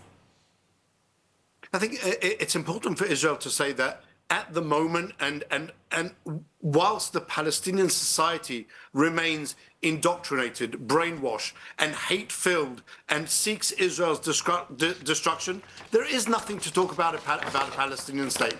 When we see the implementation of the reforms that President Trump has talked about for many years, that are now part of the UN Security Council resolution, that the JCFA is trying to talk about, well, what reforms need to be actually done and implemented in the Palestinian Authority in order to make it into a body that does not educate to hate, that no longer rewards terrorism. We saw the fake decree back in February that Mahmoud Abbas said, we're abandoning our pay-for-slay policy. And now just recently, a few days ago, he fires his Minister of Finance for continuing to pay the salaries to terrorists.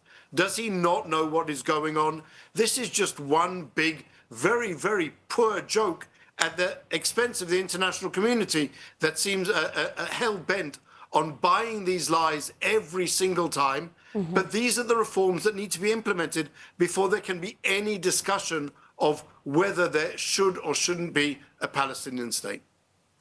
Now, reports say that President Trump may offer Saudi Arabia F-35 fighter jets as part of a wider strategic package. Israeli defense officials warn that this could undermine Israel's regional air superiority. Is this a real concern, in your opinion? This is 100% a real concern. Israel's ability to combat and to repel its neighbors has been based on its not only quantitative but qualitative, predominantly qualitative edge. And by providing the F-35s to the Saudi Arabians, we're bringing them up at least 4 or 5 steps closer to us. Our F-35s are obviously amended and improved by the Israeli technology. I think we're the only country that's actually been given that permission to make improvements into that system. So whatever it is our machinery will still be superior to the basic Lockheed Martin version of the F-35, but it still is a major jump for the Saudis if they were to get these F-35s. Maurice Hirsch, thank you very much for this input. Thank you very much for having me.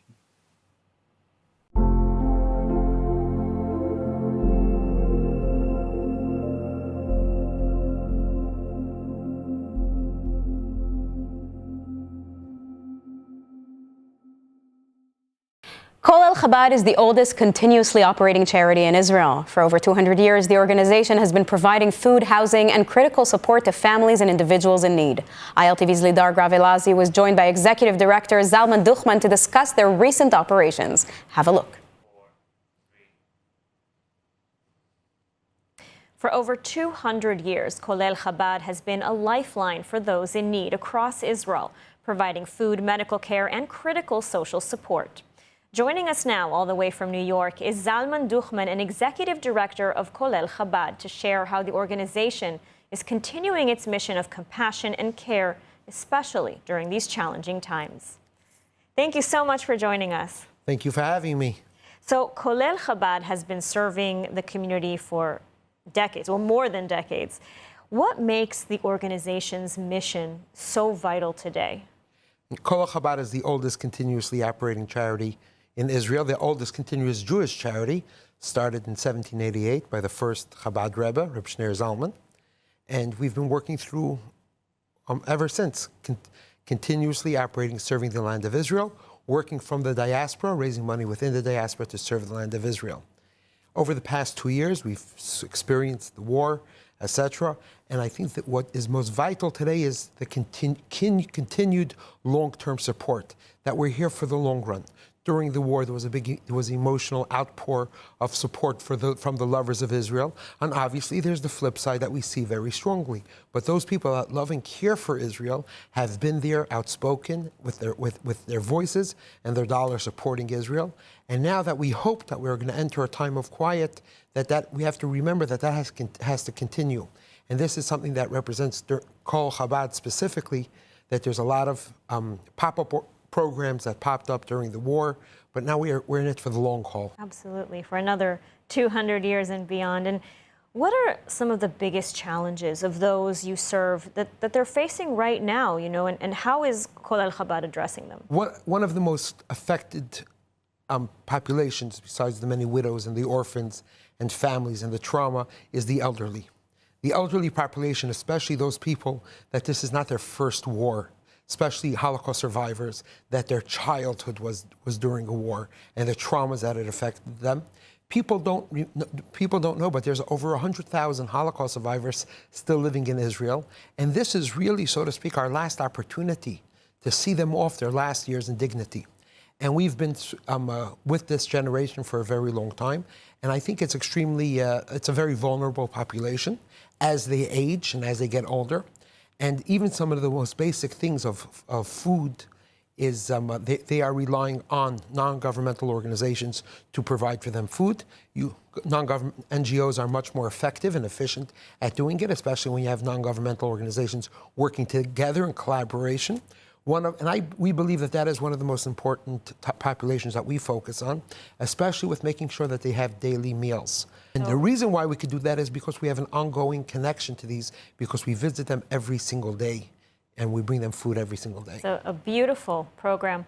And I want to ask, because I see that you've brought with you also a very special coin. So can you tell us about this coin?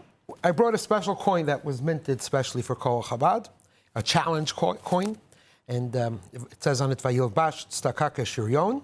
This is a verse from the Bible that he garbed himself with tzedakah.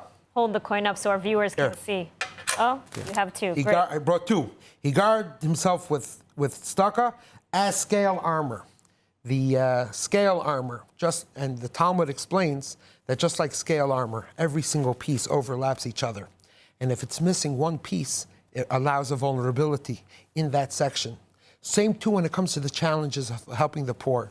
No one person could take the entire responsibility on their own. But no one could say, oh, my part doesn't make a difference because every single part is necessary. Just like scale armor, if you're missing one section, it creates that vulnerability. I think a unique gift that we would like to give to anybody that wants to participate in the food security project of helping the elderly to take on, to feed elderly people. You could go to either on the QR code, I understand, on the screen, or they could go to our website. So that's my question. If our viewers who are watching right now, if they want to help, I mean, what's the best way that they can do that? So obviously, if they're here in Israel, we have Pantry Packers, a volunteer project where we have thousands of volunteers. But all those people that watch around the world could go to our website, or they could go to the website on the QR code, and they could sign up to be able to serve an elderly or Holocaust survivor.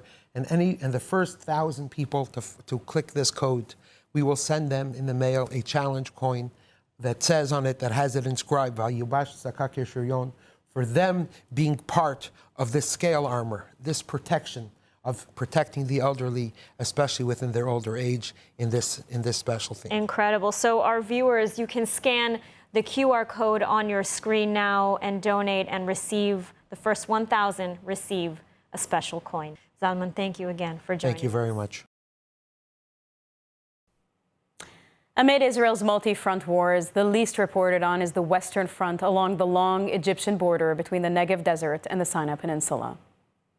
The IDF's 80th Division has foiled an unprecedented wave of drone-based smuggling attempts, stopping about 130 drones in just 1 month and seizing 85 weapons destined for criminal and terror networks. The Army says the drone threat has surged dramatically in recent months, with smuggling using UAVs to move weapons, drugs, and contraband directly into Israeli territory. But this month, combined forces from the division and the Air Force's Central Aerial Control Room shut the door on the operation. Among the seized items, 2 machine guns, 16 long-barrel rifles, and 66 pistols, all intercepted before they could hit Israel's streets or fall into terrorist hands. The IDF says the success comes from massive preparation, intelligence coordination, new detection capabilities, and expanded use of advanced electronic warfare systems designed to block, jam, and track hostile drones before they cross the border. And the operation is about to get even stronger.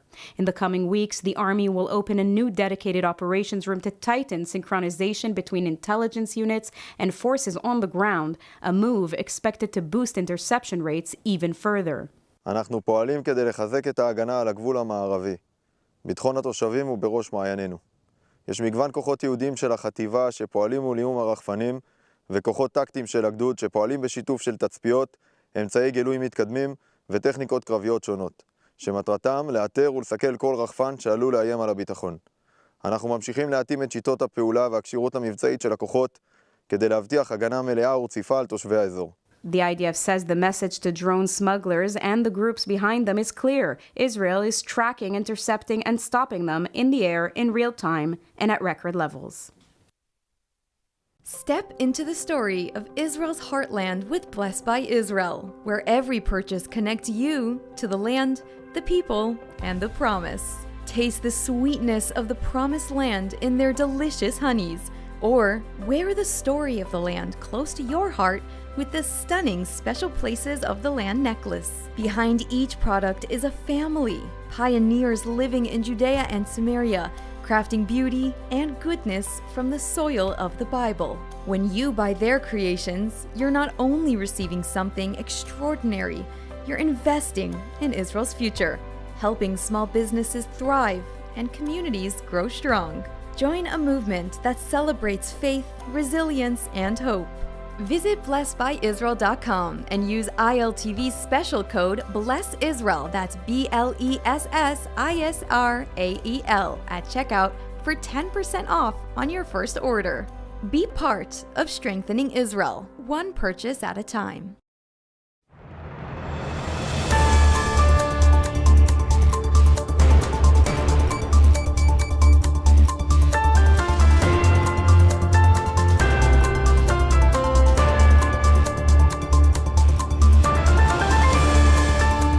Welcome back to ILTV on the Hour. We are live from Israel, bringing you the biggest headlines of the region. I'm Devo Klein, and here is your roundup of the latest developments that are coming out of Israel. The IDF confirmed striking terror targets in Lebanon's capital of Beirut earlier today. The target has now been revealed. Hezbollah's chief of staff, the terror group's number 2, Ali Tabatabai. The terror chief was assassinated when Israeli fighter jets unleashed a wave of airstrikes in the notorious stronghold of Dahia, a neighborhood in Beirut. Aftermath of the strike shows the building in which Tabatabai was staying in absolute rubble, a guest house belonging to the terror chief. The IDF confirmed that the strikes were done in coordination with the United States, and the Prime Minister's office confirmed the strike in an announcement by spokesperson Shosh Bedrosian. Take a listen. And a short while ago, the IDF attacked the Hezbollah chief of staff in the heart of Beirut, who led the strengthening and arming of the terrorist organization. Prime Minister Netanyahu ordered the attack upon the recommendation of the defense minister and the IDF chief of staff. Israel is determined to act and achieve its goals anywhere and at all times. Now, earlier, the IDF struck and destroyed rocket launchers along the Lebanese border with Israel. The launchers were aimed and ready to be used to attack Israel. This in blatant violation of the U.S. brokered ceasefire. As the Israeli Prime Minister reiterated, Hezbollah will no longer pose a threat to Israel. And changing gears slightly to a heart-shattering story. In an equally disturbing and equally heartbreaking development, former hostage Guy Gilboa Dalal, who spent over 700 days in Hamas captivity, is now sharing harrowing details of sexual assault and abuse by his Hamas captors. In an interview with Channel 12, Gilboa Dalal recounted being blindfolded, threatened at gunpoint, and forced to endure sexual assault. Take a listen to his testimony.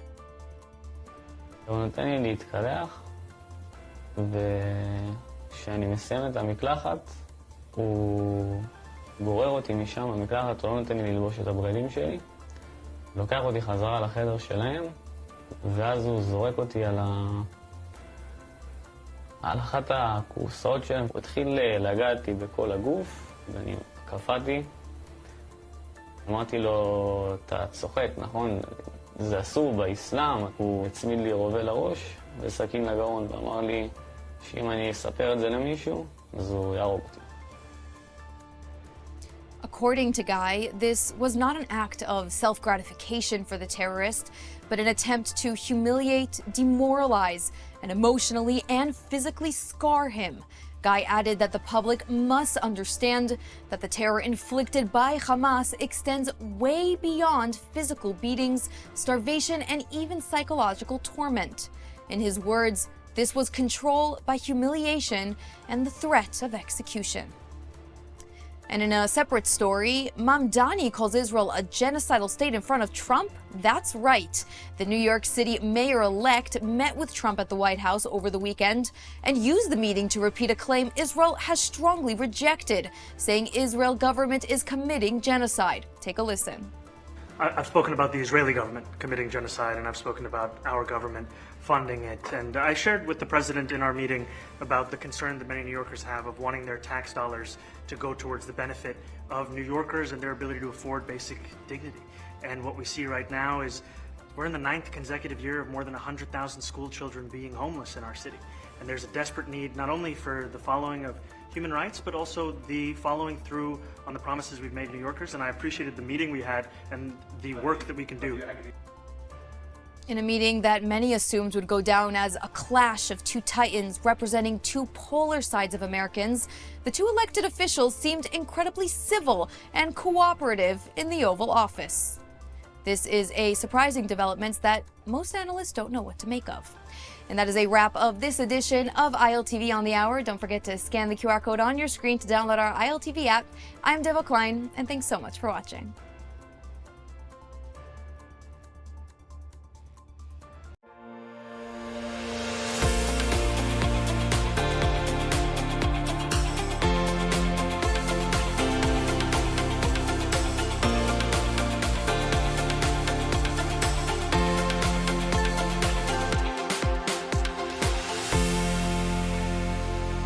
What if I told you that everything you think you know about the U.S. military aid to Israel is actually wrong? that the billions that we get every year isn't gifts, and that the country actually benefiting most from this deal isn't Israel. It's America. And now this week, a leaked report is claiming that Israel wants a 20-year aid deal, and it's sent Washington and Jerusalem and all of Israel into chaos. Obviously, Netanyahu suddenly jumps in and tells us that it's all completely not true, and this whole story is way, way deeper than just a leaked headline. You see, all of the aid is about power, dependency, leverage, and Israel might finally be preparing to walk away from this agreement that has defined our military reality for decades. It's not as it seems. This is the Meir K Show on JNS TV. Let's break it down. So first off, what's actually going on? We all know that Israel receives military aid from the US, but there are many, many, many significant things about this that most people are unaware of. And why are we talking about it now? Well, this week, Axios, which is a news site, reported that Israel is looking to extend our military aid deal with the US to a 20-year agreement. We will get into the details of what exactly this deal involves, but before that, we need to talk about what this current agreement is. It was signed in 2016 by our favorite president, I'm British, I'm allowed to be sarcastic, Obama, for $38 billion over 10 years, meaning about $3.8 billion a year and an additional $500 million a year for our missile defense systems. You know, the Iron Dome, the thing that keeps us from being killed all the time. For the war, there was an emergency supplementary aid package of about $20 billion, but that was not part of the long-term deal that we have. Obviously, it was all approved by the Congress and the US, but it's separate. Now, there's a big misconception that this means Israel is just given gifts of billions of dollars of taxpayer money from America. And this is very, very, very, very far from reality. The funds that we receive are actually what they call FMF, and that is for the Foreign Military Financing Program, which is administered by the Pentagon and allocates funds to foreign governments. However, wait for it, these funds need to be used to purchase American-made arms, meaning the money must be poured back into the American economy. Think of it more as a voucher to be spent in America. This benefits the United States in many ways, but mainly, only friendly countries receive this from America, making it very worthwhile for countries to stay on good terms with them. Sound familiar, like Israel? Yes, i.e., it's political leverage. It also protects American jobs and strengthens the economy, and, of course, it lowers competition because people are more likely to spend free money in the country than to build up their own resources, which will cost them a lot more. But even more interestingly and significantly than those reasons, this is the one that I find the most intriguing, and it's the one least thought about. This allows the US to maintain a massive defense production base. Okay, they can produce so many arms because they're exporting them, which means that in a time of crisis, America has all of the resources in place to manufacture the arms they would need on a very large scale, something that has hindered many, many countries. If Israel now suddenly needed to produce everything out of thin air, it wouldn't be able to. America understands this, and simply put, this strategy funds the upkeep of huge arms manufacturing. To add to this, they would also be able to pull away from who they give to, giving them an upper hand in a time of war. America's military strategy is sophisticated and highly intelligent. It is thought out and maximized for the US's benefit, something that most naive Americans just don't understand. The US specializes in aid and operation and giving, however, only when it benefits them directly. Right now, we are seeing this phenomena in the US of America only, a belief system that thinks that any act of America supporting its allies is directly taking from the Americans. And this couldn't be further from the truth. The US positions itself in a way that it gives so that it can demand and receive tenfold back. They create dependency and leverage that they can use when they need to move things in a certain direction. And there is no stronger example of this than Israel.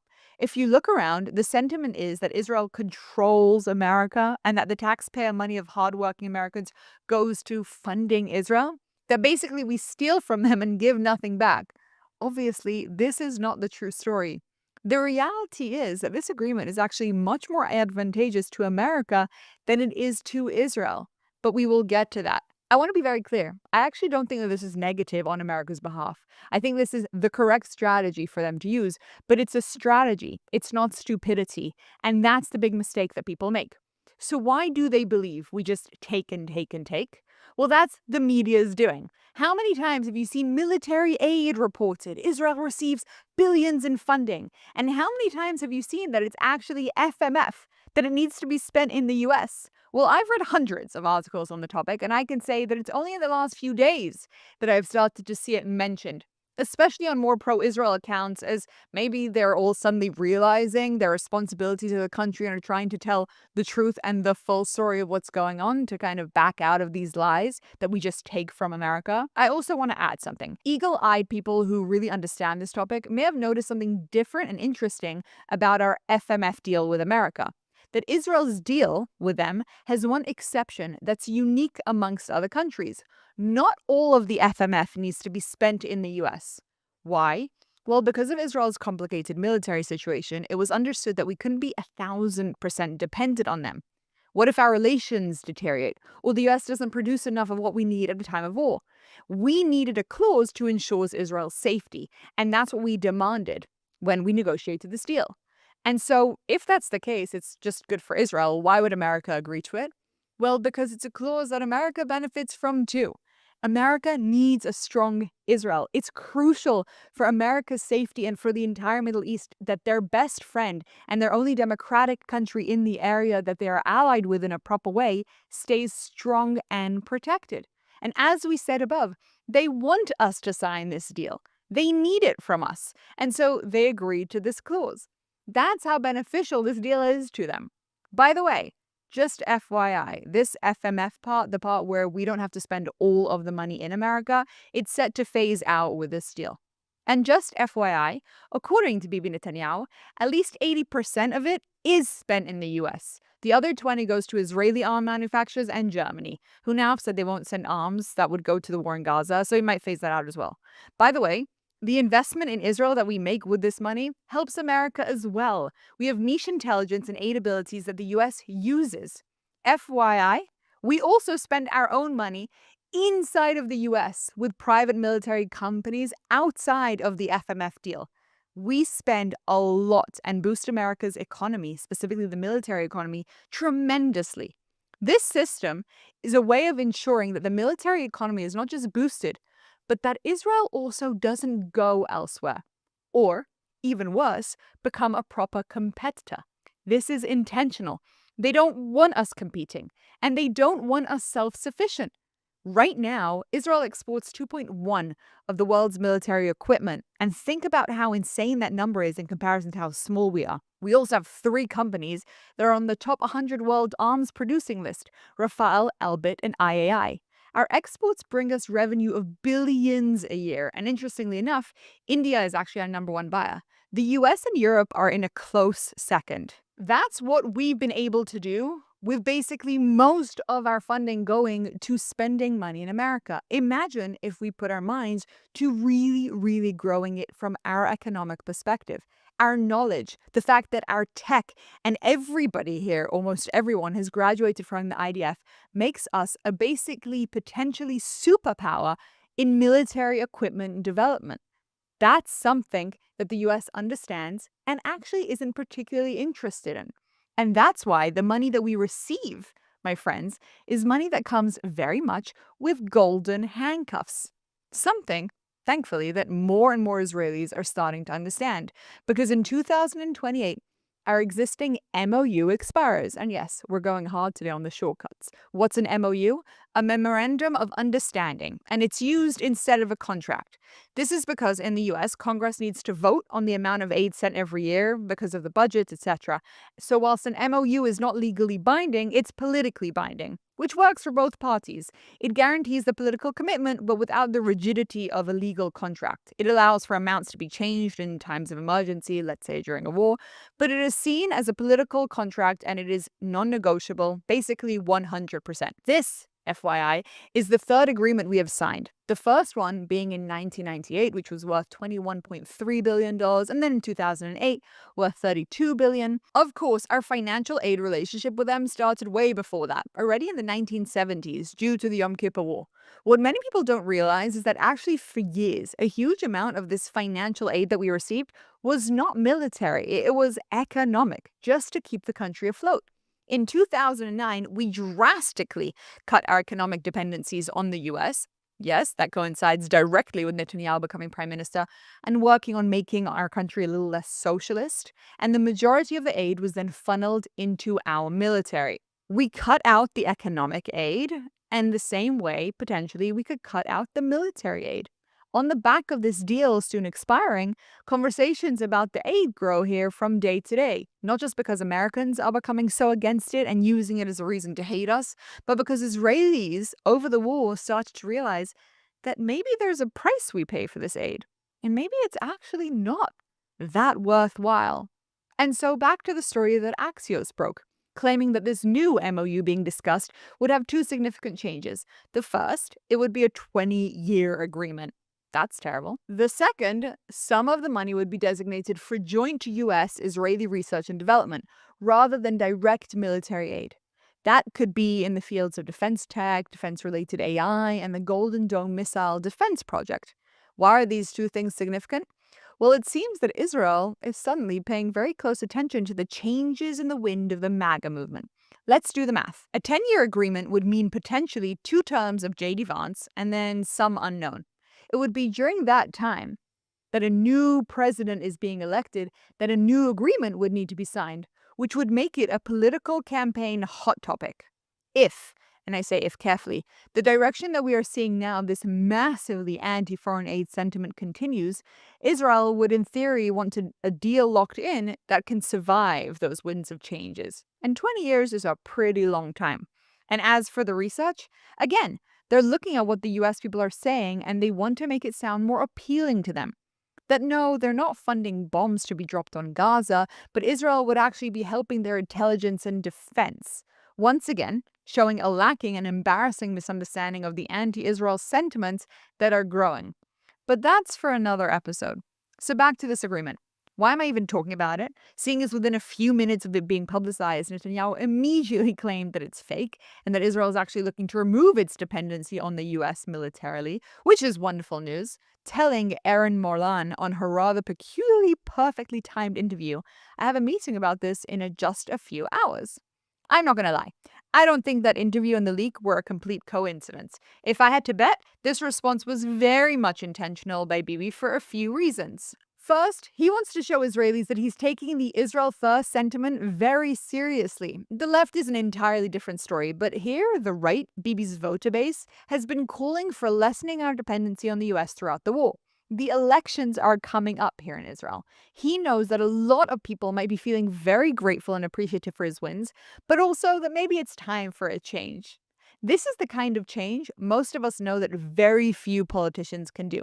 Bibi is by far the most qualified of our current options to lead such a delicate matter with the US, and so in many ways this is the beginning of his campaign promises.